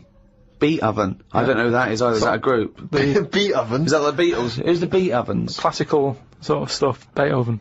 Beethoven. No, you said beat. Again, they got it. Hold on, 1 minute. 1 minute. Just saying though. They No, got it. it's bollocks. Rob Harding got it. No. Beat Oven. Yeah. It's not Beethoven. You got it. Do you understand? The last one, the initial was M, right? I just want to know who Robert Plant is. Don't be worrying about Rubber. No. Because it's not a name. He's not the one in Led Zeppelin, is he? So M was the initial. The clue was Venice. It's all water, innit? How would you describe it? There's hardly any land, right? So canal. if there's hardly any land, right, it's more water. What sort of water would you get, right? Wet. And then what? Wetville. No, but just like water that in Venice. What sort of water is it? It's sort of Muddy. right? No. Muddy waters. No, but how would you describe Venice? What's the If there's more. But what's the initial again? M. If there's more. Muddy waters. If there's more sea than land, what would you say? Would you probably say there's sort of more of it is C, isn't it? More is C. Morrissey. More is C. Morrissey. More is C. So that's the answer. I don't know who that Who is. is that? Morrissey. Morrissey. So well done to. That's the worst one you've ever done. Well It's done ridiculous. to- That's It really the is worst you've ridiculous. ever done. It's ridiculous. Morrissey. Right, if they're that shit, don't do it anymore. So well done to Robert Harding. He's in London. Right, this week's there's another 3. Oh so, God, we haven't even come to this week, so I've forgotten that. Fuck, this is the last time we do this. Monkey News back next week. No. Yeah, well, this is shit. This is pathetic. Really, it's making you look a bigger moron than you are. More is C. I didn't Robert think that was Plant. possible. They don't fucking work. Let's do They're Monkey getting them News. right. They're getting them right though. It's a bit of fun, isn't it? Bit of shit. Right. The first one, the initials ND. Right. ND. Who is it? Sing songs and that. Right. ND. The clue. That Jamaican fella doesn't want anything. So you've got to sort of imagine, oh, why is it a Jamaican fella? Yeah. Right? That Jamaican fella doesn't want anything. ND. Second one, the initial is E. I ask him to pass me the ball by using their head. Right? It's a band or an artist again. I ask him to pass me the ball by using their head. And the last one, TR, the initials, TR. He's got the woolly ones, but I've got the ones that run and charge at you. What forgot? What? He's got the woolly ones, but I've got the ones that run and charge at you. So what forgot? And what's the... TR for the initials. Right? Email in podcast@rickygervais.com. We just pick a winner, sing you some stuff. That's Rockbusters. Well, that's end of another half hour of... Could I just say this? Absolute drivel. Yeah, I mean, think. really more than ever. I mean... Can I be honest with you now, Rick? I'm embarrassed to put my name to this week's show because of the amount of twaddle that has been It's spoken. my name on it, which is the embarrassing. But you know, let's take the village idiot that is Karl Pilkington. It's his fault because I realised not only he's got an head like an orange, he's got a fucking IQ of an orange. So it's goodbye from me. I'm not saying my name. Goodbye from Steve Merchant. Why are you mentioning my name? Don't mention But my mostly goodbye from Karl Pilkington. Mainly his fault.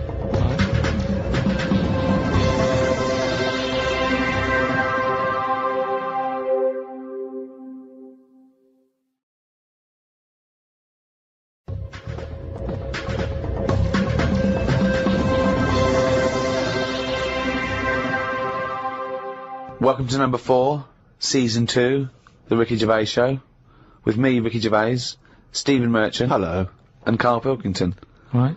Now, there's a lot of talk, Karl, that I bully you. Okay? You know, it's for your own good. I'm trying to train you, aren't I? Mm-hmm. Do you know what I mean? Because, and no disrespect, okay, you are what I would call a stupid idiot. Well, can I just ask, because there's been an awful lot of emails that have said, will you and Steve please stop calling Karl stupid? Now, Right. they say, oh, it doesn't justify calling him stupid. Now, I don't know what part of injecting a 76-year-old woman in the head so that she lives her life backwards Well- couldn't be considered stupid. Okay, then listen. Right, I've found some things that I think will interest you, and I want your first thoughts on these, okay? Now, these are facts that I've sourced, okay? What's the actual topic? Well, you love animals, don't you? You're interested in animal Some facts. of them. I don't love them. Some of them fascinate me and stuff, but a lot of them also get on my nerves. I don't know how an animal can get on your nerves. They just do. Sometimes you sort of just think, what are they doing here? What are they offering anyone? Right. See, I'm worried that these facts will annoy you now, but they're meant to fascinate you, and... Okay. No, I think anything's good as long as it gets you thinking. It doesn't matter what opinion you have of something, Yeah. but as long as it gets a reaction. Okay, then, here you Right. go. There's a frog, Karl. Just a little frog, a poison arrow frog, that contains enough poison to kill over 1,000 human beings. Why is it that annoyed? It's not annoyed. Or why is it going about killing 1,000 people? No, it has the potential to. It has enough poison, has enough toxin in it that could kill 1,000 human beings. But does it need that? Whereabouts is this? Where's it living? In the rainforest, I think. And does it need that sort of power? Is it in that much? Is it getting threatened a lot? Is what I mean. Well, no, because it's saying, don't come near me, and it shows it with its colours. It's got the colours that say it doesn't want to be eaten. It doesn't want people to chew a bit, right? And go, oh, I'm an idiot. It's saying, look at my colours, don't eat me. You don't want to come near me. But then why give it bright colours? Because now it's standing out. Yeah, and it's going, don't eat me. Yeah, but make it a colour that fits in, like camouflage. Why make it orange? Of course it's going to stand out, and then they'll attack it. And then it'll turn around and bite them and kill 1,000 men or whatever. No, it doesn't bite. It's the fact that if you were to eat it, you would die. Yeah, but who's going to eat it? Well, things that eat frogs. The French. And they go, sacre bleu! You have killed me and 999 of my friends. But why is everything, like, surviving like this, though? I thought it was all about survival of the fittest, not the one who looks the hardest. Well, but survival of the fittest is whether you're chosen or not by nature. No, but I'd survive if I could go about killing 1,000 men at one bite. It's not fair. It doesn't bite. It's well, whatever, if it licks you or whatever. But no, not if it licks you, if you lick it. Well, I'm not going to lick it. It's not going to happen. I will not be licking a frog.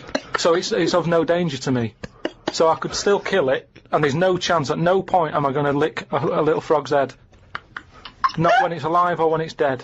I love the fact it's all about you. It's all about how it relates to you. And he's annoyed that they're getting away with something. He doesn't like any sly animals. He doesn't like animals hiding. He only wants to hide. He doesn't want animals killing things. Then he wants them to kill things. He doesn't know what he wants. When they say survival of the fittest, they don't mean that, say, lions have been working out in a gym.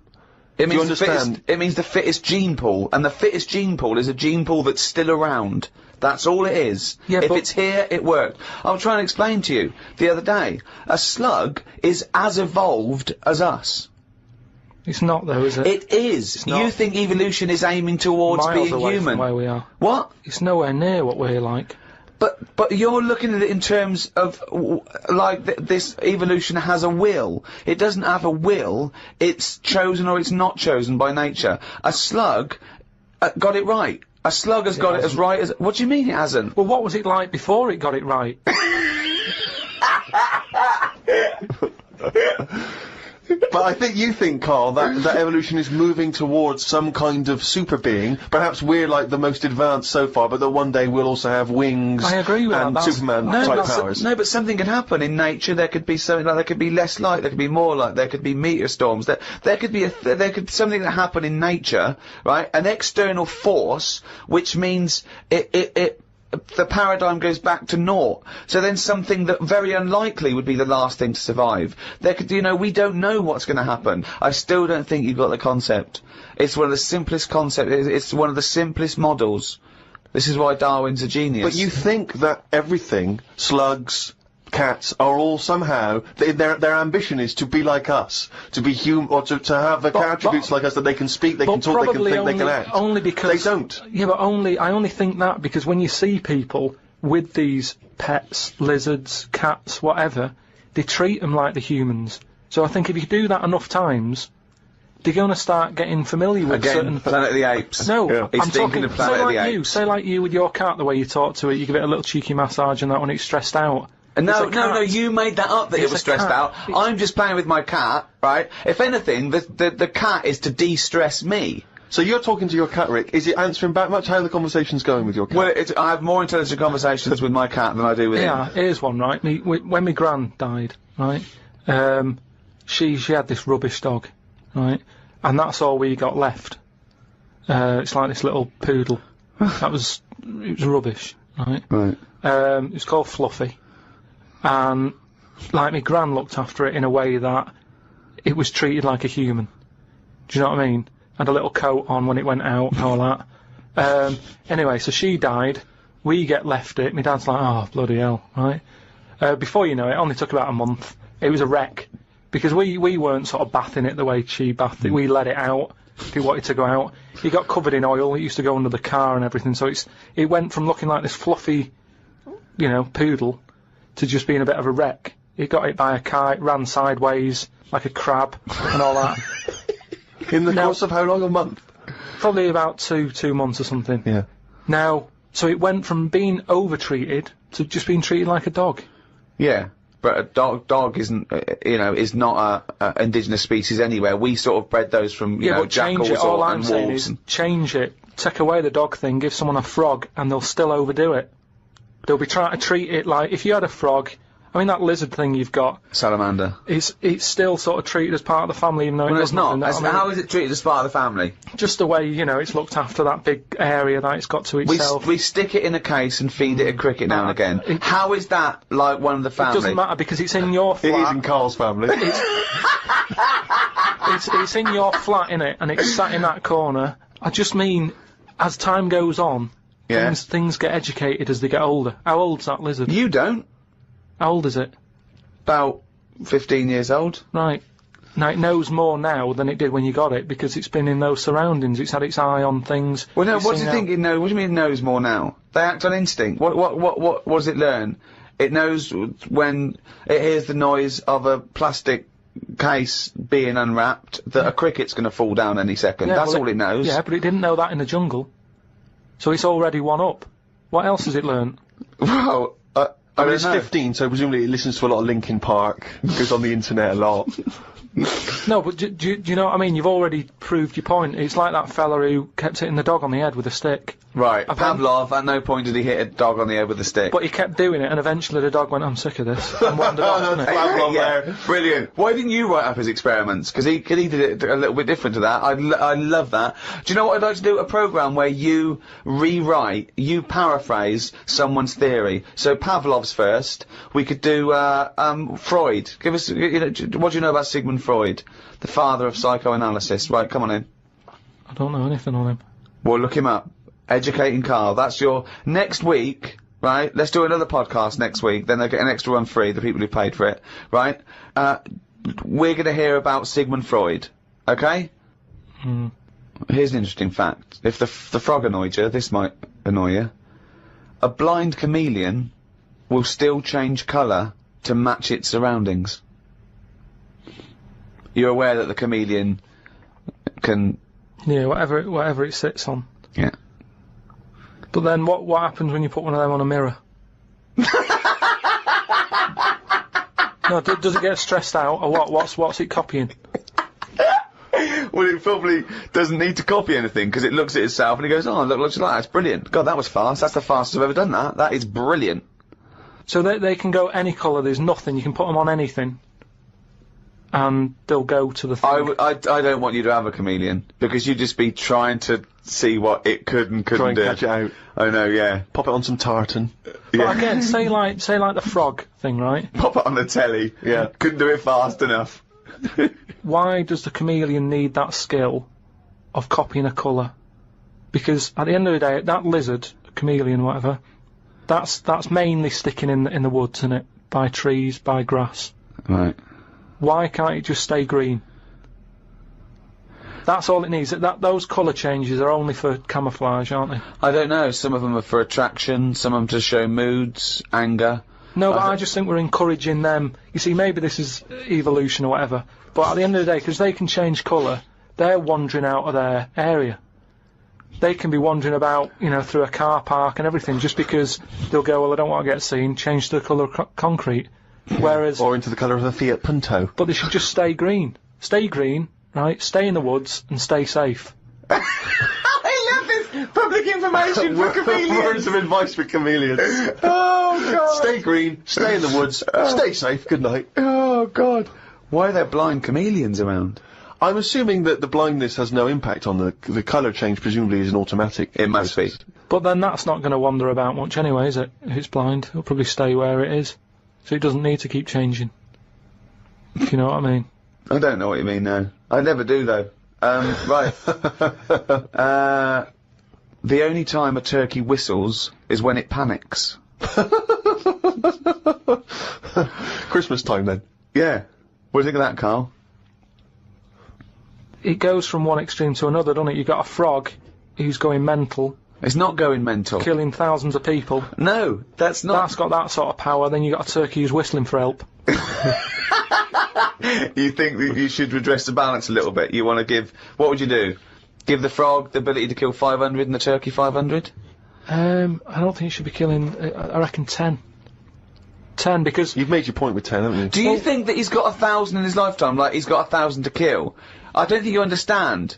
I just think... He doesn't really kill 1,000 people. That stat is about that if you were to boil up a frog, decant the poison, there would be enough poison to split between 1,000 people and kill them. It doesn't mean someone goes, "Frog, you have the power to kill 1,000 people in your lifetime. Choose them wisely."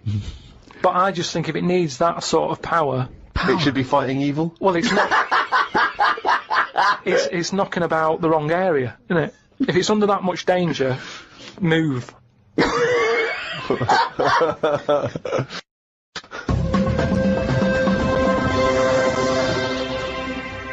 As ever, thanks very much indeed for all of your emails, podcast@rickygervais.com. It's lovely to hear your feedback. Many of them obviously responding to the inanity that Karl has spouted over the various shows. And a lot of people just want your opinion on things. They just throw things at you. They just want to know what you make of them. Right. For instance, are you familiar with multiple dimensions? The idea of multiple dimensions? Go on. Well, you know, there are theories which state that we are just in one of an infinite number of dimensions. And in all of those other dimensions, every possible variation that you could imagine exists. So there is a Karl in one of those other dimensions that's both man and woman. There is a Karl that's got hair. There is a Karl that's got a penis growing out of his face. There is every conceivable Karl. And this is a scientific theory, not science fiction. It's a scientific theory. Is it a planet? No, it's a multiple dimension. It's another dimension that exists in parallel with the dimension we are living in now. So we're living in our dimension, and right next to us, intangible, unable to communicate with it or touch it or interact with it. So there I'm are still multiple doing dimensions. what I'm doing now, but I'd be sat here with a knob on my head. Exactly. Exactly the same life. Exactly the same life, but with the knob on the head. Now, because there's an infinite number of dimensions, there's another one where you're not doing this. You're sat there with a knob on your head, but you're talking French. Why is this happening? There is one, Karl, and this is a fact, that you're talking French with a knob in your mouth. Exactly. And no one can make his head or tail of what you're saying. No, because it's pidgin French anyway. Exactly. But who came up with this? Well, it's because there are phenomenons that happen at the subatomic level that people are explaining as being that, for instance, atoms or very, very small molecules are disappearing and reappearing. And people are saying... The fact that we're trying to dissect this theory, and you said very, very small molecules. Well, yeah, okay. Atoms, neutrons... And is there anything that we look at on this planet that we go, that's weird, but it would fit in normal in another dimension? It's just so happens... I think no, but say like the Elephant Man. Yeah. Was he alright, but he was just in the wrong dimension? I love this! Well, it's an interesting thought. I mean, of course, there is one dimension that where you are the ruler of the world, and everyone thinks you are a genius. Yeah. I'd hate that, though. I just don't understand why we're worrying about this, though. No, nor do I. Well, we're not worrying about it. Well, they are, because scientists and that sat in a room somewhere going, what's going on? What's happening in the other dimension? But we can't get to it, can we? So Well, that's why I don't worry about it. I agree with Karl. It's largely pointless. It's academic. It's like when a person does philosophy, and the first lecture he ever goes to, he comes out and he goes in the student union. He goes up to someone who's doing English or science and goes, "Oh, you right, mate? That table's not there." They go, "What?" They go, "The table's not there." He goes, "What? How do you notice?" They go, "What? What are you talking about? The table's not there." They go, "Isn't it there? Can you feel that? Is it there or not?" And his beret falls off. Yeah. It doesn't. It's not a big chat up line as well when you've got a little bit of philosophy and you try to spout off. Because of course I told you before, haven't I, when I was doing a school play, and there was a girl. I was trying to crack onto her, but I was going through my sort of fifth form phase of sort of reading Catcher in the Rye and all the rest of it, rebelling against the system, and I thought, well, she's gonna find me appealing if she realises how smart I am. So Can I just ask you one thing? Yeah. Is this before or after the phase when you thought a bow tie would sort you out? This was before the bow tie phase. Yeah. There was a phase, I should say, for new listeners, where I, for about 6 months, wore a bow tie because I thought it made me look sort of like I was from a Jeeves and Wooster book. And I thought that was very urbane and sophisticated. But, yeah, we're doing the school play, and, there was one point where everyone was hanging out in one of the rooms, music rooms, getting changed, joking, laughing, cracking onto each other, right? I was sat in the room next door, empty room, on my own, right? Reading Zen and the Art of Motorcycle Maintenance, the, sort of, kind of, you know, populist philosophy book from the 70s. Just sat reading that, in the hope that she would, walk in the room, see me, think, my God, he's obviously wise, and presumably, you know, get off with me. Must have sat there for about an hour and a half before anyone came in. And, she came in eventually, and, I thought, ding dong, this is it. She came in and said, have you seen Martin Wells? I said, I think he might be next door. She disappeared again. I gave her another 15 minutes on the hope that she'd come back. She didn't. Wait in the next room, she was getting off with Martin Wells. Oh no. Because he'd been dancing around with no trousers on. So, all I'll say is, there's a valuable lesson learned. I think this was the same girl. I was at a party once, and I was with this girl, I was trying to impress her, and, someone lit some joss sticks. You're just gonna give it a kind of hippie vibe, right? And I didn't know what joss sticks were. I thought they were some kind of drug, like cannabis. So these joss sticks are like, and I started going, because I thought we were all supposed to be getting high on these joss sticks. I started going, whoa. Oh man, these joss sticks they're really doing me in, man. And everyone said, what do you mean? I went, oh, they're good stuff. This is good shit. And they said, what do you mean, joss sticks? They're not drugs, they're some incense. And I went, yeah, I know, I'm just saying they smell great, is what I'm saying. Meanwhile, Martin Wells on the table, trousers down, everyone just throwing in money. Yeah, exactly. Oh. I don't know if it was, there was another party where I don't think it was the same girl, but there's inevitably a girl there that I'm trying to, you know, impress. And I went up to, it was a house party in someone's house, so I didn't know anyone there really. I was only Steve, you come without trousers. Well, it worked for bloody Martin Wells. And I went up to the toilet, and I had to do, you know, number 2s. Brilliant. And I did them. There was no toilet paper. At the party. And I was like, and I was scrabbling around in this bathroom thinking, what can I use? There was nothing. And I was thinking, oh God, what can I do? And, as I recalled in the end, I couldn't make anyone hear. I didn't want to sort of go out into the hall and stuff. So I had to shout out the window into the garden where everyone was. No. Yeah. And someone had to come and bring me some. And, once again, it didn't... Well, I wish I'd fucking had Zen in the Iron Book, then I could have ripped some fucking pages out and wiped my arse. Oh, chimpanzee that. He's gone and written it down again. That's the ever-changing jingle for Karl's diary, excerpts of which we like to read each week. Suzanne said today can be my day because she has been a bit of a pain with her illness and that. So she said I can do what I want today. We went for a walk around Green Park. Loads of tourists were about looking at the Queen's house. She was in because the flag was up. I wouldn't want to live there. Why wouldn't you want to live there? Just because it's right in the centre of town? It's just not in a good place, is it? It's got a roundabout outside and that. Really busy. It's pretty good. I went for a pee in the toilets. When I came out, a pigeon had shat on Suzanne's coat. She was in a bit of a mood about it. A bird shat on my ear once. I left it for about 10 to 15 minutes until I got home. I washed it off, and in that 10 to 15 minutes, it had corroded me ear. Yeah, he's had a lot of problem with ears. He told me the other day, he got up, washed, had a bath, had some breakfast, went to the shops to get a newspaper and had a chat with a woman in the corner shop, got home, pottering around, looked in the mirror, he had a cotton bud sticking out of his ear. He went, what annoyed me was, she didn't say anything. Like it's her responsibility. Yeah. No, but she knows me well enough to sort of, you know, go, you know you got a cotton bud in your ear. No, she knows you well enough to go, Karl's got a cotton bud in his ear, I've seen worse. When you've got a cotton bud in your ear, what interrupted I think Suzanne called or my dad called or something, and then because I was running a little bit late because I'd been talking to them, the earbud was in, I just popped my coat on and went to the shop. Karl, you got a toothbrush in your mouth. Oh. Walked through Covent Garden. There were 5 of them mimes knocking about. I don't understand why people take pictures of mimes. Everyone looks like a mime in a picture. They That's so true. That's really true. If the point is they're staying still, if that's their skill, a picture won't tell that story. That's absolutely true. My dad took the cat to be put down today because it kept bumping into things since losing its sight. My mum said she's not going to get another one. She said the parrot is looking worried as it's seen the budgie and the cat go in the space of 3 months. Your mum said the parrot's looking worried. What happened to the cat then?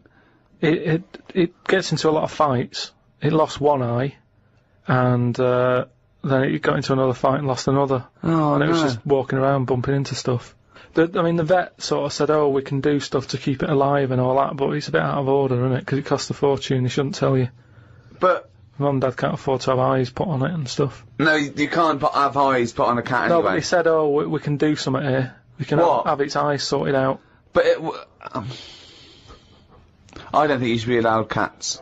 Why? Not the Pilkington family. Why not? Well, they have keep good dying. lives. Yeah, I know, but they have good lives whilst they're still knocking about. It's just that we get through them. It's a good job you're not going to have kids. Oh, God almighty. I can't believe it. The cat that kept throwing up. So his mum shaved it. Unbelievable. Dry wipe cat. A mate sent me a story on email about a bloke in China who has this weird illness that means he can't have his picture taken. That's not the weird bit. If he tries, his body doesn't appear in the photo. Don't talk shit. He has had group pictures taken and everyone appeared apart from him. Don't talk shit. The That's story bollocks. had a picture next to it of a family photo and it said he was stood at the back, but you couldn't see him. Right, he wasn't in the picture. He was in the picture. No, he wasn't in the picture. We've done loads of tests and stuff. No, on him. I haven't done loads of tests. This is bollocks. There's no way this is scientifically possible. What's his want? Yeah, now he's wanted. Just a white bit of paper up on the police wall. Have you seen this man? What man? If you see him, tell us. You're talking shit. Suzanne watched the film You've Got Mail tonight for about the 14th time. I don't think you could properly fancy someone without seeing them, unless you're blind. I think it's odd when blind people have affairs. Why is that odd? Just because most stuff is based on looks, innit? So you think once they've found someone, they're happy with them. Stick with them. But no, it's not true. Most things are based on looks. What I mean is when you first like meet someone and that. Well, initially it's only looks because Yeah. you don't know them. So that's what I'm saying. But So- that's a ridiculous thing to say, isn't it? Well, no, it's just what I think. I'm not saying that's like fact or anything. I'm just thinking if you're blind, why mess about? You're still basing on it if it's only looks that Yeah. people find. What? Yeah, I'm just saying. So why is a blind person messing about having an affair? Because I'm saying that presumably that blind person isn't basing anything on looks. I just alright. I mean, maybe that's not. I mean more like. Do you want me to cross it out? Shall I cross it out? 'Cause it's bollocks. It's just the same way. I think I put how people. I read something in a Sunday paper once with some bloke who was going out with some woman. He ended up going out with a sister who was a twin. If you're gonna have a change, have a change.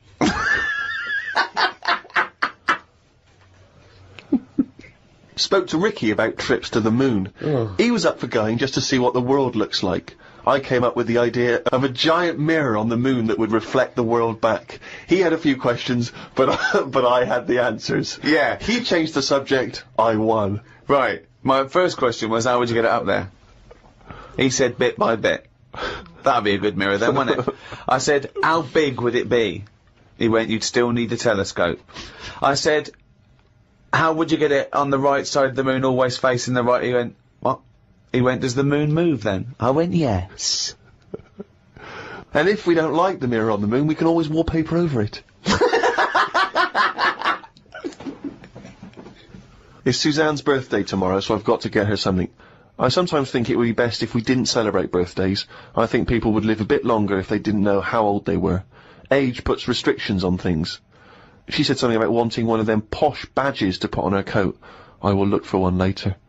I love the fact that around the time that you've got to buy Suzanne her birthday present, you think that birthday presents are a bad idea. Got up early, it's Suzanne's birthday, gave her the card and present. She was well happy with her posh badge. She wore it to work. It's quite nice to hear a moment where she was actually happy for once in your company. They always say when you get someone a present, you should buy them something they wouldn't buy themselves. Daft rule. I want something I would buy myself if I had the money. When I was young, me Auntie Nora got me a present I wouldn't buy myself. It was a t-shirt with her face on.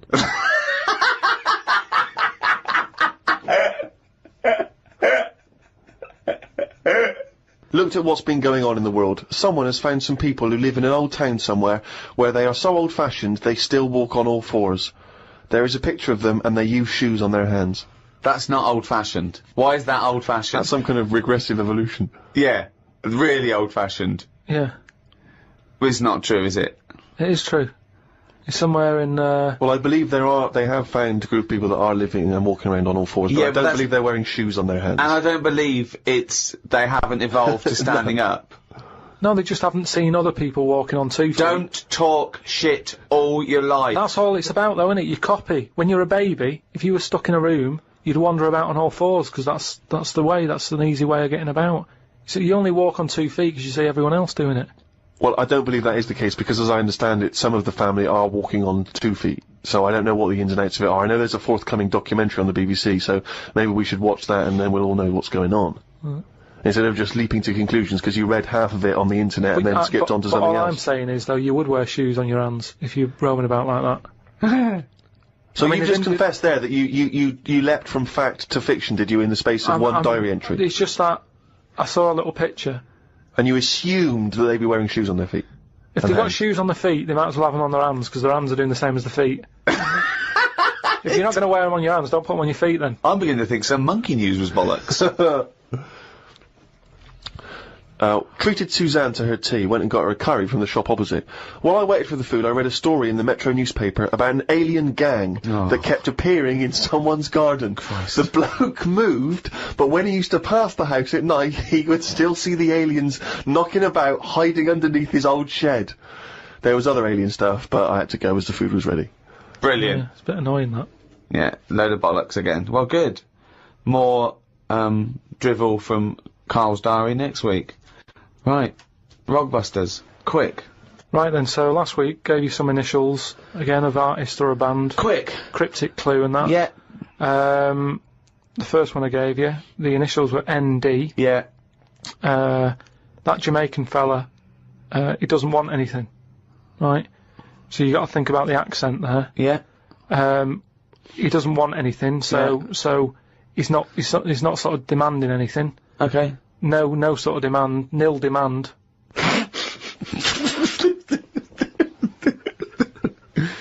Nil demand. So it's like Neil Diamond. They'd say Neil Diamond, please. No, Can I have some Neil Diamond? No, Right. nil demand. But just now it was all to do with, I've got no demands. Now it's a Jamaican person going in and asking for Neil Diamond in a Jamaican voice. Yeah, I know, but it's a cryptic clue, innit? Doesn't work. The second one was, the initial was E. I asked him to pass me the ball by using their head. What do you do if you chuck someone a ball? They head it back. Edit back, yeah. They head it back. So you'd say, edit to us. Editors. That's editors. What is it? Is it It's a band that are No, there's a quite band good at called moment. The Editors, but there's no band called Editus. Editus? What's that? Is it Greek? Is it a Greek band? Again, cryptic. Just, you got to No, think again, cryptic. bollocks. Then the last one, TR was the initials. Yeah. The cryptic clue. He's got the woolly ones, but I've got the ones that run and charge at you. Go on. What I forgot? Dunno. Well- Sheep. Something to do with sheep. Right, something to do with sheep. They're the woolly ones. Yeah. What are the ones that run and charge at you? Oh, they're woolly as well. No, The what, rams. not as woolly. The rams, right? Yeah, the ram ones, right? If you write that down, No, he's not that? even write it down. It's that's a... Ramones. The Ram ones. The No, ram but ones. it's how you say it, isn't it? It's not, because it's not... No, it sort of changes about a bit, just cryptic. But your understanding of the Cryptic. word cryptic is Yeah. it can be anything. What am I thinking? Cryptic? Cryptic clues in a crossword have a logic to them, that's why people are able to answer them. Well done to Neil Fennon, who's in Canada. Well, I He's don't know got what all that them says about Bollocks, this. Right, do the next week's one. Right, then. Just get it over with. We've got to stop this. Monkey News is coming back. No, it's not coming back. There's nothing going on. We're not doing it. Right, SC are the initials of the artist of the band. Go on. SC. The cryptic clue. Just stop saying cryptic, because it's not. The clue is, I went into the restaurant on Monday, Tuesday, Wednesday, Thursday and Friday, and the fella making the food was there each time. Right? SC are the initials. I went into the restaurant on Monday, Tuesday, Wednesday, Thursday, Friday, Saturday and Sunday if you want. The fella making the food, he was there each time. So you changed it? Was he there Saturday and Sunday or not? He can be if you want. I'm just saying he's there a lot. Oh, this is like pulling teeth. I'm trying to hurry it up. And the second one, go into that woman's store and rip her off, right? Right. That's C. Okay. C. Go into that woman's store and rip her off. Okay. If you're gonna do that. Oh, don't mumble at the end of it. Go on. Just do the clue. And the last one, the initial E. Last one ever.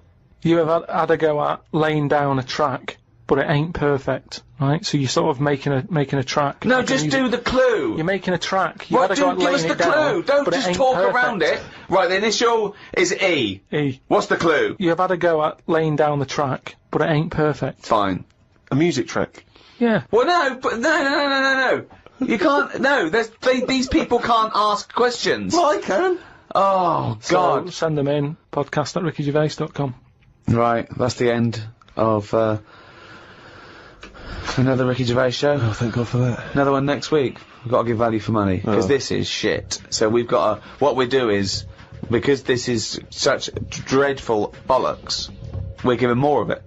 Yes. That's lucky them. Yeah. So it's cheerio from me, Ricky Gervais, Stephen Merchant... Bye. ...and Karl Pilkington. You're listening to Ricky Gervais, with me, Stephen Merchant, and Karl Pilkington. Now, you probably know me from such works as The Office and Extras, Stephen being my co-writer and co-director on those things. For those people who are not so aware of Karl Pilkington, he was our producer, sort of given to us when we first started on XFM, and you're thinking, well, why are we doing a podcast? Why are we doing a podcast for no money? Is there no money? No.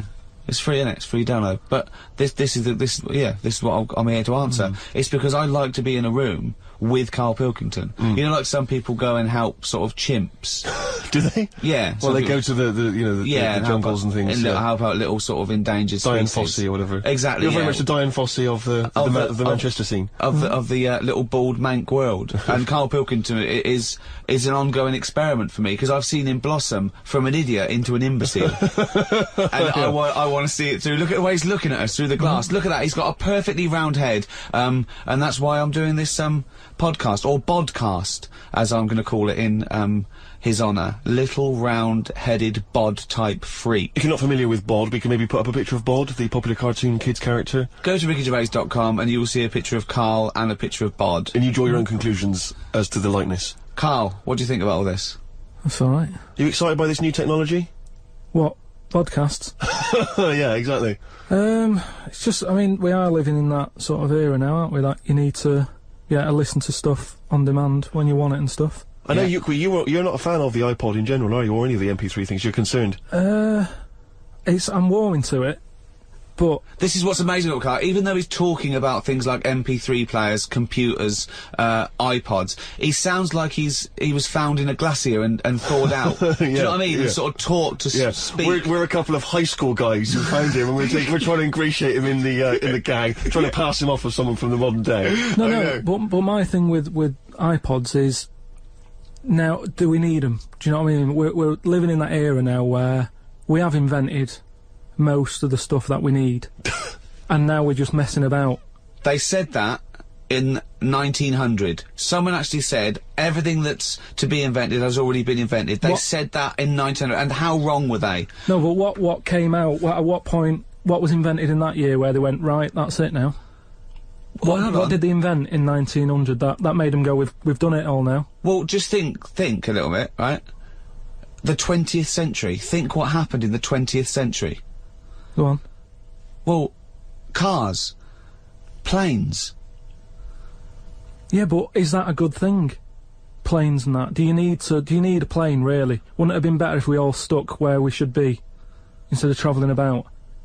War. Well, look, war's happening, isn't it? Because everyone's saying, well, now we can fly, we'll go over there. So there were no wars prior to the invention of the aeroplane? Not like there is today. Right. But what I'm saying is, the world's got smaller, hasn't it? Everyone's saying that, right? Yeah. You know, the way I was saying to you the other day, you know, we now go to places where we shouldn't go.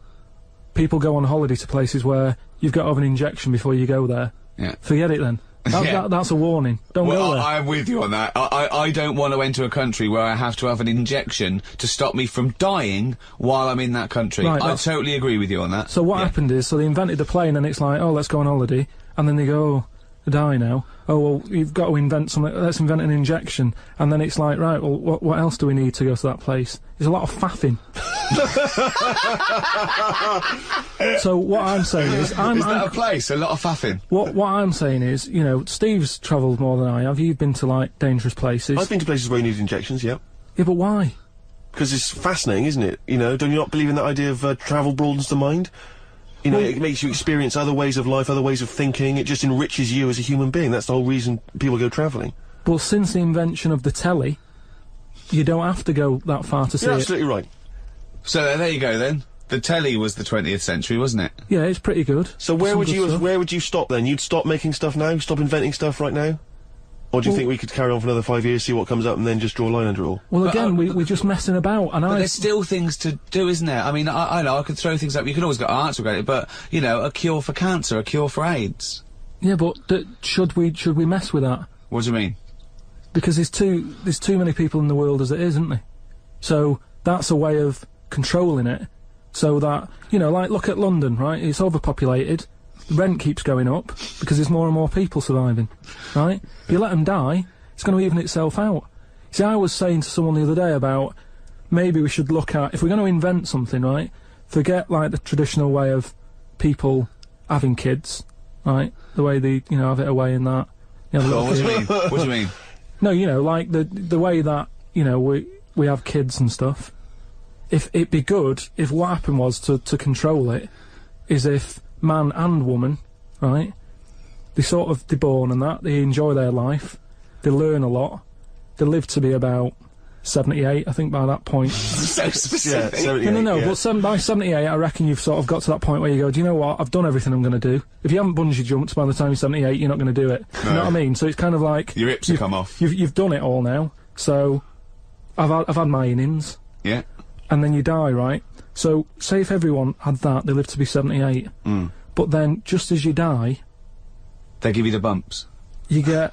You have a little baby inside you, and as you die, your life carries on.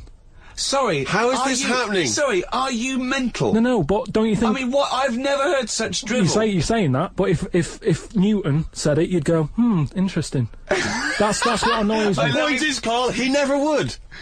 He'd never say it, that's the point. But if you never say it, I don't understand what you're talking about there. What? How was it? How is there a little baby in a 78-year-old? No, what I'm saying is, it's like an apple, where the apple grows, and it's got its little baby pips in it, and the apple goes, and the seeds are planted, and a new one's born. But that's what happens. But that is what reproduction is.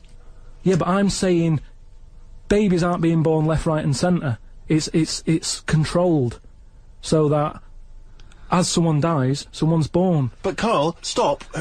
Whose responsibility is Look, this? if you don't want to do it, we won't do it, but I'm is it just... supposed to be nature? Has nature got to develop humans so that we act that way? We live that way? Or is this a scientific experiment? He said to you then, he said, look, if you don't want to do it, we don't need to do it. Like, if you were up for it, we'll sort it out. We can do that. We'll have a wit round, so we can do the research. I just think, at the end of the day, we've got to do something.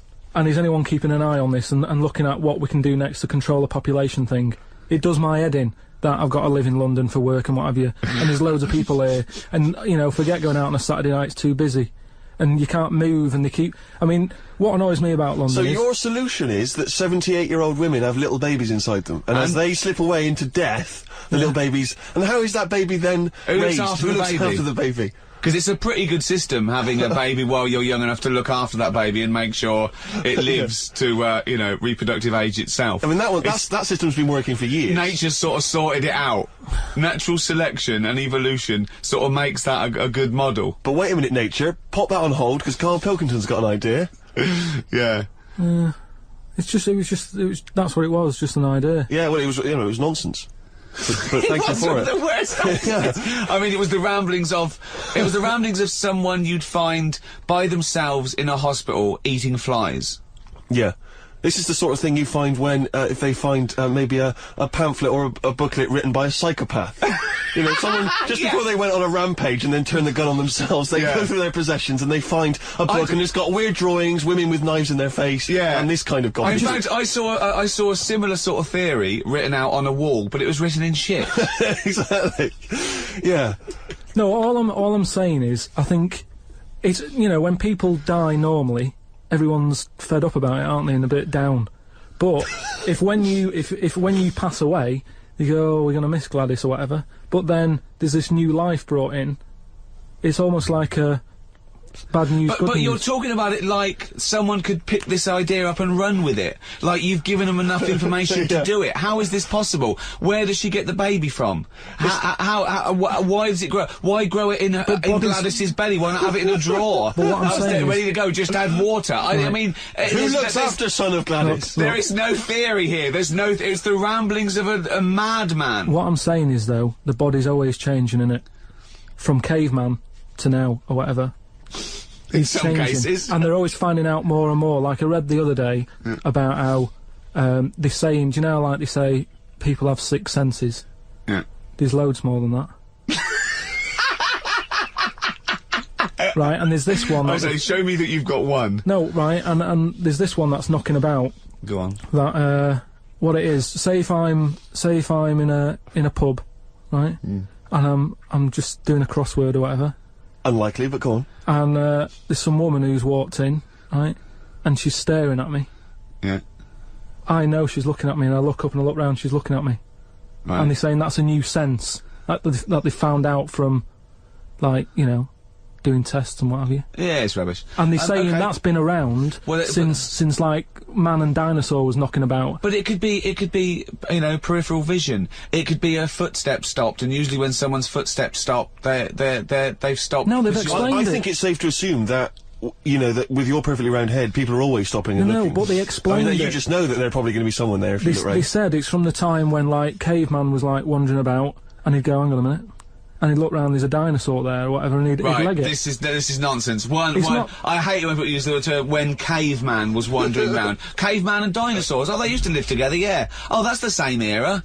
Yeah. What have you been watching? Raquel Welch? What do you mean? Well, what do you mean caveman wandering, knocking around with a dinosaur? You know the Flintstones is only partly based on fact. Dinosaurs and man did not coexist. The dinosaurs had long gone before man arrived. Extinct. Kaput. You don't believe us? What, you don't believe because you've seen... Because you saw that film where they took pictures of lizards and magnified them and put them next to men in films so they looked like they were fighting. Yeah. No, but why couldn't that have happened? What is the film with Raquel Welch? A Million Years BC. A Million Years BC or something. A Million Years BC. Brilliant. Yeah. Yeah. No, but... She had a sort of woolly mammoth bikini. Fact. But why wasn't the dinosaurs back then just like how we have dogs now, in a way? He's watching the Flintstones. He's watching the Flintstones. He's thinking of the Flintstones. Yeah. That's what he's when thinking. He puts out the saber-toothed tiger. Yeah, and then yeah. Dido And he mixes his concrete in a pelican. Yeah. Yeah. I just think that there must have been a crossover point. Why? Why did you say that? Why do you think there must have been There a crossover must have point? been. Because if nothing was knocking about at any point, how did anything carry on? I know. Exactly. Why didn't Hitler meet Nero? It's weird, isn't it? There must have been a crossover. They must have met somewhere. They must have met at a party somewhere. They mixed in similar circles. Yeah. Well, I mean, are you telling me that Ken Dodd has never met Genghis Khan? They must have bumped into... I can't believe it. Yeah, forget it. Oh. You're listening to Ricky Gervais with Stephen Merchant and Karl Pilkington. Coming up after the ads, Monkey News. What ads? No ads, no? No, we're not. There's nothing here. There's no records. We just got to keep on talking. Okay. Which is not. We could do our own ads. Okay. Bring tea for the Tillerman, steak for the sun. Out now to own on DVD. Ricky Gervais's and Steve Merchant's award-winning extras. With Ross Kemp. Oh, zippy. With Les Dennis. Put your arse away, Les. I don't really know. And Kate Winslet. Oh, this nun outfit makes me talk dirty. Out now on DVD. Extras. Did you like Flanimals? The Ricky Gervais book for kids with pictures of made-up creatures in different colours? Well, if you did, there's more of them now in the new book, more Flanimals, which is also by Ricky Gervais, drawings by his mate, out now. The Ricky Gervais Show on Guardian Unlimited. You're listening to Ricky Gervais with Steve Merchant and Karl Pilkington. Alright. Well, now time for one of our regular features. Monkey news. Do the jingle. Oh, chimpanzee that monkey news. Right, what we're doing here is just giving you a bit of monkey news that's gone on, right? Where a monkey's been involved in it. Good little story in that. Yeah. Are you familiar with the one that went into space?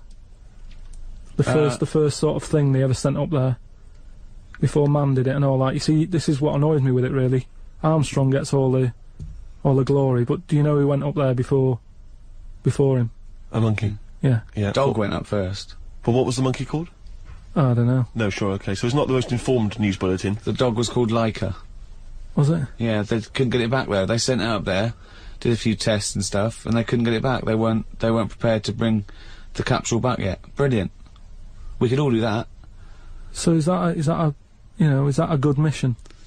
Well, I just think it was seeing what if the mission itself killed it, but they didn't have the technology, because of course it couldn't fly the capsule back, which it has to be manned to bring right, it. well this was the next one up then, right? So the dog must have gone first, and then they went, right, we made an error there, right? Get the monkey in, and what happened is they taught it what buttons to hit at the time it needed to hit them, and the way they did this was like give it bananas. It was like hit the red button, and it hit the red button, they'd give it a banana. Right. And they go, right, reverse is the green one, hit the green one. And then they do that and go, there's a banana. And then they go, right, hit reverse, and it go, and get a banana. Right. Hit the red, so it was taking commands on, like, headphones. Right, but how were they giving it the banana? Is that how you learn to do radio?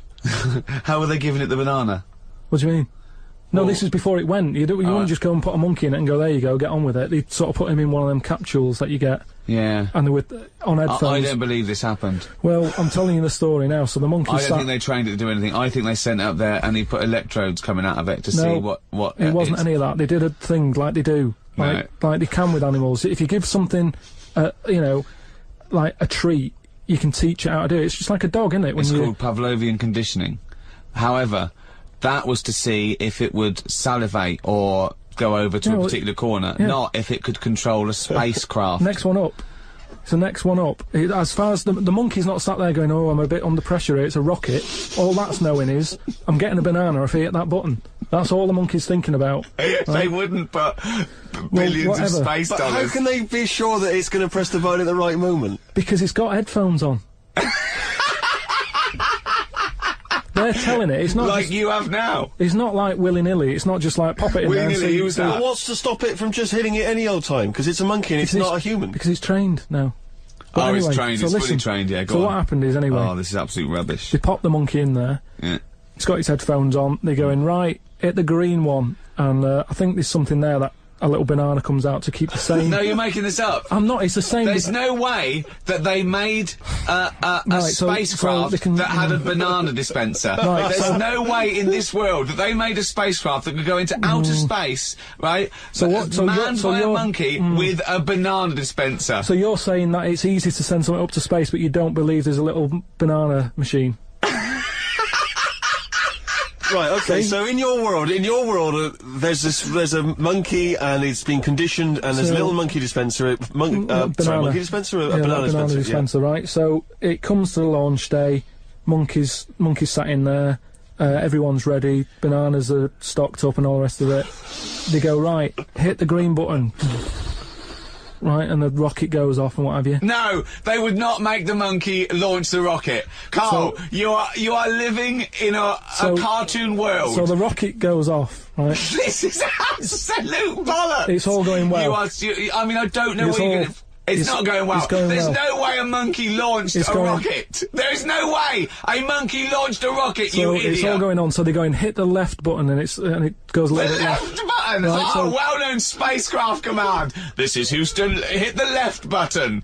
Oh, brilliant! This is what happened in Apollo 13, hit the left button! So it goes left. Yeah, it goes left. So it goes left, and it's going well. Left! It goes left! Yeah. No, the moon! You're going right! It goes for the moon, everything's going well. Right. They get up there, it does whatever it does. It reverse, it comes back.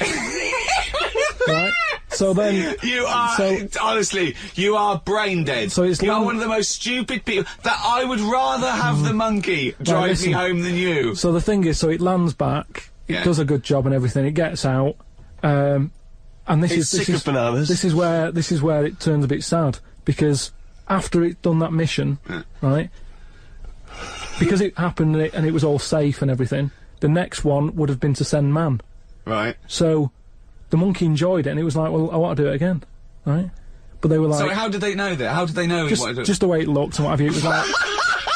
Fuck off! Just the way it looked! So- you are a maniac. So the thing is, though, right, so after it had done that, it was on such a high, right, Yeah. it could never get that high again. Turn to drugs? There was nothing that it could do. Went on tour, did it? It sort of ended up killing itself. Because it could never get that buzz that it got. Right, that was absolute bollocks. None of that is true, except they sent a monkey into space, and I'll check that out. Absolute drivel. So in your mind, it committed suicide. It went on a crazy bender, drinking drugs and women. And Like then, it does happen, you and then hear it was about found it. in you a hear about motel it. room.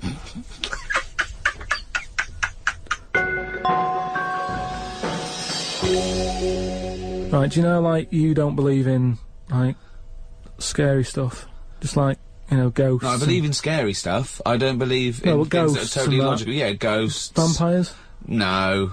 Anything made up by man. Well, there Anything. was something in the paper the other day about a vampire. Oh, they found one. They dug something up. It was in the paper. And, Oh, it's true then. It's definitely true. But we'll definitely leave true that. then. But we'll leave that because you're just going to do that, so it doesn't matter. No, come on. listen, Go come on, quickly, tell us about... You No, found it's just that they found a body in a coffin with a bit weird. of wood through its heart and a knife in its mouth. But if you don't believe it, It was a then what's the vampire point? pirate. It was a vampire pirate. But that's definitely proof of a vampire then, and of course, and not some grotesque murder. Yeah. That's definitely proof of a If vampire. it was found, if it wasn't, if it wasn't Right, made up. hang on a minute. Yeah. Hang on a Two, minute. if it As was far as I'm aware, when you put the thing through their heart, they just turn into dust. As and films I've also seen. all their victims get their own life back. Yeah, exactly. Yeah, that's Right, the and truth. here was the second bit. Yeah. Somebody dug it up, Yeah. got the heart, blended it, burnt it, popped it in some water, drank it, and they're in prison now. Now, if it wasn't dodgy stuff, why are they in prison? Why don't you Because just they're go- mental, because they dug up a body, liquidised its heart, burnt it and drank it. That's why they're in prison. There's your answer. Right. But anyway, that isn't what I'm talking about, right? But I met Derek Akora the other week, Oh yeah. right? Now, And who's he? Which one's he? he's Is he a medium? He can contact the dead. Is that right? he just chats to him and that, Sure. passes messages on. Nice of him. So I said, oh, tell us something a bit weird and that. So he said, what do you want to know? I said, just something weird. So he goes, all right then. He said, here's one for you, right? And he said, there's this pub out in the country, and he said, there's this mug. Do you know those old mugs that they have, where they used to like leave their own cup knocking Like a about, didn't tankard. they? Oh yeah. Tankard thing. Yeah. So there was one of them mugs in there, right? And everybody Tankard. Let's use tankard if we've all right, established that's the tankard, word. yeah. Because you're the only mug in this story. Right, Believing it all. High five. Great. So this tankard's knocking about, right? And everyone who's running the pub keeps going, oh, I wish they'd stop leaving this tankard about, right? And they pick it up. It must be a pain. Having a tiny, small tankard in a pub. That must be a real grind. So every they sort of picked it up and went, we'll have to wash that, and they popped it on a different sideboard. Next thing you know, that person who's touched it died, right? Sure. So They must have been getting through bar staff. so they kept getting new staff and that. And they were like, oh, what's the connection here? Right? What's the connection here? Oh God. So anyway, so Call Australia. We've run out. they sort of someone notices and they go, you know, it's a bit weird. It's that cup, right? So they get Tankard. They get, so it's that tankard and that. So they get a vicar in. Of course they do. And they go, look, there's a lot of weird stuff going on here. This tankard, every time someone touches it, they die. So he said, leave it with me. He gets his special water out and what have you. He comes round, does a little prayer, sprinkles it. He goes, right, not a problem, don't worry about it. He picks it up, chucks it in the bin. Guess what? What? dies in a crash on the way home. Because he'd picked it up. Well, but Karl, you're telling me this like it's fact, and I'm meant to go, that's amazing. Kokora, he told me. Karl, I have no opinion of that story, other than I'm pretty sure there was absolutely no connection between touching the tankard and him dying. That's all I'm sure of. It's not just him though, is it? I'm not gonna even, contest the chain of events. All I'm saying is there is no connection. There is no connection possible, because I believe in logic and the laws of the universe. So when you're telling me miracles and strange things outside coincidence, you may as well be telling me about the Tooth Fairy and the Easter Bunny, because they're equal to me. That it's ludicrous. It's absolutely ludicrous. So what would it take though for you to go, oh, I'm actually a believer now? But what you're saying is I can't answer that question, because I'd have to base my beliefs on some of your premises, which I can't do. It's like you saying, but what if you found out that 2 and 2 equaled 5? I can't. It's a necessary truth that it doesn't. I'd have to go back and fundamentally disagree with what I think twoism is, two-ness and fiveness. And you've never been in a situation though where you've gone, this room feels a bit weird. Could be something, do you know what I mean? Could be something knocking about, or... But that's a different question. I could go into a really rough-looking pub and think, this isn't good, because it's based like on induction then. Because I mean, like, you know, if you've been to Cornwall on holiday and stayed somewhere and you've gone, do you know what? Sure, so much died in here. I'm sure so much died everywhere. Yeah, but what I mean, you never pick up a vibe of, like, I've got a mate, right, who he's living in this big stately home, right, and what it is. Why is he living there? He's paying £100 a month, right, and it's almost like he's being a security man. Oh, right. But he's not. He doesn't sit out the door with that on and everything. He just goes about his life, but he bases most of his work in this stately home. So what is it, like a housekeeper, like he's sort of house sitting? A little bit, yeah. I mean, it's massive. It's bigger than Buckingham Palace, this place, right? So what is it, a billionaire that's gone away or something? I think it's some sort of, I think he said something about a viscount or something, right? He said he owns this place. He's living in America. This place he owns, but it's falling to bits. Wow. And he's worried that people are going to go in there and squat and what have you. So he said to me, mate, you know, there was an advert in the paper, he doesn't know him, advert in the paper saying, do you want to live in a big house? 100 quid or whatever. And, he went and had a look, right? And he's living in there now. He pays £100 a month. There's about 80 rooms. Gee. And it's this big stately house and what have you. And I went down there. He said, oh, come down and have a look, right? And from outside you go, oh, this is brilliant. It's like something out of, you know, like the Man of Born or something. You go, this is impressive. But then when you get in, it's like, it's a wreck. It's right? Just falling apart because they can't afford... Well, it's just been left. No one's doing any vacuuming up or anything. There's like rat poison everywhere. Like windows are smashed, doors kicked in. That's a real shame. Why is it? Is it? I don't think he's doing his job, is he? Is it because it would cost like millions to do up or something? Well, apparently it'd be like I think they're going to have it done up, but it's going to cost like 80 million, right? So anyway, that's a big house. That's a big house. So we go to the pub and what have you. I've got like a little torch, and we're wandering around looking in all these different rooms, right? And I'm asking him how's it got in this state? Do you know what I mean? If someone's had it, why have they let it get to this state? And he was saying how, you know, it was like a mental home at one point, and it was like a drug thing as well. People who had problems with drugs, they popped them out there because it's in the middle of nowhere. Do you know what I mean? If you needed drugs or anything, forget it. It's not going to happen. Do you know what I mean? So that's straight away. Do you know, like, have you ever been in a hospital when it's been shut down, or a school when there's no kids in it, and there's that sort of bad atmosphere of, like, weirdness? Yeah. Right? For the sake of argument, yeah. So we're wandering about, and I say, oh yeah, what's in this room, right? And we go in, and all the floors are, like, of wreck and rotten and stuff. And I looked at the wall, and there was, like, a little piece of paper stuck on the wall, right? And I said, what's this here? So I wandered over, right? Got right up close to it, and somebody had wrote it. Somebody had wrote it? Oh. Somebody had rotated. I love this. He could do, imagine him on Jack and Horry. Right, okay. Right, go on, sorry. So there's a little sign there, right, and I go up to it, and it says, flies, right, with an arrow, flies this way, right?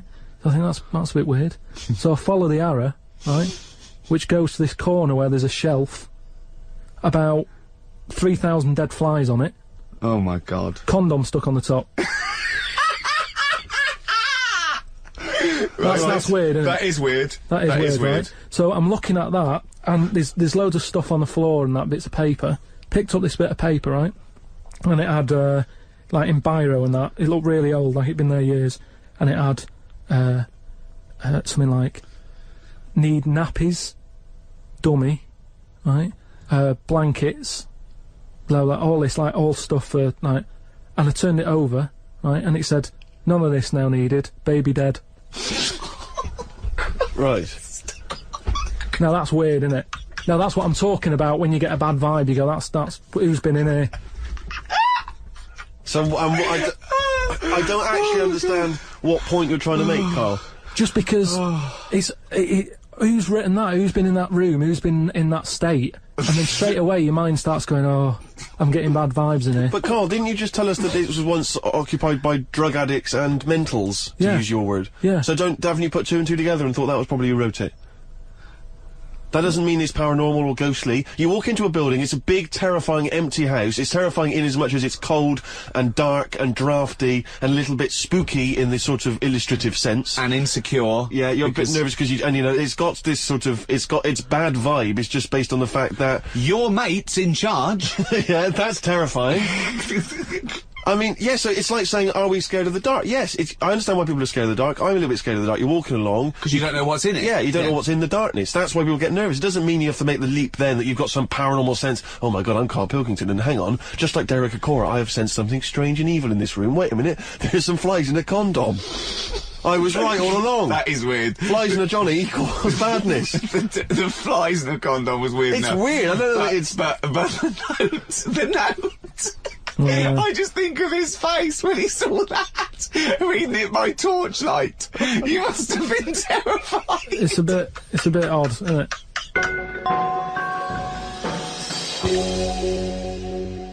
Thank you very much indeed for listening. If you'd like to get in touch with us, either myself or Ricky, or you've got something to send to Karl, then you can email us at podcast@rickygervais.com.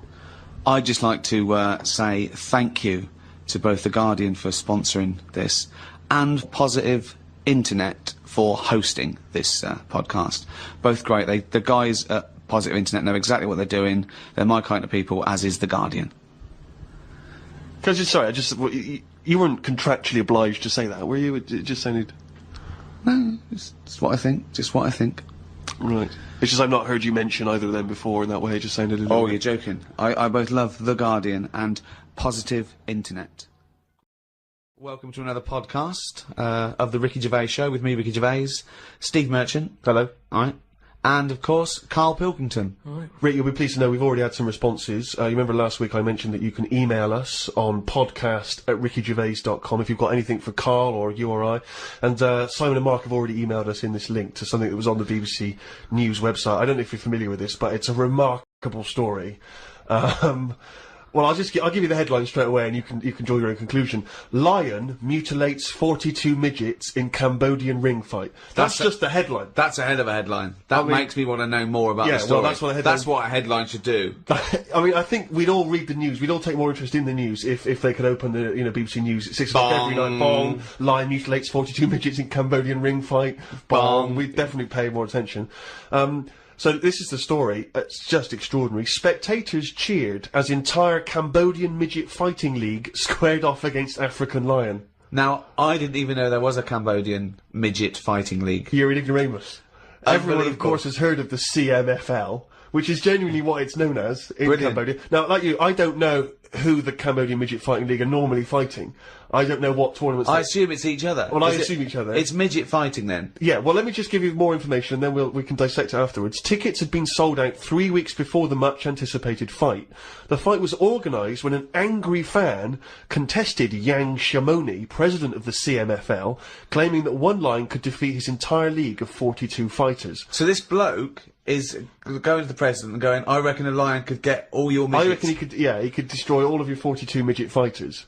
Now, apparently, Shamoni, the president of the CMFL, he takes great pride in the league, and he's conveyed in a recent advertising campaign that his midgets will take on anything, man, beast, or machine. Now, I don't know what kind of machine, again, midgets are fighting. But don't the midgets have a say in this? A washing machine. I don't know. The midgets going, alright, keep it down. No, they won't fight anything. Well, we won't fight anything. We'll fight each other. We're sort of, like, equally matched. No, you'll fight a beast or a machine. No. I'll fight another midget. I will fight any midget, is what... When I said I'll take on anything, I meant another midget. Machines. So this bloke goes, I reckon a lion could take on your midgets. He goes, rubbish. Yes. And that is why an African lion was shipped in especially for the event, which took place a couple of Saturdays ago, in the city's Colosseum. I mean, they've got a Colosseum, Rick, which is already brilliant. So hold on, this is sanctioned by the city? Well, the Cambodian government allowed the fight to take place under the condition that they receive a 50% commission on each ticket sold, and that no cameras would be allowed in the arena. We'll take 50%, but you know, for dignity's sake, there's no cameras. You know, we don't want to make this into a spectacle. Yeah. No. It's just lion versus midget, but exactly. You know. Well, 42. Never forget, there was 42 midgets. Now, this is the tragedy element, and this is why we shouldn't be laughing, because the fight was ended. Don't tell me the lion gets hurt. Well, the fight was ended, Rick, after only 12 minutes, after which 28 of the midget fighters were declared dead. Right. While the other 14 suffered severe injuries, including broken bones, lost limbs, and they were basically unable to fight. But the lion wasn't hurt?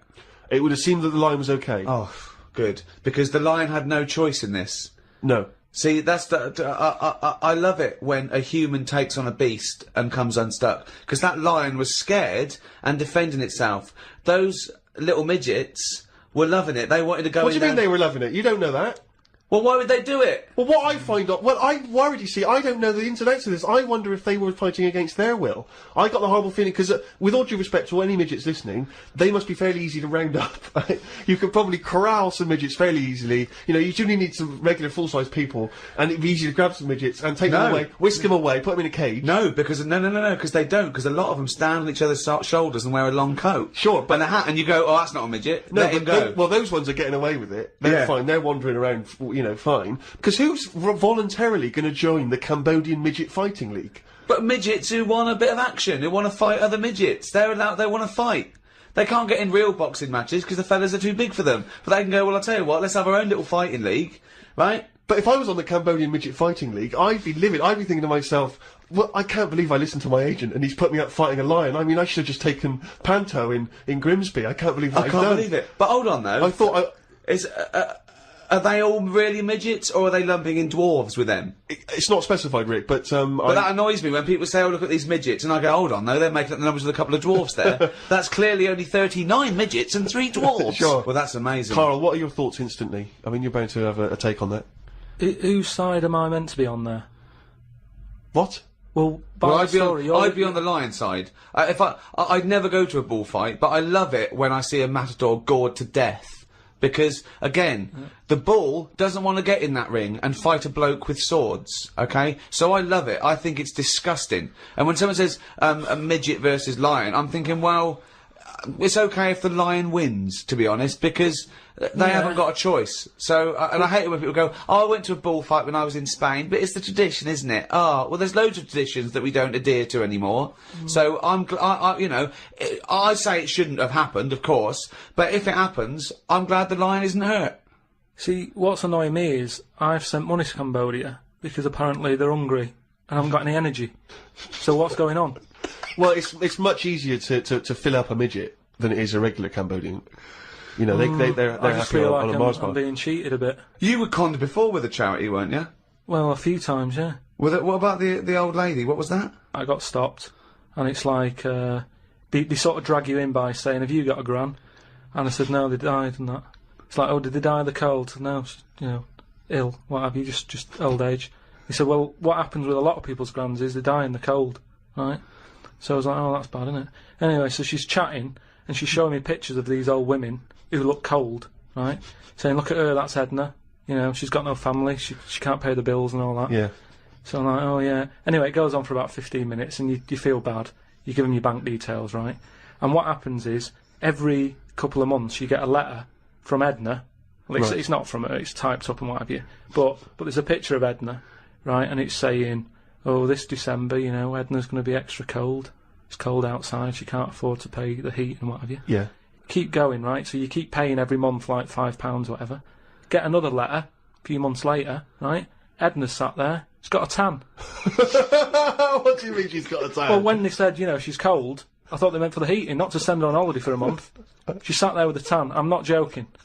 Are you sure it wasn't just a sort of a slight problem in the printing? No, definitely. Sure, she looked well happy. Sure, it wasn't liver failure. This is a terrible thing to say, but when I see those people approaching now with the clipboards on the street, I always get my mobile phone out and pretend to have a conversation. I've done that one. The number of fake conversations I've had walking past them now. Well, I felt sorry for them, right? Because I thought, that, you know, to be fair, I've got about 10 standing orders where I felt sorry for them on court, right? I thought they're doing a good deed, the least I can do. I find out they're on about £8 an hour. Are they? Yeah. They're not just doing it out of the kindness of their hearts. Well, I don't want to I thought they were libel them. volunteers. I thought that was at least why I should feel guilty. If they're getting paid to do it. I don't know, that could be wrong. I think they do. What? I've heard they get paid and that. Well, if someone knows, maybe email us. Podcast@rickygervais.com is how you can get in touch with us. 'Cause if you know if these guys are getting fleecing us twice. You know, I heard something. Karl thinks that. You think they're not. I don't know anything, but anything that will allow me. But to let's not feel find guilty. out, because you know, I don't want to slag them off, because they're obviously doing a good thing. So we'll find this out. It's you know, this is an educational show. I tell you what, though, right? Because we've talked about homeless people before and that, and I walked past one the other day. He's always cheerful, right? But don't you think, right? If you had a company, it's worth taking them on, because they never have a lie in. Brilliant. I'm finding it quite exhausting now, because a lot of the homeless I've encountered recently, they're not even after my money.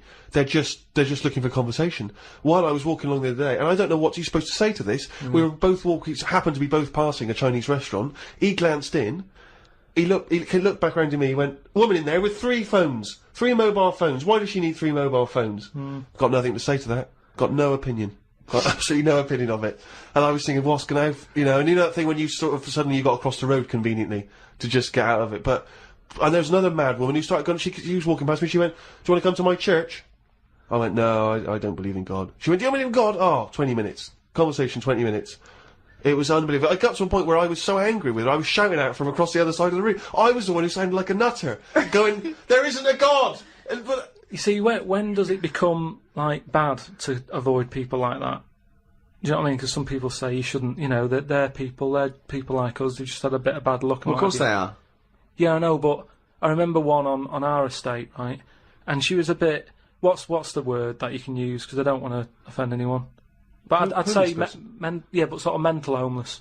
Is that a term? That's the official term. I think that is the new official term. It's mental homeless-itis. Right, so she lived on the estate and what have you, and she aged How was she homeless if she lived on the estate? Well, she sort of decided to stay around there because I think people on the estate spoke to her more than people who had money.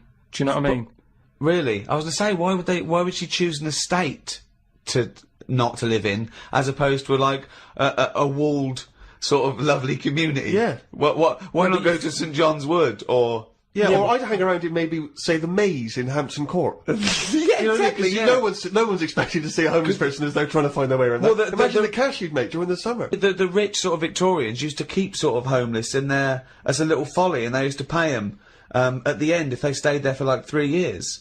What do you mean? Would they pay? It was fashionable to have a little homeless little hobbit in your outhouse. Seriously. And what did they have to do anything for the money? Run, dance, no, they just had to tigers? be there. No, they had to be there when they brought around. They go, look, that's our little cat weasel fella living in our folly. Yeah. And then they got money, you know, at the end of it. There's just like really rich sort of Victorians and stuff. That's a great idea. They should definitely bring that back.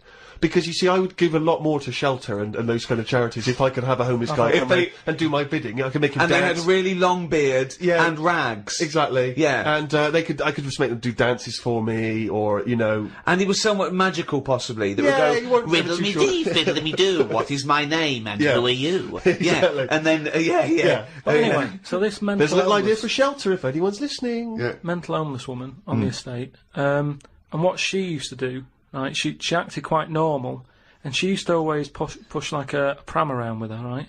And everyone was like, she can't have a kid, can she? Right? And she was dead happy every day. She was up and down, walking up and down the road.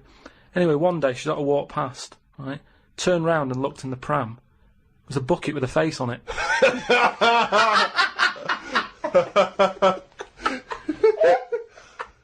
The Ricky Gervais Show on Guardian Unlimited.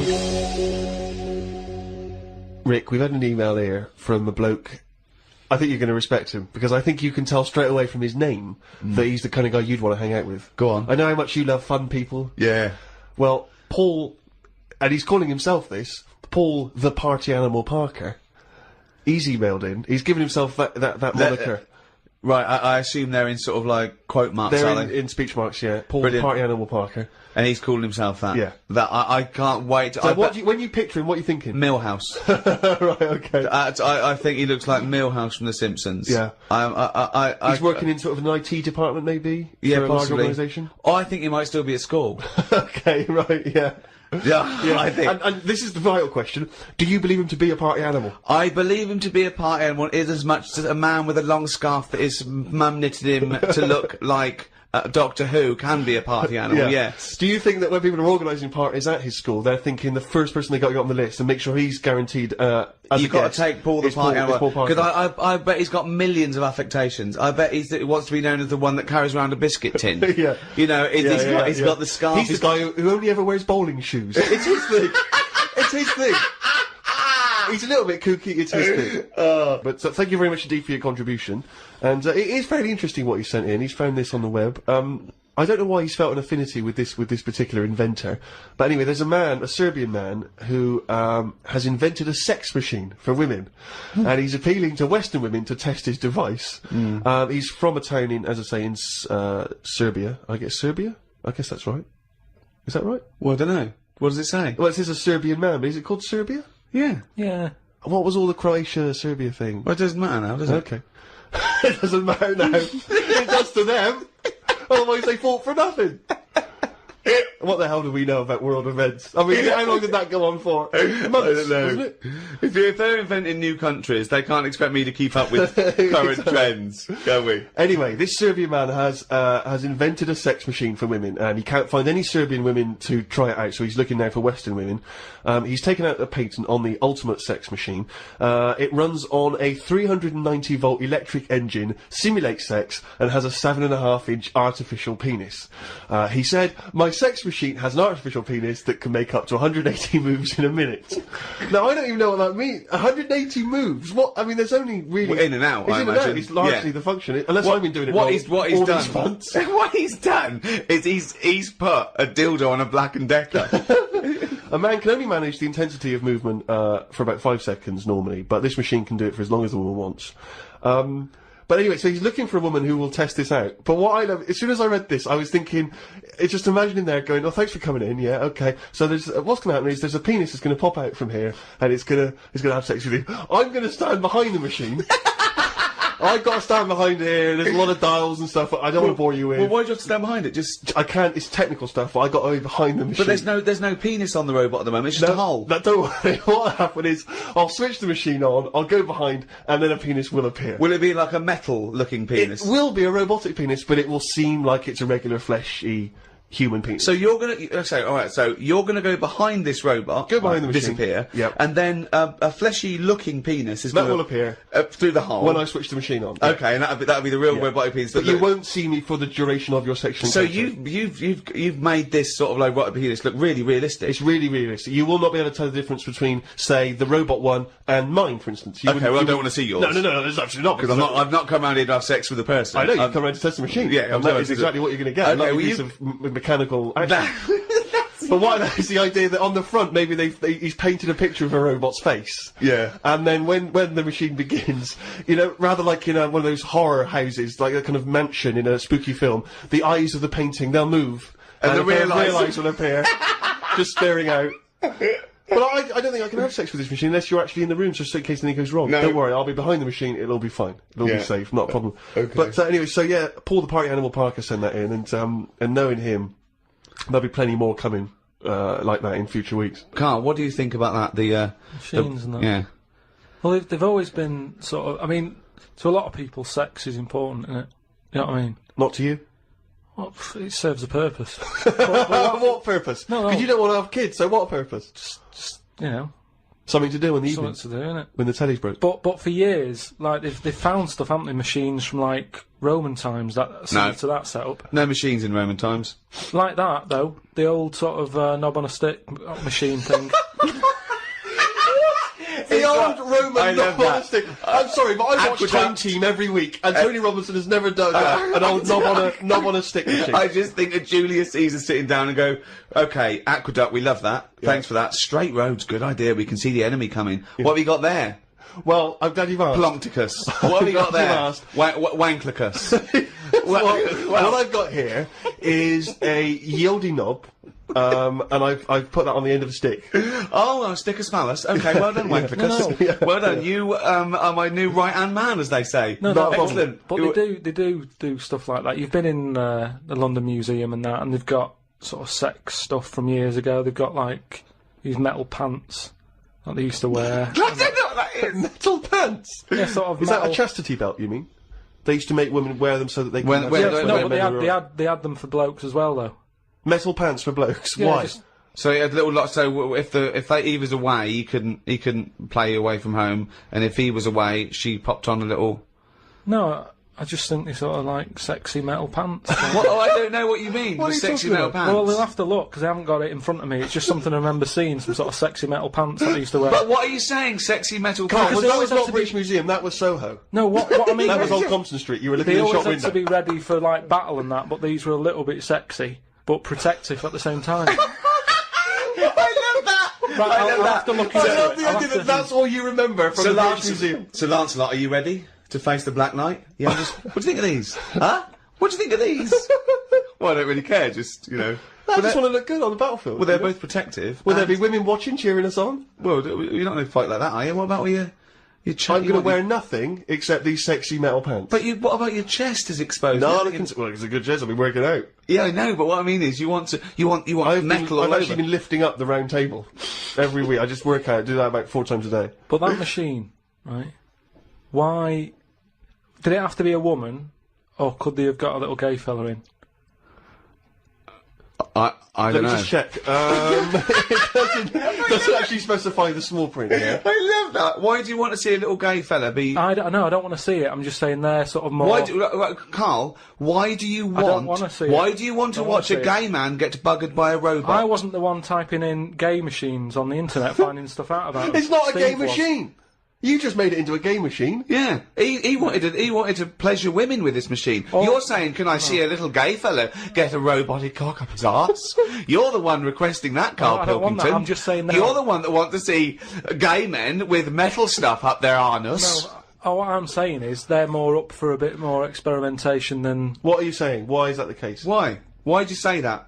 No, just they just butt plugs and that. I mean, what I'm saying is. What, you can't just say butt plugs and that. I'm just saying that I reckon they'd be up for it. What do you know That's about I'm butt plugs? saying. I don't know anything about them. I just remember seeing an advert for some once in a sex shop. What are you doing? What are you doing? No, I wasn't. I was just walking past. I was walking past the sex shop and that, and Your eyes you sort of glancing, looking. glistening. Why were you walking past a sex shop? Just because I was on the way to work and that, and I passed one, and there was a little sort of one. It was open early, which I never understood. Right, it was about 8 o'clock in the morning. Right, and I Who's thought, rushing out for butt plugs that early in the who morning, needs yeah. them now? Right, but I I sort of must had get a bagel and some poppers on the way to work. But I walked past it and it had like a little post-it note or postcard type thing, and it was like pop in now, buy an item, chuck in some free butt plugs. And I didn't know what they for. I'd never heard of them before. But all I'm saying is I've since found out what they do with them. What and do if they they do with do that with them, then Yeah. give them a go on that.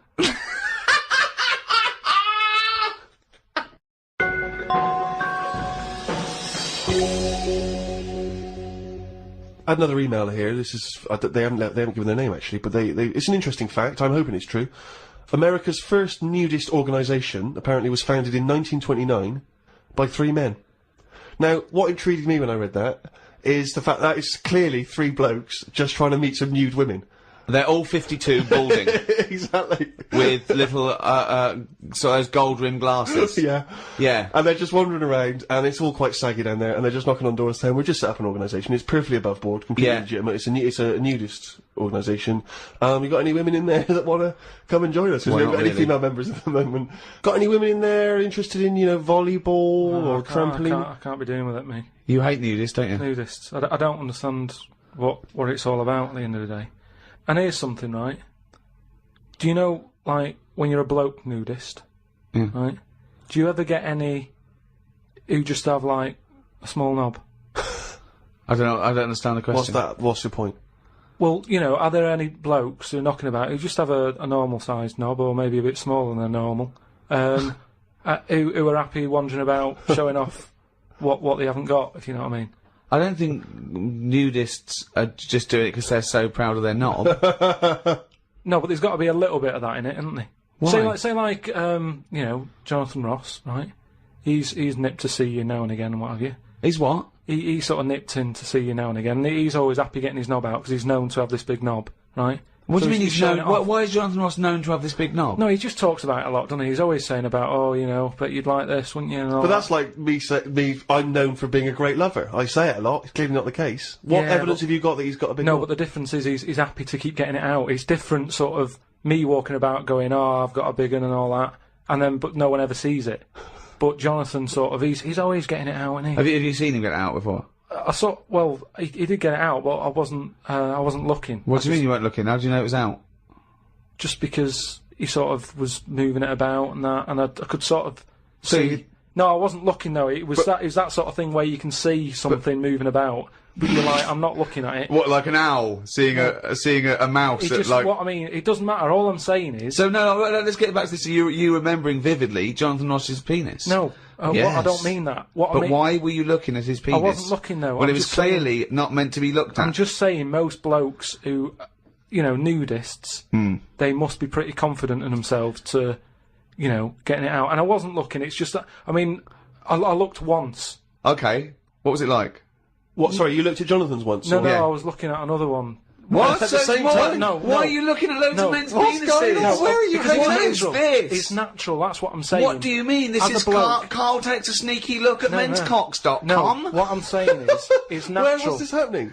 You were in a gym. No. A lot of guys are getting changed, and you No, were just checking you're, out their knobs. you're at your bedroom window with a pair of binoculars, No. and there was a little fella across the road I getting was changed. at some night out once. Go right? on. So you were at heaven, and you were in the It toilet. was some night out, and some people come running on the stage, right? Some music started coming on, and these 4 people ran out. It was 2 women. So 2 you're at a gay blokes. strip club. It wasn't gay in that. It was just a normal night out. Well, some sort of party night out. Right. These people come running on, right? You got 2 women. You got 2 blokes. Right. They whip their knickers off. The fellas whip their undies off. At the same Now- time? Yeah, all at the same time. Was it like, that, was it like a choreographed thing? like what's it? Chippendales.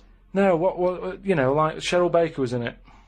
It was that thing where they sort of, on Eurovision Song Contest. I'm making your mind up. Yeah. When Bucks Oh, Fizz Bucks ripped Fizz. off a larger skirt, conceding a smaller skirt. At no point did Bucks Fizz whip their knickers and pants When off. you said Cheryl Baker was in it, I was thinking, what? Didn't she used to host Record Breakers? I don't remember that on there. so Tea that- Time on BBC One. So Go on. that happened, and all I'm saying is, right, before I had a look at the woman's bits, right, I just had a little cheeky glance at the fellas. Why? Why? Just checking it out, just seeing is everything normal down Why there. weren't your eyes drawn instantly to the ladies' bits? No, don't believe me, I had a look at that. All I'm saying But you is, went to the guys first. I didn't know how long pants were going to be left off for.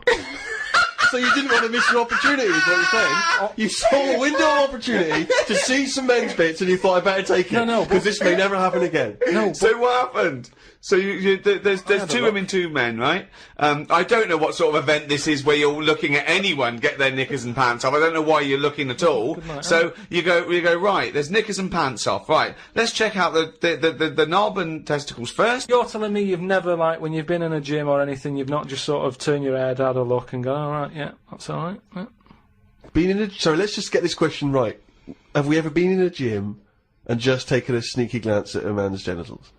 Is that your question to us? Right. For me, it's the same as when you see someone who's a bit odd, two heads or whatever. Well, I'll be honest. If I was in a gym and a bloke came in with two heads, I'd look. I'd get a sneaky glance in the mirror. I'd go... Sorry, but you'd look at his genitals or his two heads? His two heads! Or would you you look at the heads and then think, I wonder if he's got two cocks, and just... I'd have to have a look there. If I'll tell you what, and now I admit it, if I'm ever in a gym and a naked man with two heads walks in, I probably will check out the genitals as well, just to make sure that he's got two of everything. Can I tell you the thing that always freaks me out? I do sometimes go to the gym, and I live in North London, and the thing that always freaks me out is if there's an elderly man, often quite short, and I say this only so you can picture something in your mind's eye, you know, because I live in North London. There's quite a lot of old elderly Jewish gentlemen, you know, wander around, and I'm always freaked out because there's at least two I'm aware of who've got very, very large penises, and I always find that really disturbing because sometimes you can't help but notice because it's like Godzilla coming through the changing room. Do you know what I mean? And it's swinging there, and it never seems right that he's an old guy, you know, he's kind of a little overweight, quite short, and he's got a massive piece of action going on between his legs. And I always get, dare I say it, a little bit jealous. Because for a tall man, I feel I've been a little bit shortchanged. Oh, wow. So that, I do admit, that's the only instance where my eye has been naturally drawn to it. Do you know what annoys me in gyms? Where people walk round happily naked all the time whistling. They get weighed naked, pop a towel on and take off 3 ounces. How exact have those measurements got to be? Yeah. Do you know what I mean? Pop a towel on. I mean, unless you're going on the space shuttle, I reckon you could give or take a couple of stone. Yeah, exactly, yeah. Absolutely right. Well, we've put that to bed. The Ricky Gervais Show on Guardian Unlimited. Right, Karl. Go on. It's that time again. You better be ready. Oh, chimpanzee that monkey news. Right. Well, this week, what we're covering is, do you know, like they say, monkeys are pretty close to humans. Well, when you say monkeys, you mean apes, I assume, and when you say apes, you mean chimpanzees. Monkeys and that. Well, no, because they're different species. They're all primates. They've done a lot of tests and that. Like I said, you know, we've talked about the one that went into space. That was rubbish. Had ones that have worked in train stations. No. So the Barbers, was there a barber one? There was a barber one. He started off sweeping, didn't he? But he didn't immediately go in straight into. But he worked his way up. Yeah. They do the apprenticeship. They do a lot of stuff. I've seen the salon. He was probably the top student. But the thing is, I mean, in a way, this is linked to the one in the salon. He could cut hair, but he'd never be allowed to work on the till, right? But these tests that they've been doing now. Why? Are they not trustworthy? Well, they've had problems understanding money, right? But they've got one recently that they've been teaching about the value of money and showing it that, you know, to get this money you've got to work hard, you've got to save your money, and when it's saved up, it's all bollocks. You can do what you want with that money. Yeah, it wouldn't But happen. at the end of the day, these monkeys aren't on that much money. Yeah, So- and they wouldn't. You could never teach a monkey the value of money. So the thing is, they've said to these monkeys, look, you know, there's your money. They haven't said anything You're to the only getting monkeys. so They much have, Rick. money, Please listen to the news. but It's the news. It's the news. it's important that, you know, they know how to spend that money, right? It's basic rules, really. It's what you teach a human about money, and it's what you teach kids. The So value of invest money. wisely. Invest and all that. Sorry, who's teaching they got these monkeys? past, Well, so, Karl, stop. Just some people and that. But where are these The monkeys? monkey people. But where are these monkeys? Where are these I monkeys think being? it's in San Francisco. Where are these monkeys though? What are they? Are they in a shop? What are they doing? Are they in homes? What are they doing? Just in the like- zoo? Well, probably just in like some sort of science place where science people are checking out monkeys' brains and that and seeing how they work. But they're happy. They're not. This is cutting them different to the news at 10. that. So listen. Well, yeah, but you can't interrupt the newscasters for one thing, Rick. Please. Sorry, go on. So there's these monkeys, right? And they've given them some money, probably about £5, and they said, right, off you go, go shopping, see who comes back with the best sort of how much can you get? You know, like in Ready, steady, cook. where they say, there's a £5, go and get some food. Anyway, some came back, and they were like, you know, they hardly had anything. Right? This is absolute shit. No, listen. This is bollocks. Listen. But one of them, right, he was away longer, to be fair. Yeah. Right, I think he came back last. But they were really impressed, because he sort of said, this is amazing that you've got all this. Can't believe it. Give us the receipt, right? Oh, this is absolute Right, forget it then. Forget it. No, listen. forget it. No, this is absolute shit. We want to hear the end. No. Look, hang on a minute, right? So they said, give us the receipt and that, and they looked at it, and it was all official, right? And they went through it all, and what they were really impressed by is the way that they always went for the sort of slightly older veg, where you get 2 lots for the price of one. Right, you're absolute. So, and it just goes to show, This is right, absolute bollocks. Well, There's forget it no then. way. If you're There's not gonna- no way forget a it. chimp went It's shopping not- and right. knew what he was buying. It's I don't know why absolute. you asked me then. Well, it's absolute bollocks. Once again, you've made it up. You probably saw a headline it. on some sort of half-witted website, and you're talking shit. Right. Just to say, if you have any monkey news for Karl that you want to hear on one of these podcasts in future weeks, then you can email Karl, or indeed with anything at podcast@rickygervais.com. This podcast was hosted by Positive Internet.